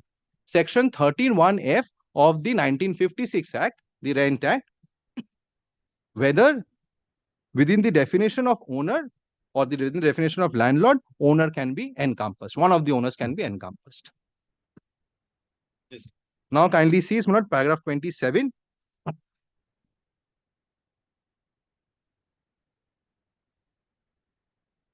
Jurisprudentially, it is not, it relies on, my lord, Salmon on jurisprudence, that is, my lord, paragraph 26, which has also been referred to in the subsequent judgments. And thereafter, my lord, paragraph 27, jurisprudentially is not correct to say that a owner of a property is not its owner. He owns every part of the composite property. So, my lord, it goes and proceeds on the basis of the doctrine of agency or the principles of principal and agent, where one of the landlord carries on its shoulder the burden of suit on behalf of the other landlords. But that is not the case when a notice under 106 is given. He owns every part of the composite property along with the others, and it cannot be said that he's only a part owner of a fractional owner of the property. The position will change only when partition takes place. It is therefore not possible to accept the submission that plaintiff, who is admittedly the landlord and owner of the premises, not the owner of the premises, within the meaning of section 13(1)(f). That was the conclusion. The conclusion was only restricted to section 13(1)(f). It is not necessary to establish the plaintiff is the only owner of the property for the purpose of 13(1)(f), as long as he is the owner of the property, being at the time the acknowledged landlord of the defendants. So, my lord, whether the tenant will get a protection under section 13(1)(f) of the 1956 Act was the question which was involved, wherein the tenant had specifically taken a point that not all the landlords had joined in while filing a suit. Now, if your lordship kindly takes the next judgment, a very small judgment, my lord, 1978 to SCC 89. 1978 to SCC, page 89. Yes. Yeah, your lordship has it, my lord. Kindly seize, my lord. This is also, my lord, not under, my lord, Transfer of Property Act. This is a landlord's appeal by special leave. They had filed a petition in the year 1958 in the court of Munsif at Alipur under section 5 of the Calcutta Thika Tenancy Act 1949. As it then stood, after serving a notice on the tenant respondents to quit in accordance with section 4. The ground for eviction was as provided in section 3(4) of the said act. Said act means, the Thika Tenancy Act. The application was allowed by the Munsif but was dismissed on appeal by the tenants by the subordinate judge. He took the view that the notice given on 8th January 1958 was not given on behalf of all the co-owner landlords, as the name of one of the minor co-owner landlord was not mentioned at the foot of the notice. The landlords challenged the order of the subordinate judge in the Calcutta High Court but were unsuccessful, hence this appeal. My lord, this is, my lord, factually absolutely distinguishable, because over here, my lord, there were several minors who had not given the notice. But on the contrary, on behalf of the minors, the appellants had given notices on behalf of such minors and had also signed. So, my lord, in effect, everyone had joined in to issue the notice under the Thika Tenancy Act for eviction. Kindly see paragraph 2. We have examined the original notice. My lord, this actually helps us. My lord. We have examined the original notice dated January 8, 1958. In the paper book as printed, there is a slight inaccuracy. On examination of the original notice, what is clear is that the notice was from and on behalf of all the co-owner landlords, including all the minors as mentioned at the top of the notice. At the foot, signatures were appended. Shubhendu Prasad Roy Chaudhary signed for self and constituted attorney of the other landlords mentioned at the top. On behalf of minor Shopundro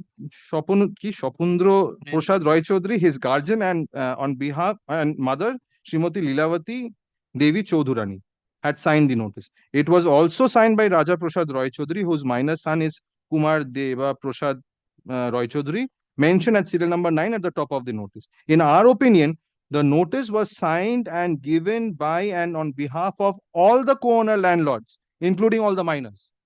So, case cited by the plaintiffs, which says, that notice to quit was given by, all joined by all the, landlords. It was not necessary for Raja Prasad Roy Chaudhary to specifically say at the foot of the notice that he was signing it on behalf of his minor son.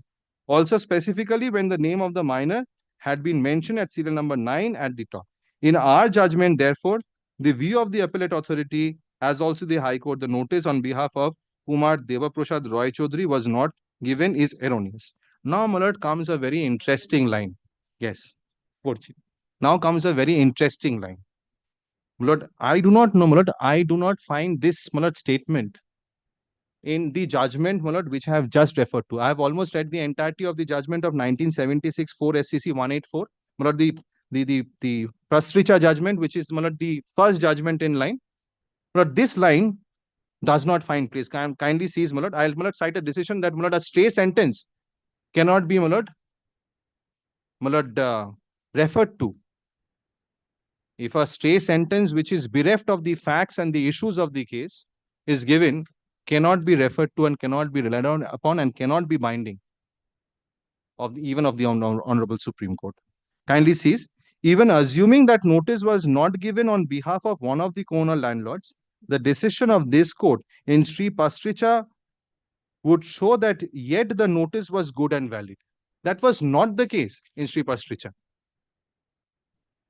Sri Pastricha is the previous judgment which I had referred to, my lord, which the plaintiffs had shown.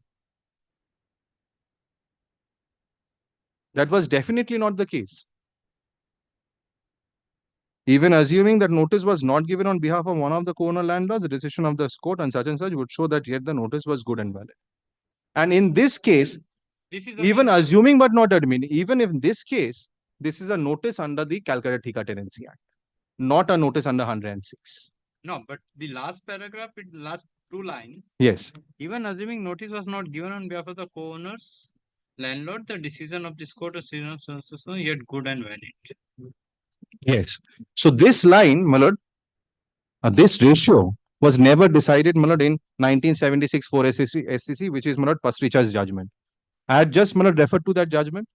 My lord, none of, my lord, subject to correction, none of, my lord, the paragraphs, my lord, show that notice, even without joining all the co-owners, is valid in law. Assuming but not admitting, my lord, this line, my lord, still, my lord, holds good even today. This is in context of a notice under the Thika Tenancy Act and not a notice under 106 of the Transfer of Property Act. This cannot be held to be applicable where there is a severance of a relationship between landlord and tenant under the 106 of the Transfer of Property Act. Cannot be. And for that, I'll rely on the Deepak Polymers case, where the plaintiffs had relied to show that it is not a commercial dispute, because 106 notice given, the agreement goes, there is severance of relationship, and hence the clause which says that an agreement relating to immovable property used exclusively for trade or commerce, the agreement goes, so hence it cannot be a commercial dispute. Correct. So I'll rely on that judgment, to show that if 106 notice is given, it is in a different footing altogether. It's not as if which it's a statutory right which has been exercised, which is the cause of action for filing this suit. No, that is cause of action. When the notice is be given and determination when not the agreement, how it can be a commercial? My lord, that is why the judgment of Deepak Polymers and the other judgments, my lord, which says that after issuance of a notice under 106, there is severance of relationship, the agreement goes. Any agreement between a landlord and tenant, that goes because the relationship comes to an end as soon as 106 notice is the statutory right is exercised. So once that goes, then the clause 21C7, any agreement relating to immovable property, that agreement itself goes, and hence it is comes outside the purview of 21C7, and hence it is not a commercial dispute. That is the case which they are running. Yeah, right. So relying on that also, I can, my lord, demonstrate before your lordship that when 106 notice is given, then in that case, my lord, the notice not given by all the co-owners will not determine, my lord, the monthly tenancy, and will not determine, and the cause of action to file the instant suit will not arise. Now, if your lordship kindly takes the next judgment, I believe, my lord, your lordship has another fixed matter at 3. But this is also fixed tomorrow at 2 p.m., my lord. I'll come back.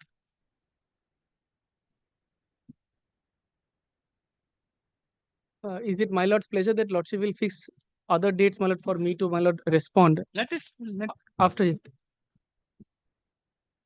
Sense appearing for the plaintiff, sense appearing for the defendant. Counsel for the defendant had argued at length, but due to paucity of time, argument could not be completed.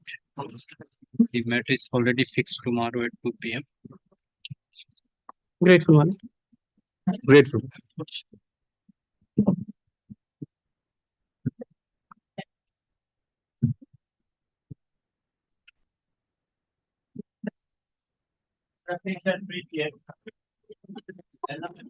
But I appear for the plaintiff. My witness is being cross-examined. ওইদিকে যাবি? এদিকে যাবে তো? না এদিকে ঠিক আছে।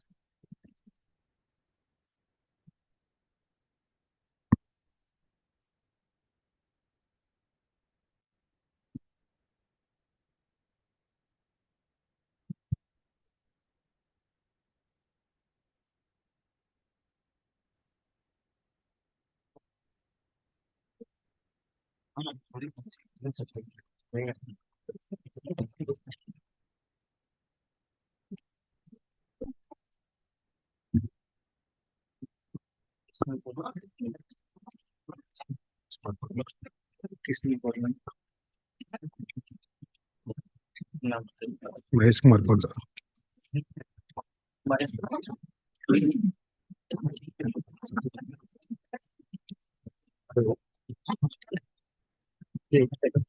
May I comment?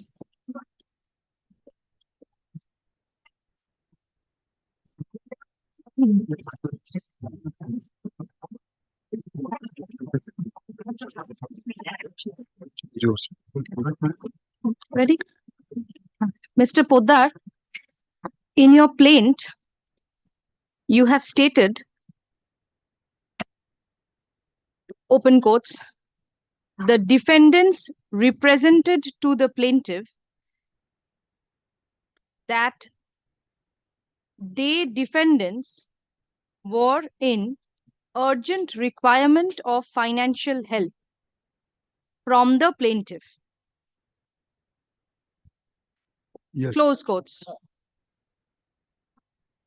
Can you tell my lord what was the business of the defendants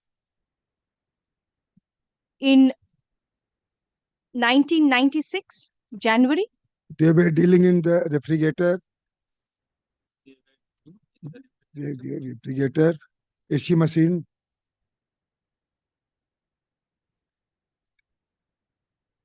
El Mirage.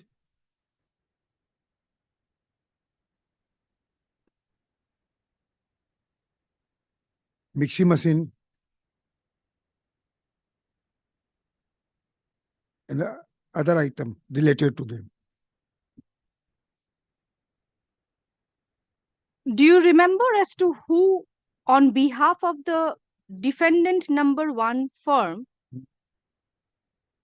East India Trading Company, approached you as you have stated in paragraph 2 of the plaint? Hemraj Parikh has approached me. Hemraj Parikh. K-R-I-K-H. KHEMRAJ.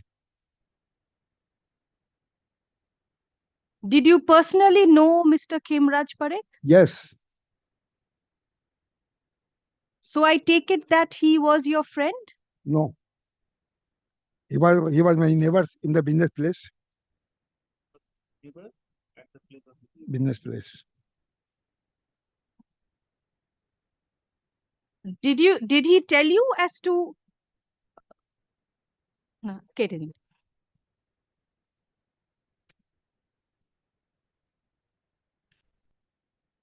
What, according to you, was the purpose of the urgent requirement of financial help? Yes.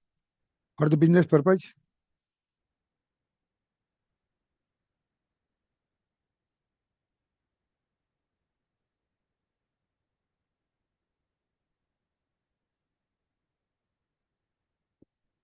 Even though it was for business purpose, there was no documents made for the alleged loan? They have given me the उन्होंने हमको दिया loan confirmation दिया ना confirmation. So I take it that for the alleged loan in January 1996, yes, there was no document. I have deposited all the documents they have given us. I have all the documents that they had given.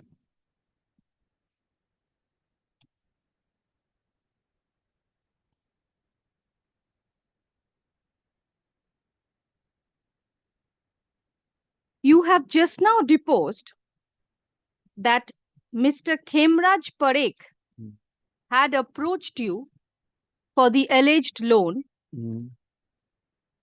Full stop. Have you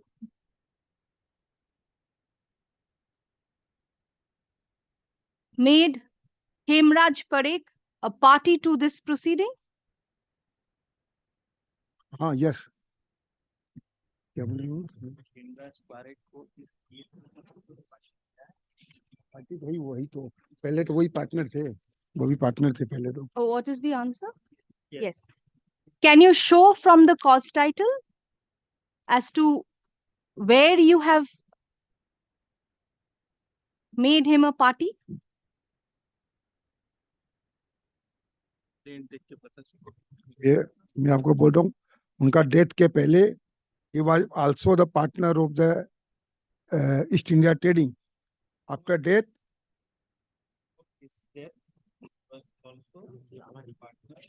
of the East India Trading. East India Trading Company. After death, उनके दो लड़के दो उनके भाई के लड़के नंद किशोर पारिक, उत्तम पारिक, कमल पारिक, सुशील Pareek. After his death, That नहीं ये चारों पहले भी थे उसी बिजनेस को कंटिन्यू किए. नाम बताइए. हाँ उनके बड़े लड़के का नाम नंद किशोर पारिक. हाँ सेकंड सन उत्तम पारिक और उनके ब्रदर उत्तम जो तोलाराम पारिक थे उनके जो डेथ हो गए उनके दो लड़के Kamal Parikh and Sushil Parikh. Kamal Parikh and Sushil Parikh, sons of elder brother of Khemraj Parikh, Tolaram Parikh. Name give me the Tolaram Parikh. Tolaram Parikh. Khemraj, elder brother of elder brother of Khemraj Parikh, namely Tolaram Parikh. Namely Tolaram Parikh continued the business after the death of Khemraj Khemraj Parikh. Parikh.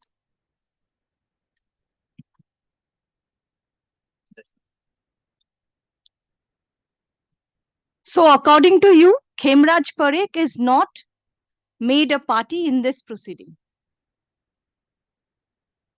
आप कह रहे हैं कि इसका मतलब है खेमराज पारिक इस case का पार्टी नहीं है, इस केस में आप उनका नाम नहीं। वो तो उनका डेथ हो गया ना, अभी उनका डेथ हो गया ना, पहले तो थी ना अभी He was party to this हाँ before his death. Death Now, death के बाद हम now he is. Are you death के बाद उनका पार्टनरशिप डीड बना है 17 अक्टूबर। हाँ please record please record. है आपने क्वेश्चन समझा है? क्या बोले? इस केस में खेमराज पारिक का पार्टी बनाया है, यहाँ पर कहीं पर उनका नाम है? मेरे ख्याल से नहीं है। I think his name is not appearing anywhere. In the suit and not any. You just now deposed that you are aware that Khemraj Parekh has died. Can you say when he died? 16 अक्टूबर 2011 2011 16 अक्टूबर 2011 को का death हुआ। I think so.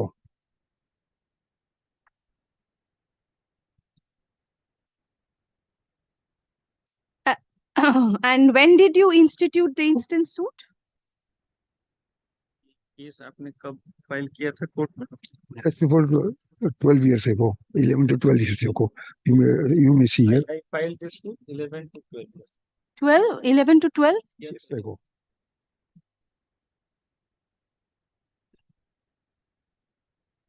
কবে হয় 11 to 12 years হলো 2012 This is matter of record. Right. Yes, continue.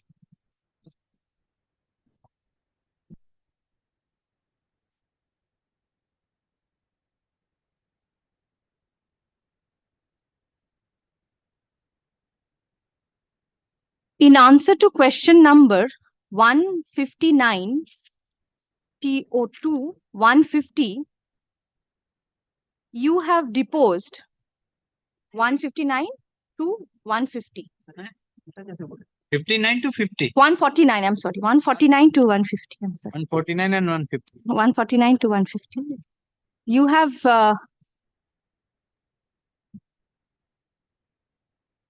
have deposed that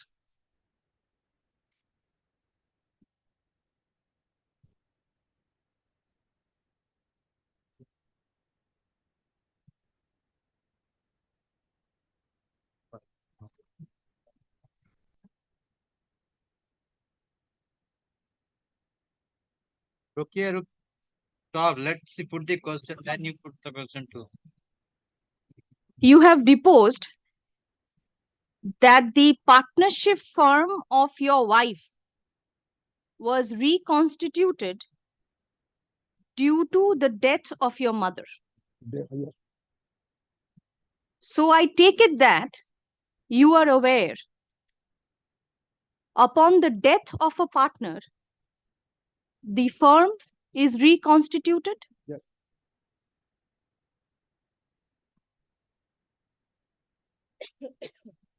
Next question.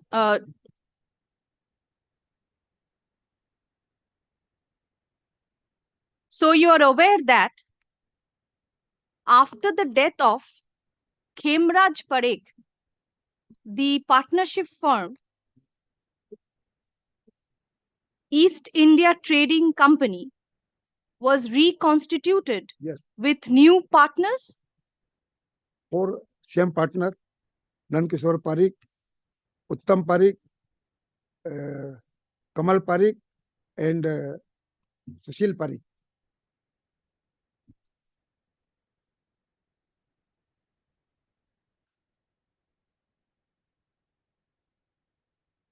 Do you know whether the partnership firm is registered or not? Yes.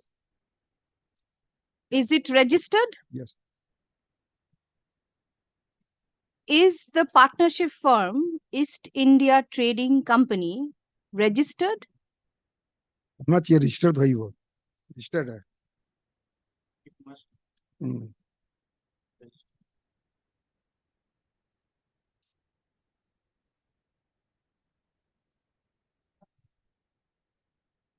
Suggestion to no, it's a fact.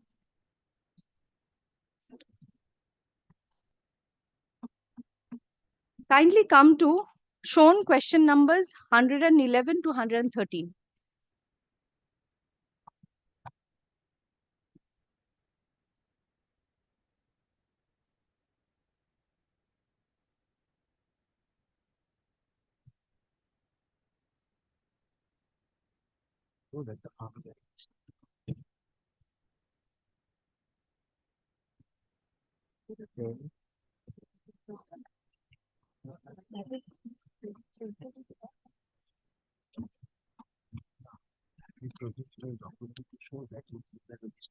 Document is with you, Jay Patavel.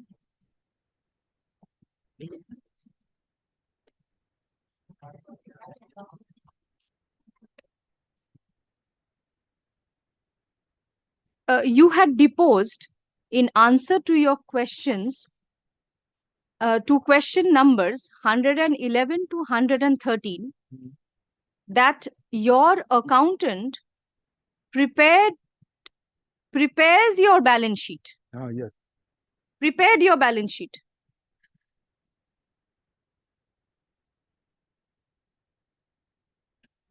And you have deposed that the name of the accountant is one Mr. Anil Gupta.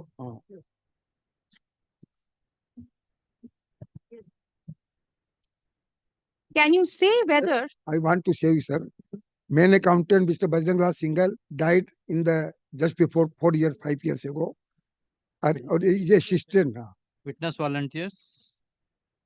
My accountant. Bajranglal Singhal. Bajranglal Kedia. Bajranglal Kedia. Kedia. BL Kedia. Yes. Died. Just before 4 to 5 years. Died just before 2 to 5 years. Maybe 4 years. They may know. The assistant is now Anil Gupta. Anil Gupta is his assistant. Now he's seeing. His assistant Anil Gupta is now the accountant.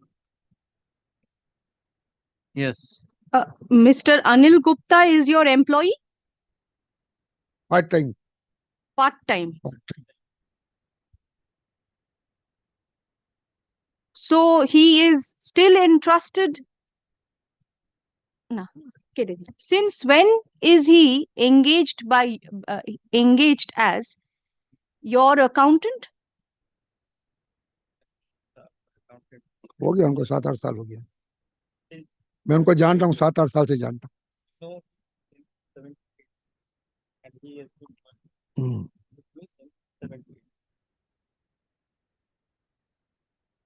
In the years 2008 to 2010, was he engaged as your accountant? PL Kedia was at that time. He has made this account. We expired.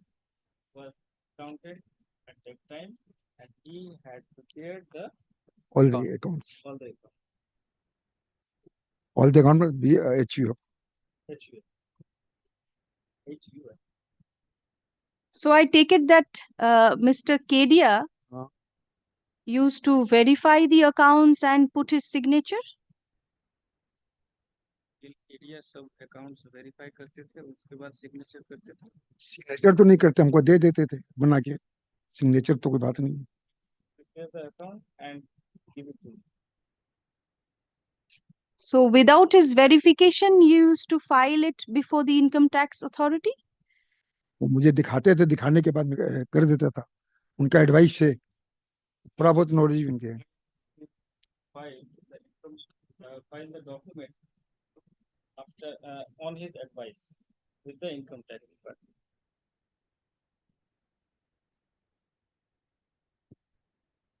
Lordship, may I? Constantly the witness is taking help from the Lordship. He is looking that side. Lordship, आप उस side में देखिए, यहाँ देखिए. बोलिए sir. अब जो question पूछेंगे मैडम यहाँ बोल यस और सुनने में शायद थोड़ा गड़बड़ी है मेरी। नहीं सुनना ही आता बोल दीजिए हम बता इसमें देंगे क्या है ना कि मैं आपको समझ नहीं आता उनसे हम बता देंगे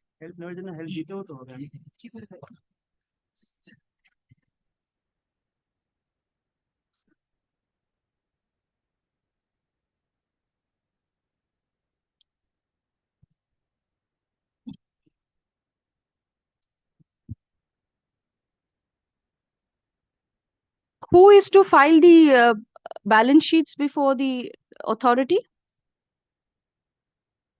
सामने बैलेंस शीट कौन फाइल कर Bajrang Lal Kedia, BL Kedia. So Mr. Kedia would receive certain acknowledgement upon filing the balance sheets? उनको हम देते थे मंथली कुछ ना कुछ। He was also the part time. अपनी नो नो ट्रांसलेट को रखिए। फाइल करते थे तब कोई सीट आता था हाँ आता था। हाँ acknowledgement यस copy यस आता यस था हाँ आता था। Yes yes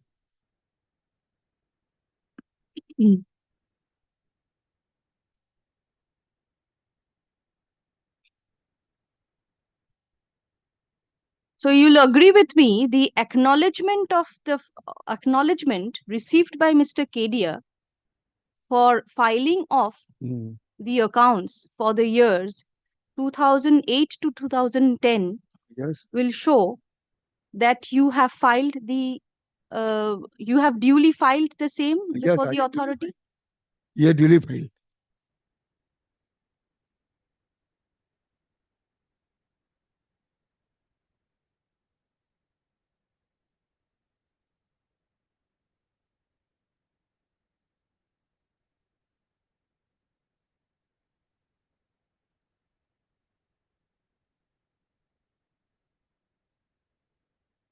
Kindly have a look at the documents which you have served upon, your learned advocate has served upon the defendant's advocate by covering letter dated 10th October 2023 and tell my lord whether these documents show that these were actually filed before the tax authority as deposed by you earlier.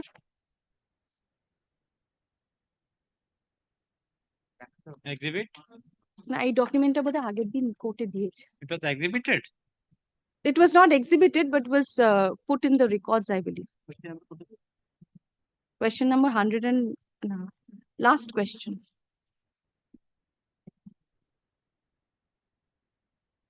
The copy will copy. দাইনি আগের দিন copy.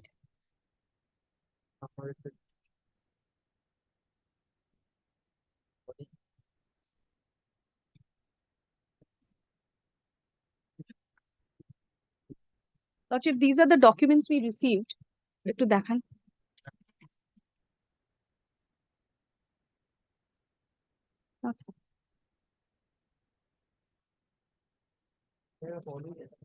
In the last occasion, these documents were called for, and he could not file it before the court, but he was carrying them.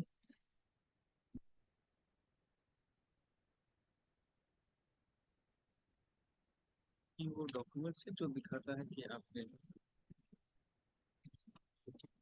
File किया था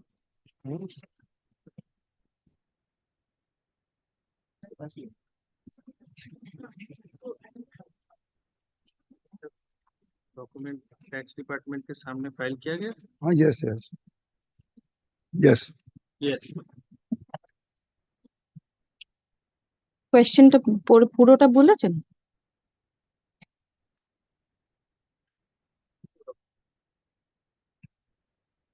Can you show from where it is evident that it was filed? बता सकते हैं कि आप कोई प्रमाण दे सकते हैं एक्नॉलेजमेंट में रिसीट हमको देखना पड़ेगा, देना उसको। I need to see the acknowledgement and there it will be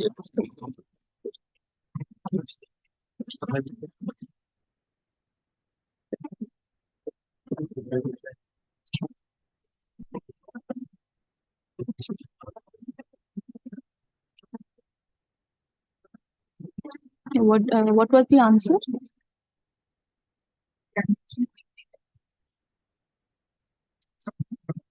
all been in my file. So I take it that you have not disclosed the acknowledgement receipt. कह रहे हैं, पकड़ रही है कि आपने एक्नॉलेजमेंट रिसीप्ट कोर्ट के सामने प्रस्तुत नहीं किया है। वो मांगे ही नहीं, हमको बोले ही नहीं है। मैं पिछले बार भी आया, बोलते तो ले आते, वो बोलने से तो मैं ले आता।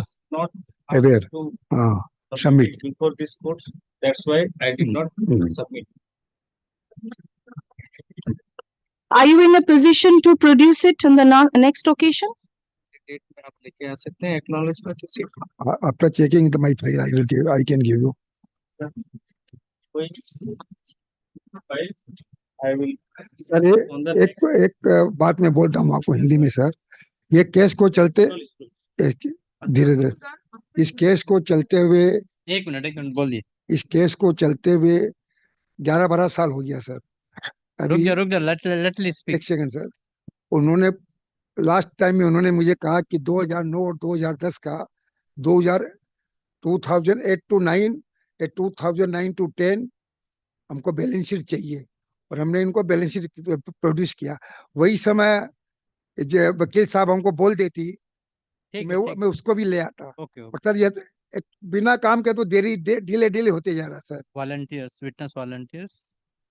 The डिले होते जा the रहा case is pending since the year 2011. On the last occasion, I was asked to produce the balance sheet of 2009, 2008-9 or 2009-10 sorry 2008-9 and 2009-10, and I had produced the same. And on that time, it could have been asked me to produce the the receipt of the document. I could have been produced at the relevant point of time.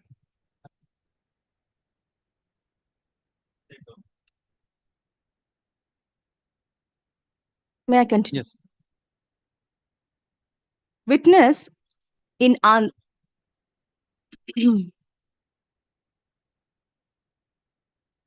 Yes, continue.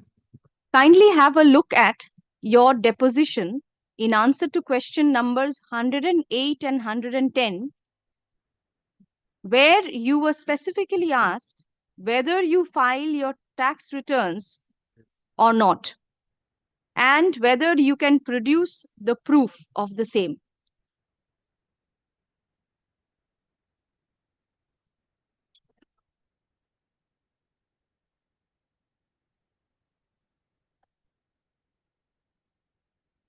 Since you have not produced any document to show that you have filed your tax returns or the alleged balance sheets produced by you on 10th October 2023, it is your evidence that the same has not been filed before the authority. क्या बोले ना?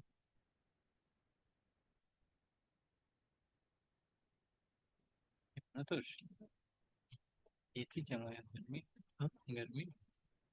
गर्मी लगता है AC चलो।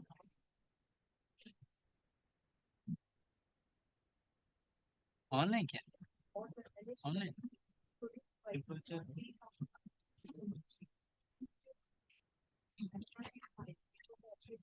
Yes sir, I am filing return. Yes, I am filing the returns. Yes.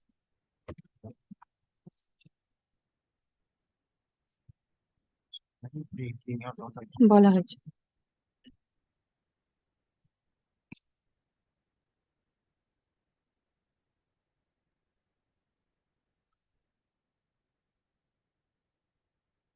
Yes.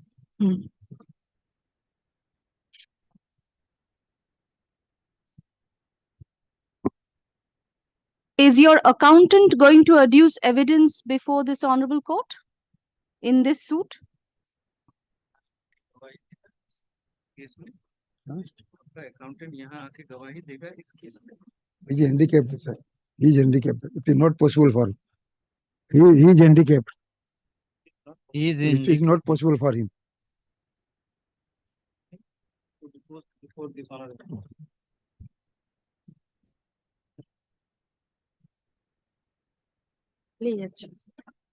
বলেন নেই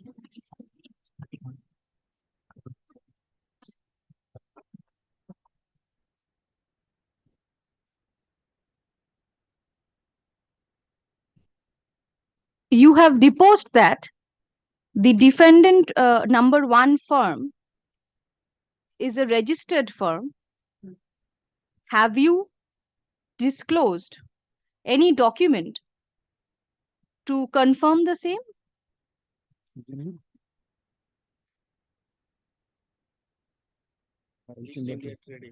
वो एक रजिस्टर्ड फर्म है।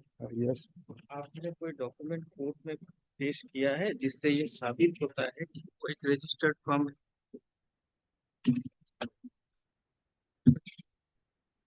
मैंने तो नहीं किया, लेकिन आप तो उनके वकील है, मैं आप आपको बोल रहा क्वेश्चन नहीं कर हूँ, मुझे सकते हमको पता नहीं है सर, आपने मैंने प्रोड्यूस नहीं किया sir, I have not produced this हमने जरूरी नहीं समझा इसलिए नहीं किया, आप बोलिएगा तो necessary. Hmm. Submit, produce the process.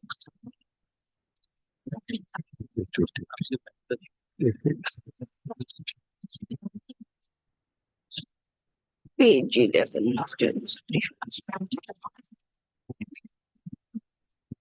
Exhibit A is required.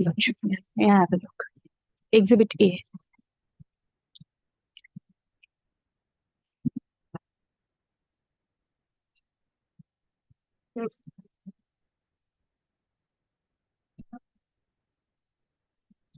Mr. Poddar,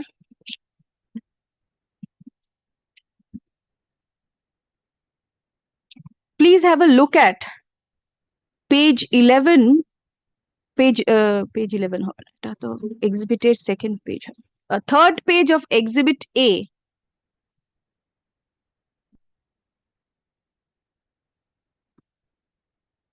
Comma, an entry dated 18th February 1999. And tell my lord, what is the meaning of this entry?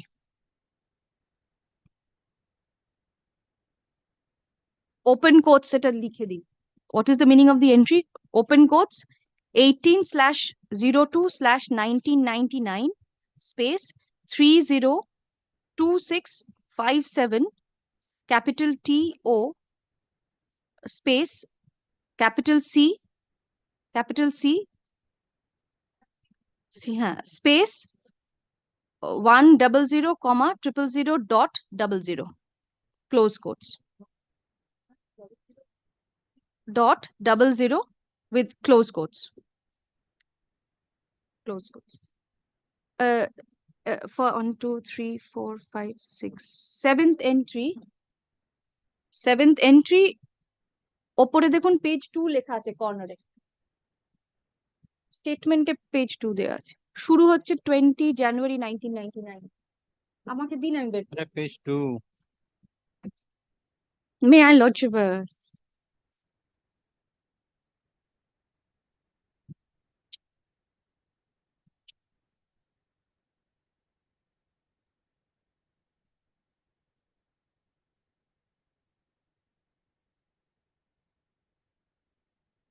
উল্টো দিকে একটাই এক্সিবিট আছে।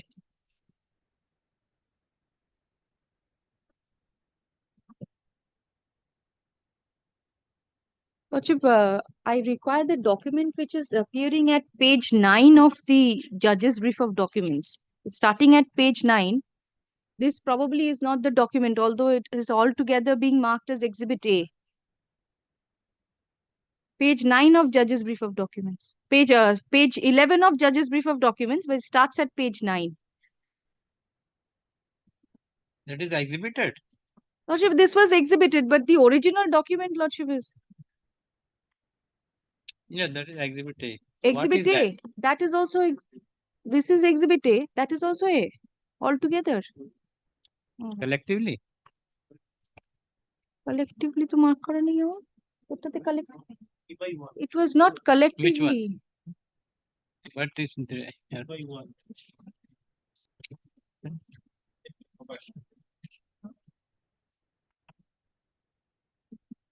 কি রে বাবা? No, A/1 is a seal. No,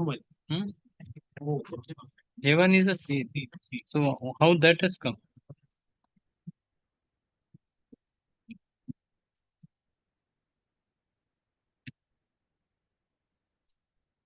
It is there. How that is exhibited? When it is exhibited? দেখো দুটো exhibit A হতে পারে। Question 24 দেখ।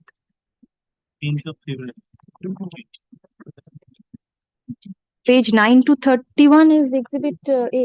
তাই তো? হ্যাঁ, collect Exhibit a passbook of the so and so of account number so and so. Exhibit A1 statement of account, not this. A1. Lordship, question number 24 records that pages 9 to 31 is exhibit A. 9 to 21. Deposition টা একটু দেখান।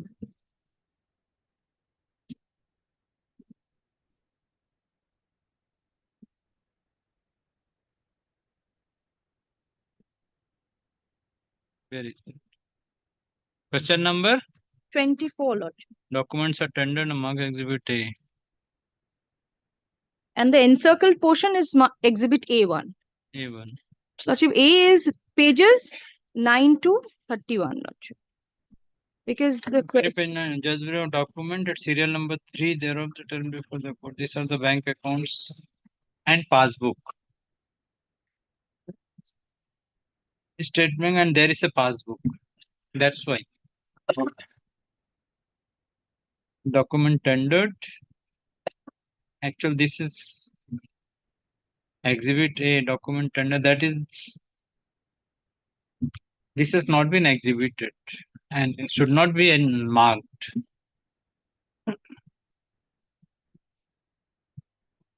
Kindly come to page question number 20. Yes, Lord. Kindly have a look of document 9 to 31. Yes, Judge Lord. Bureau document serial number 3 and tell before the score. These are the bank statements and there is a passbook. Where is the passbook? Passbook is Lordship, this is all that they were. Passbook is also part of the judge's brief. which portion is the passbook? In the judge briefer?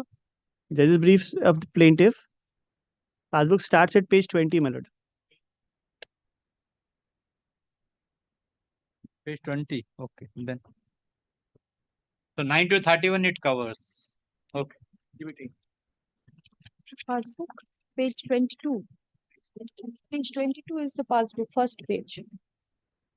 This is the passbook. Page 22. Page 20, আমার তো 20। You the page 20. এই তোদের page কততে পাসবুকটা পুরো 22. হ্যাঁ, all of us is 22, 9 yours is 20. 31. দেখতে হবে ভাই আমার তো আমার কাছে ঠিক আছে so the numbering is not Lordship, there is some mismatch in the judge's brief. Lordship, the copy. Page 22. 22 is. then mine is wrong তোমার Okay, ঠিক আছে ঠিক Page 22 onwards. Oh, Page yes. 22 to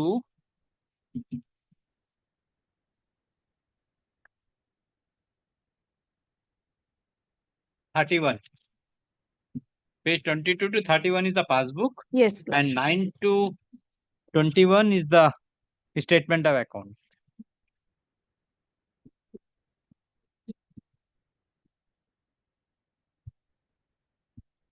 Yes, Lordship, I'm referring to the first part. So that is the Statement of account.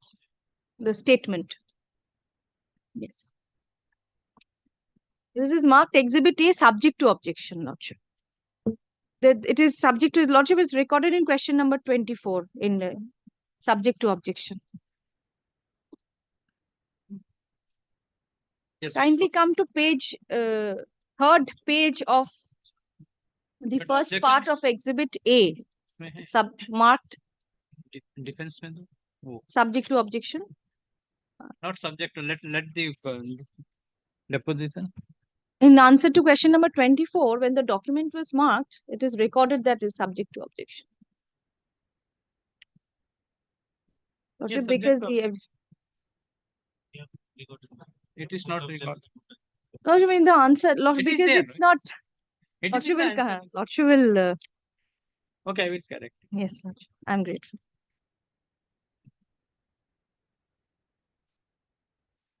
Sorry.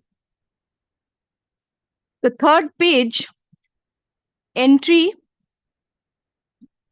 18th February 1999. Question টা থাকছে ওটাই। এটাই question। So just repeat করে দিন।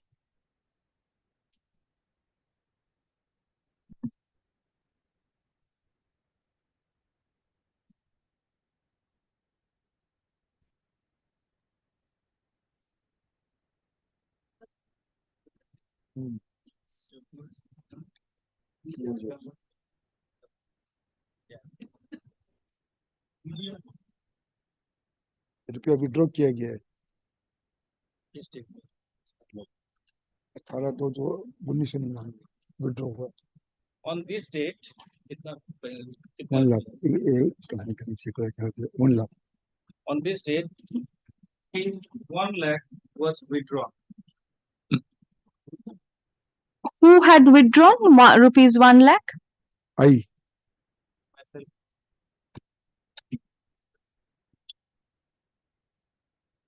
So it is your evidence that for every withdrawal, the letters CC within quotes appears in your bank statement? आप पैसा withdraw करते हैं तब आपका बैंक स्टेटमेंट में आप जब करते हैं तो ये स्टेटमेंट में सीसी ऐसा उठता है ये हम कह नहीं सकते इतना I do not तो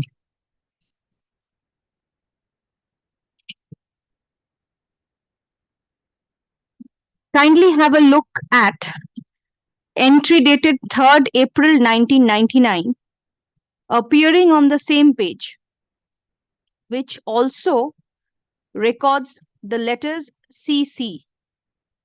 What, according to you, does it mean? Kalan, Gauges Bureau document is this.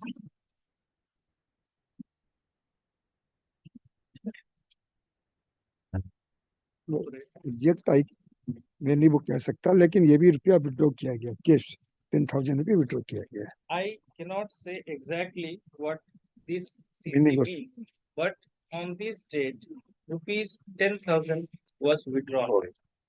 Who had withdrawn this rupees 10,000? I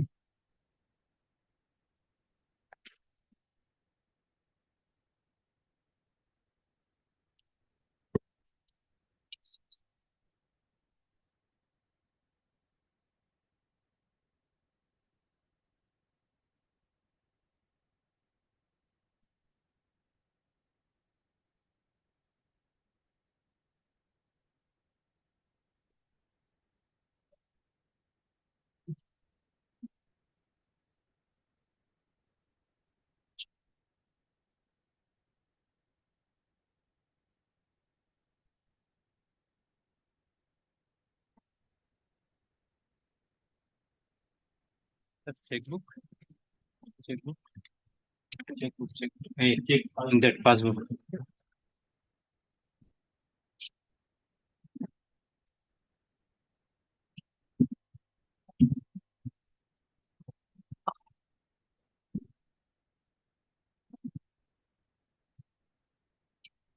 You have deposed in answer to question numbers 81 to 86 that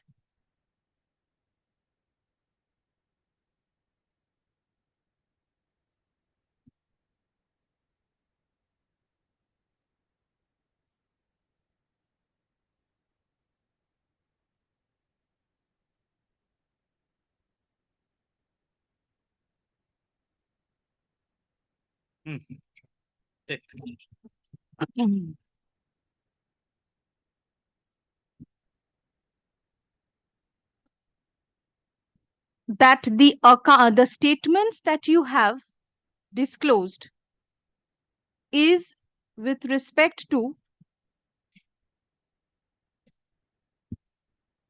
Mahesh Kumar Poddar HUF. So I take it that you, for your personal use, have a separate account? Yes. Have you disclosed the statements of your personal account in this proceeding? No need of giving the.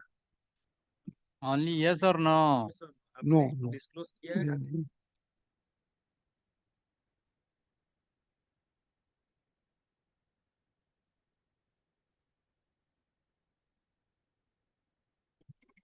I suggest to you that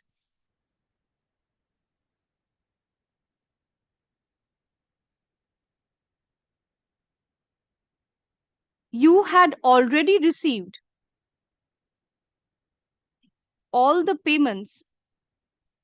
You have already received payments from the defendant in your personal account, and and as such, you have not disclosed the statements of your personal account. जो payments east India company से मिलने वाला था आपको सब मिल गया और आपने वो जो स्टेटमेंट है वो कोर्ट के सामने अभी तक सबमिट नहीं किया। रुपया हमको नहीं मिला। I have not received I have received only the interest till 2007. Only the interest 2007.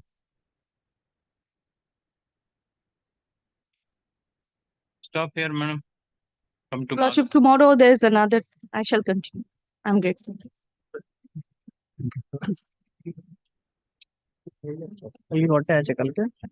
একই সময় আছে। হ্যাঁ, কালকে থাকবে। Lordship, the advocate on record has some difficulty. Can it be 3:30 instead of 3, Lordship? That is. Let her start. You will get only 15. Now how it will be completed?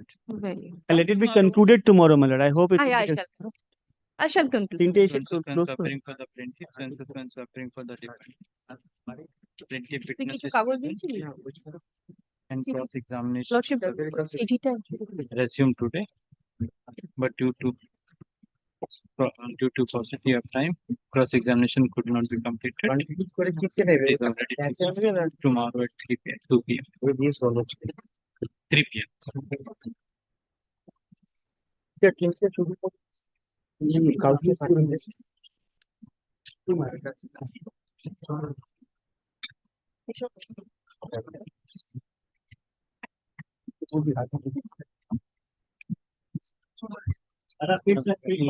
Deeply up.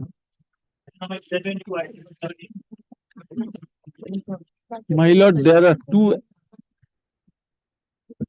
But this is my application for grant of probate. Here I have made the first application. There are three applications. The first application has been filed by my learned friend client, the caveator, for appointment of a handwriting expert and for appointment of a medical expert. That is their application.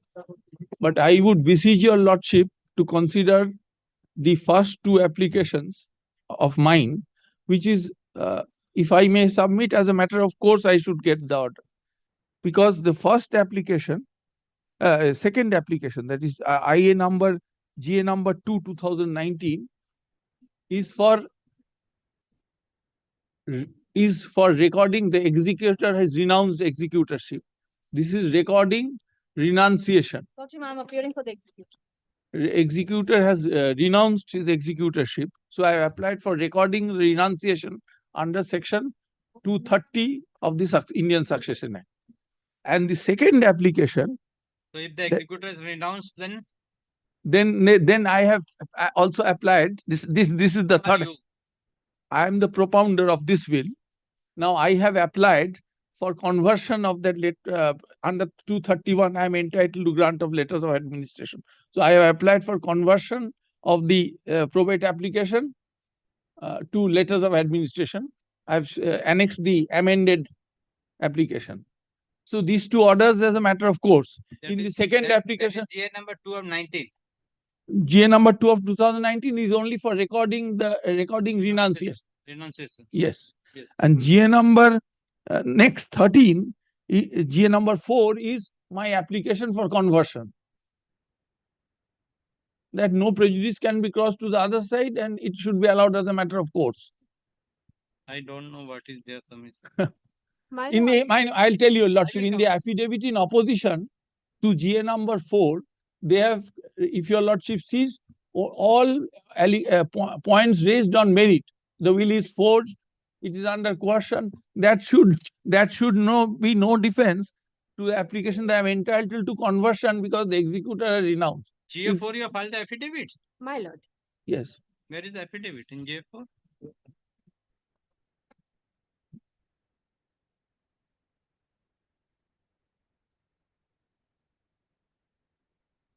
Affidavit in opposition was filed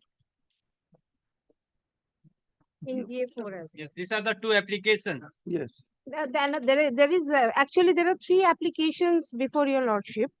I'm saying that so far as the appointment of medical expert and lordship will their application come to it later. Kindly consider my 2 applications, then your lordship will hear. My lord, I am saying yes, please continue. if your lordship kindly comes to their affidavit in opposition in GA4.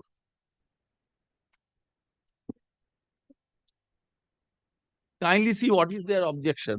I am making a simple prayer because the executor has renounced. I am entitled to grant of letters of administration. That's why I praying for conversion. Now kindly see what they have stated in the affidavit of opposition, para 4. Paragraph C. The respondent caveat, has your lordship got that? Their affidavit in opposition. The respondent caveat herein submits that the alleged will dated January 2014, which is the subject matter of instance, was in fact allegedly signed by deceased just a few days before his death of the deceased, and when he was staying alone under the care given to the resident owned by the caveator therein. All merit. The respondent caveat specifically states submits that the said alleged will is forged or otherwise obtained through undue. This will all come in at the time of argument when I try to obtain probate, prove my will, obtain letter of administration. Next. The deceased testator, in spite of executing the alleged will, did not even inform his legal heirs or close relatives or friends with regard to the said alleged second will dated and furthermore, he has allegedly left all his assets to some religious organization. All on merits. Next, the reciprocal caveat states the submits that circumstances in which the said alleged second will was obtained, F, gives rise to genuine reasonable suspicion, suspicious circumstances. Everything on merit. My lord, when I am challenging verily At the this stage, existence of the second will, my lord, this application is arising out of the second will which they have filed a PLA for the same. When my will, it is pre-existing will and my PLA is also priorly filed. And I am challenging verily the existence of the second will. So, obviously, anything arising out of the same, we do not admit and we always say Deny. Deny. Obviously, my lord. Correct. So, this will obviously all the merit will come in the opposition. That is different thing. Okay. With regard to the renouncement and conversion, what is your submission on that? GA2 of 2019 and GA4 of 2023. Same, my lord. We are saying that is see, okay. In both the application, this court is not going to decide with the genuinity of the will. My the lord. genuinity of the will has to be proved by you, and you have to disprove the will. My lord. You have telling that you are having the earlier there was a will. The second will is not the genuine will, that is the forged. My lord. Now the executor of the first will is renouncing herself from the said will. Himself. The propounder wanted to be as a petitioner and want to grant a letters of administration because he was not the executor in the will. My lord. So you will get the chance on if you My lord, obviously the renouncement by the executor, it is his free will. We cannot come in between or we cannot oppose or resist him from renouncing. That is his will. That whether he will continue as the executor. But we are saying that there is no question of the executor or any existence of the second will which continues. That is on merit. Right, sir. Right, my lord. So that is the case what we have pleaded here because as we do not admit the will. Admit the second will. Okay, now I am disposing of this. My lord. And you will get an opportunity to because your will is also here. Your case is my also lord, here. My lord, that is a prior will. That is a prior A will. prior and both the cases- probate application. And after conversion of the probate into the letters of administration, and what is the stage? Issues framed. Nothing is Nothing has started, my lord. because of this. Paid for the appointment of the experts For what? for for writing handwriting expert as well as medical expert to prove Medical that expert with regard to? For what? genuinity of the signature of Regarding the my will. testator. Genuinity Medical of the expert, how the medical expert will My lord, how the medical expert will because what we have pleaded before this will was executed just before his death, few days before his death, when we were very much aware that his mental health was not very stable. Correct. So we have challenged and that his death was also abnormal. He has committed suicide.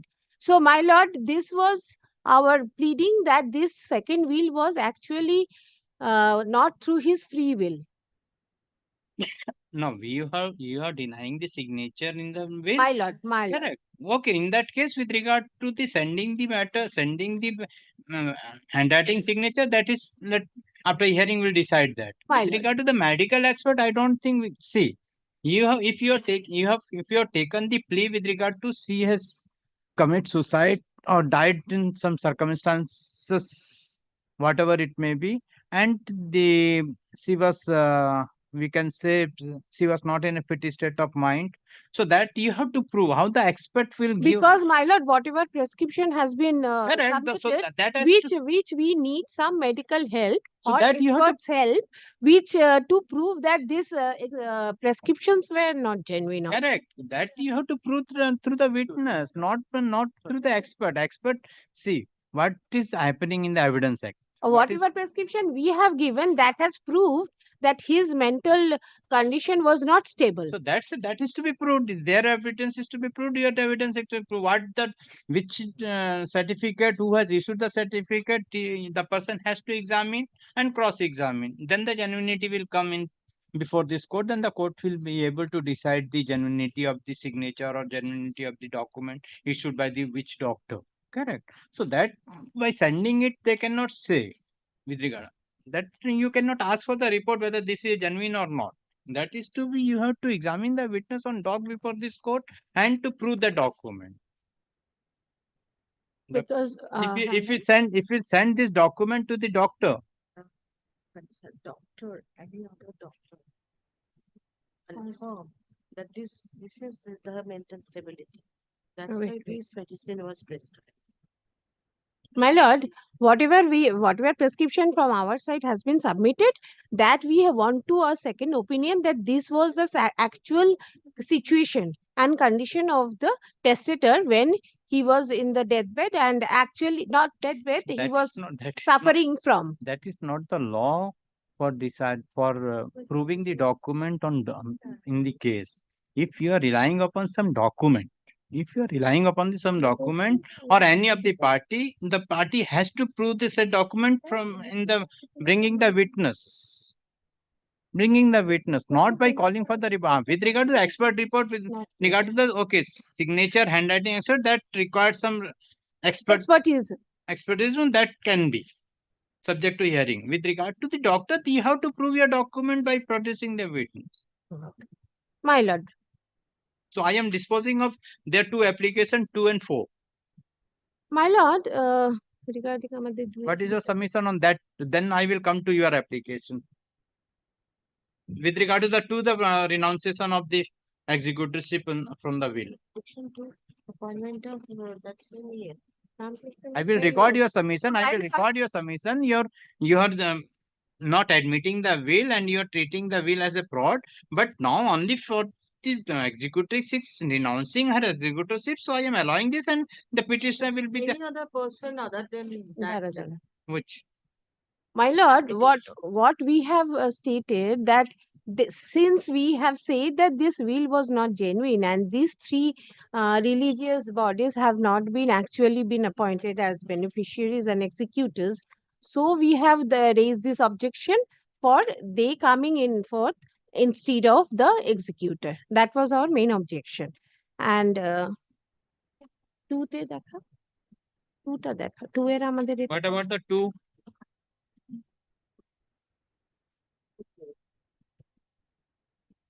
আমাদের 2 এর এটা দেই GA number 2 is only for recording renunciation. There are what Learned friend has any objection to GA2. Perhaps she has some defense in merits, but not in respect to these two applications. Let. That I have already submitted, my lord. If a person being in any case, if he is the executor and he wants to renounce, how can I stop him? That is not my case, but my case is for appointment of these other three religious bodies in his place, which we have objected to, that they have never been actually been appointed. Given a benefit of that. My lord. So that will be decided. That you have to put the cross examination. We want to put it on record that we have never admitted this. That I will record your submission. That I will My record lord, your my submission. No problem. That's all. My lord, for these two. These two.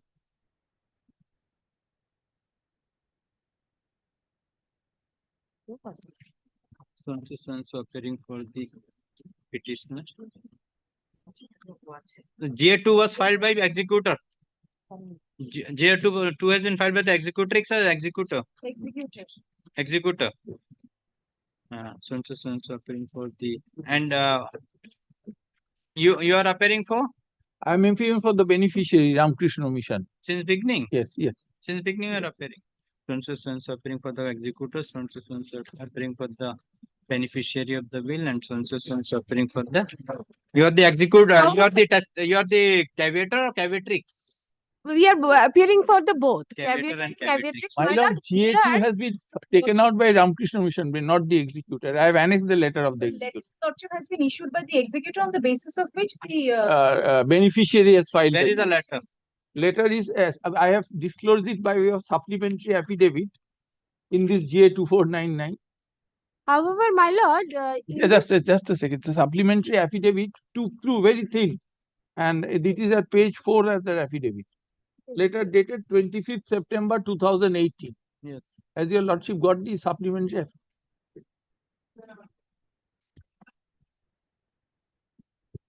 Section.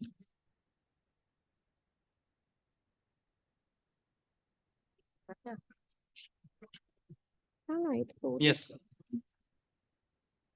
Yes. 30 and Anything? 31. Yes, madam. I am disposing of this. My lord, here in this, my lord is taking GA2 and GA2499, right, my lord? And GA2 and GA4 also. my lord, GA4 is our application. GA4 আমাদের application for conversion. For handwriting expert, my lord. So my lord is taking up GA4 and GA2499. Yes.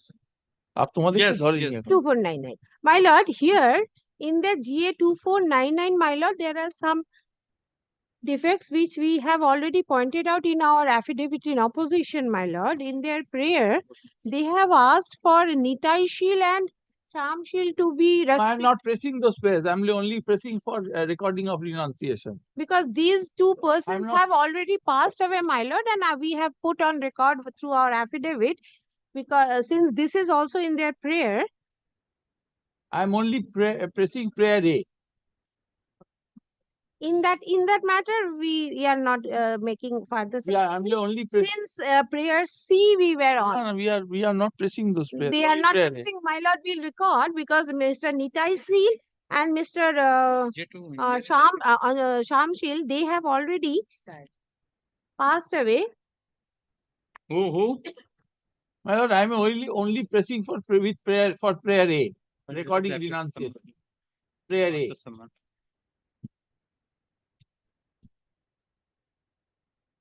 In their other prayers, since these names have been come up in the prayer, my lord, this was my duty to point out that these people has already passed away, and that we have placed in our affidavit. Prayer A. Only prayer A. But And let us admission on the will of Radha Rani herself. no, I am not pressing those prayers. Only recording renunciation. I am praying for conversion. That's all. Yes, only recording renunciation. And with regard to the B2 G, you are not pressing. Not pressing. I am recording this. Your lordship will kindly record that. So since we have brought on record through our affidavit that these people have already passed away, they were part of the legal, they were also the legal heirs of the testator. Who has passed away? Mr. Shamshil and Mr. Nitai Chandrashil. Nitai Chandra Seal. Where is the Samsil death certificate? You enclose the Nitai Seal death certificate. Where is the Samsil certificate? Tamsil is you to live in Germany. Germany, They my lord. wanted their learned reader submitted before lordship. They'll give the particulars. Nobody could find the particulars. We have solved it. We will again solve at the time of issuance of citation of the letters of Concessions appearing for the petitioner. Okay. Full stop. The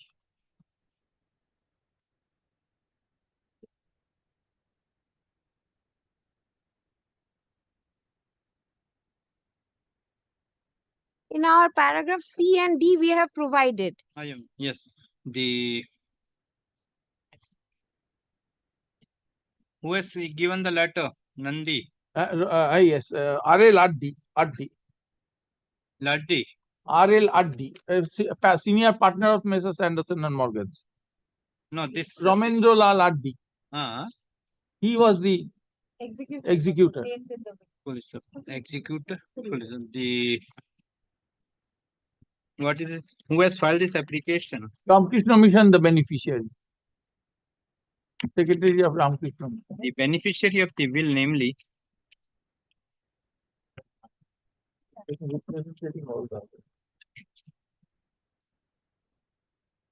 no. This has been filed by Swami Suprananda. Yes, sir. Secretary Ramakrishna Mission. That's you tell Swami Suprananda. Swarupananda, take a word. Comma. Suparnanda. The secretary of Ramakrishna Mission has filed the present application being GA2 of 2019 within bracket old GA 2499 for renunciation of the executor, namely Ramendra Lal Addi, RAMENDRA Lal ADDY Addi, to the last will and testament of Radhanath Sil. Paragraph C and D আমরা বলেছি Radhanath Sil.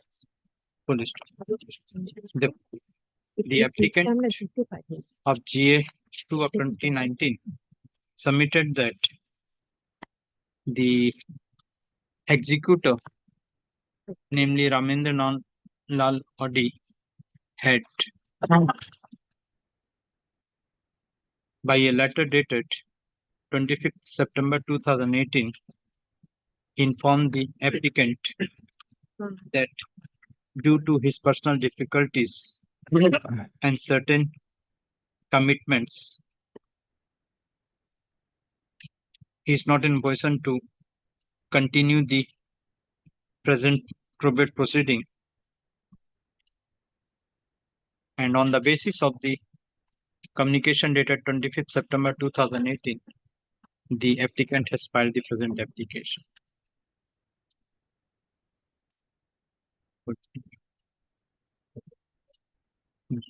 The caveators have filed their affidavit in opposition in connection with GA2 of 2019, stating that the two of the legal heirs of the executor have also passed away. Two of the legal heirs, namely Nitai Chandra Seal and Sam Seal, SHM Sam Seal, have passed away on 7th July 2019, and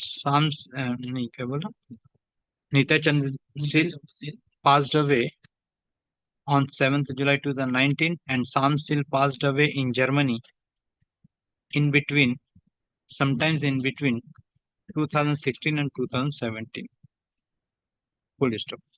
The caveators have denied the alleged will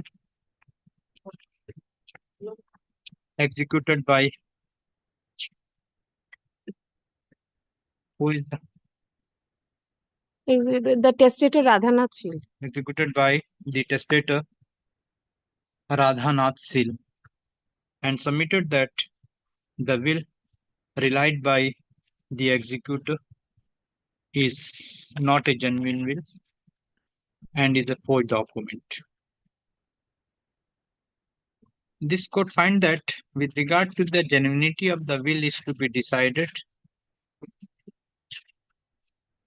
during trial when the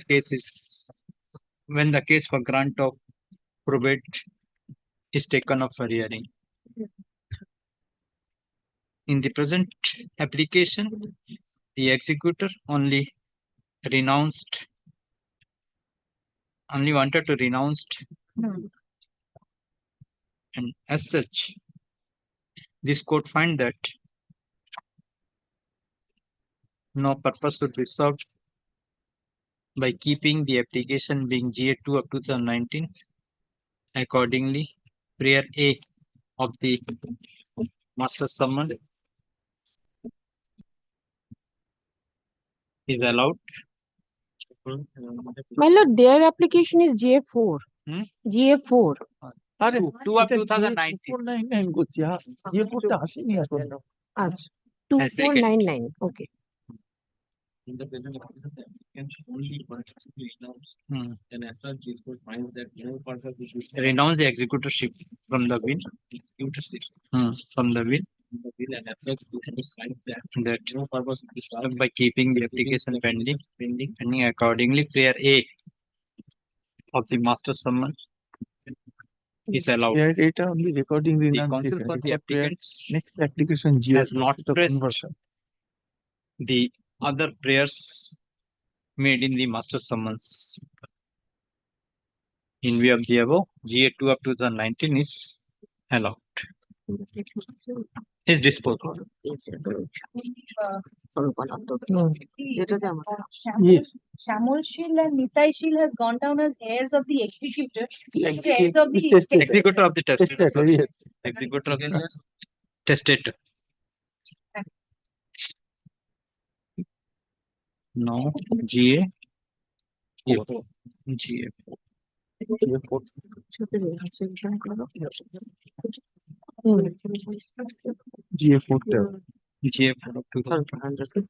Who has filed the GA4?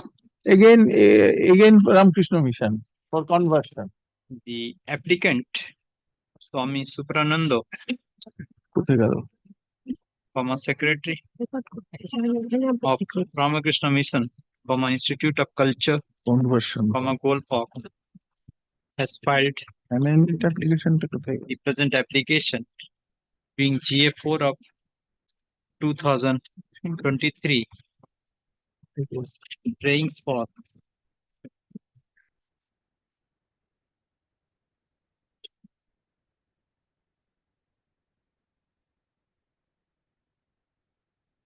amendment, praying for conversion of the PLA 208 of 2018 from grant of letters of administration to grant of from grant of probate to grant of letters of administration, and also prayed for amendment in the PLA application, which is annexed with the application from page number 9 to 19. 9 to 19. Full stop. The caveators have filed their affidavit in opposition to the said application and submitted that the alleged will on the basis of which the present applicant intend to convert the present application intend to convert the PLA application from grant of probate to grant of letters of administration, the said alleged will has not been executed by the testator, and the said will is a forged document. This court find that with regard to the genuinity of the will cannot be decided in the present application. As the executor appointed by the testator in the said will has been renounced to be continue as the executor of the said will, and the petitioner being the beneficiary of the said will intend to continue with the said case for grant of letters of administration. Accordingly, this prayer A to C of the master summon is allowed. GA4 of 2023 is disposed.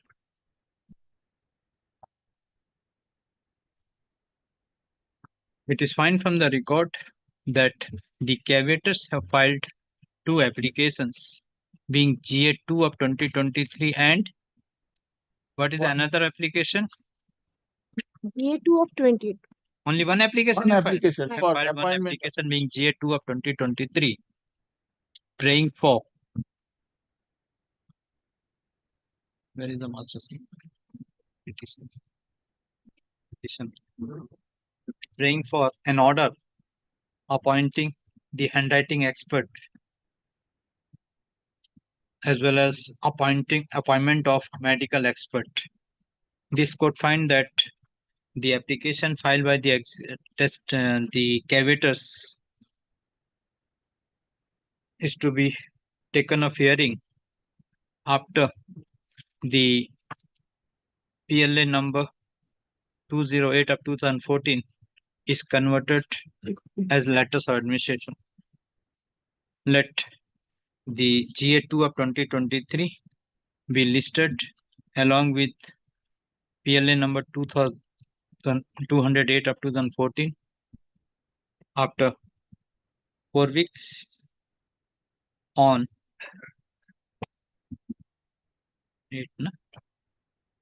on 12th of February 2020. We have filed our affidavit in opposition. Because in the meantime you Yes, complete yes. it, then I will decide their application. And have you filed the caveat also? My lord, So the why the caveat to their PLA has been filed. filed? So then it is to be first history, it is to be converted. Yes. It has not been converted. No, Testamentary suit? no, because of this renunciation, it was not done. Now it has Next. become. Then you have to take out an application for conversion. No, I'm. What is going on? Yes, madam. Now it has to be good because your application is to be decided in the suit only because now you are caveator. Now it is to be converted into a testamentary suit. My lord, Then and this is our PLA number 94. This is also there. This বলছি না, বলছি আমরা। বুঝেছি। your PLA is also there. Yes, my And lord. in your PLA they are the caveator. Yes, yes. They are the caveator. My So both the suit is to be taken as a contest suit as a Contested. recording as a testamentary suit. Contested and Testamentary contested suit. Then the issue is to be framed. much. Then your application is to be taken up for hearing. See, in one case they are the plaintiff, in other case you will be the plaintiff. So before starting the evidence, then the expert report is to be called for. My lord. If If will have that Lordship will hear us on merit, whether on that merit after all. my submission, this is premature, but anybody That's why that at this stage it this is cannot. premature. Okay. I'm deeply upset. 12 February. There's no application for conversion. Because if this they had You have to objected file at every stage, unless we convert it again, I'll convert it to. Now it has been converted. Now it has been converted. So Converted. Now you have to file it. yes, once it is that Then you have to convert it to letter of Contentious administration. cause it will go. Contestant, you have to file an application or other. Let come on the next day. Yes, next. We also have caveat file. ওরাও caveat file করেছে। দিতে হবে এটা। Contentious. GA number 4 একসাথে নামগুলো লিখে দিয়েছি আমাদের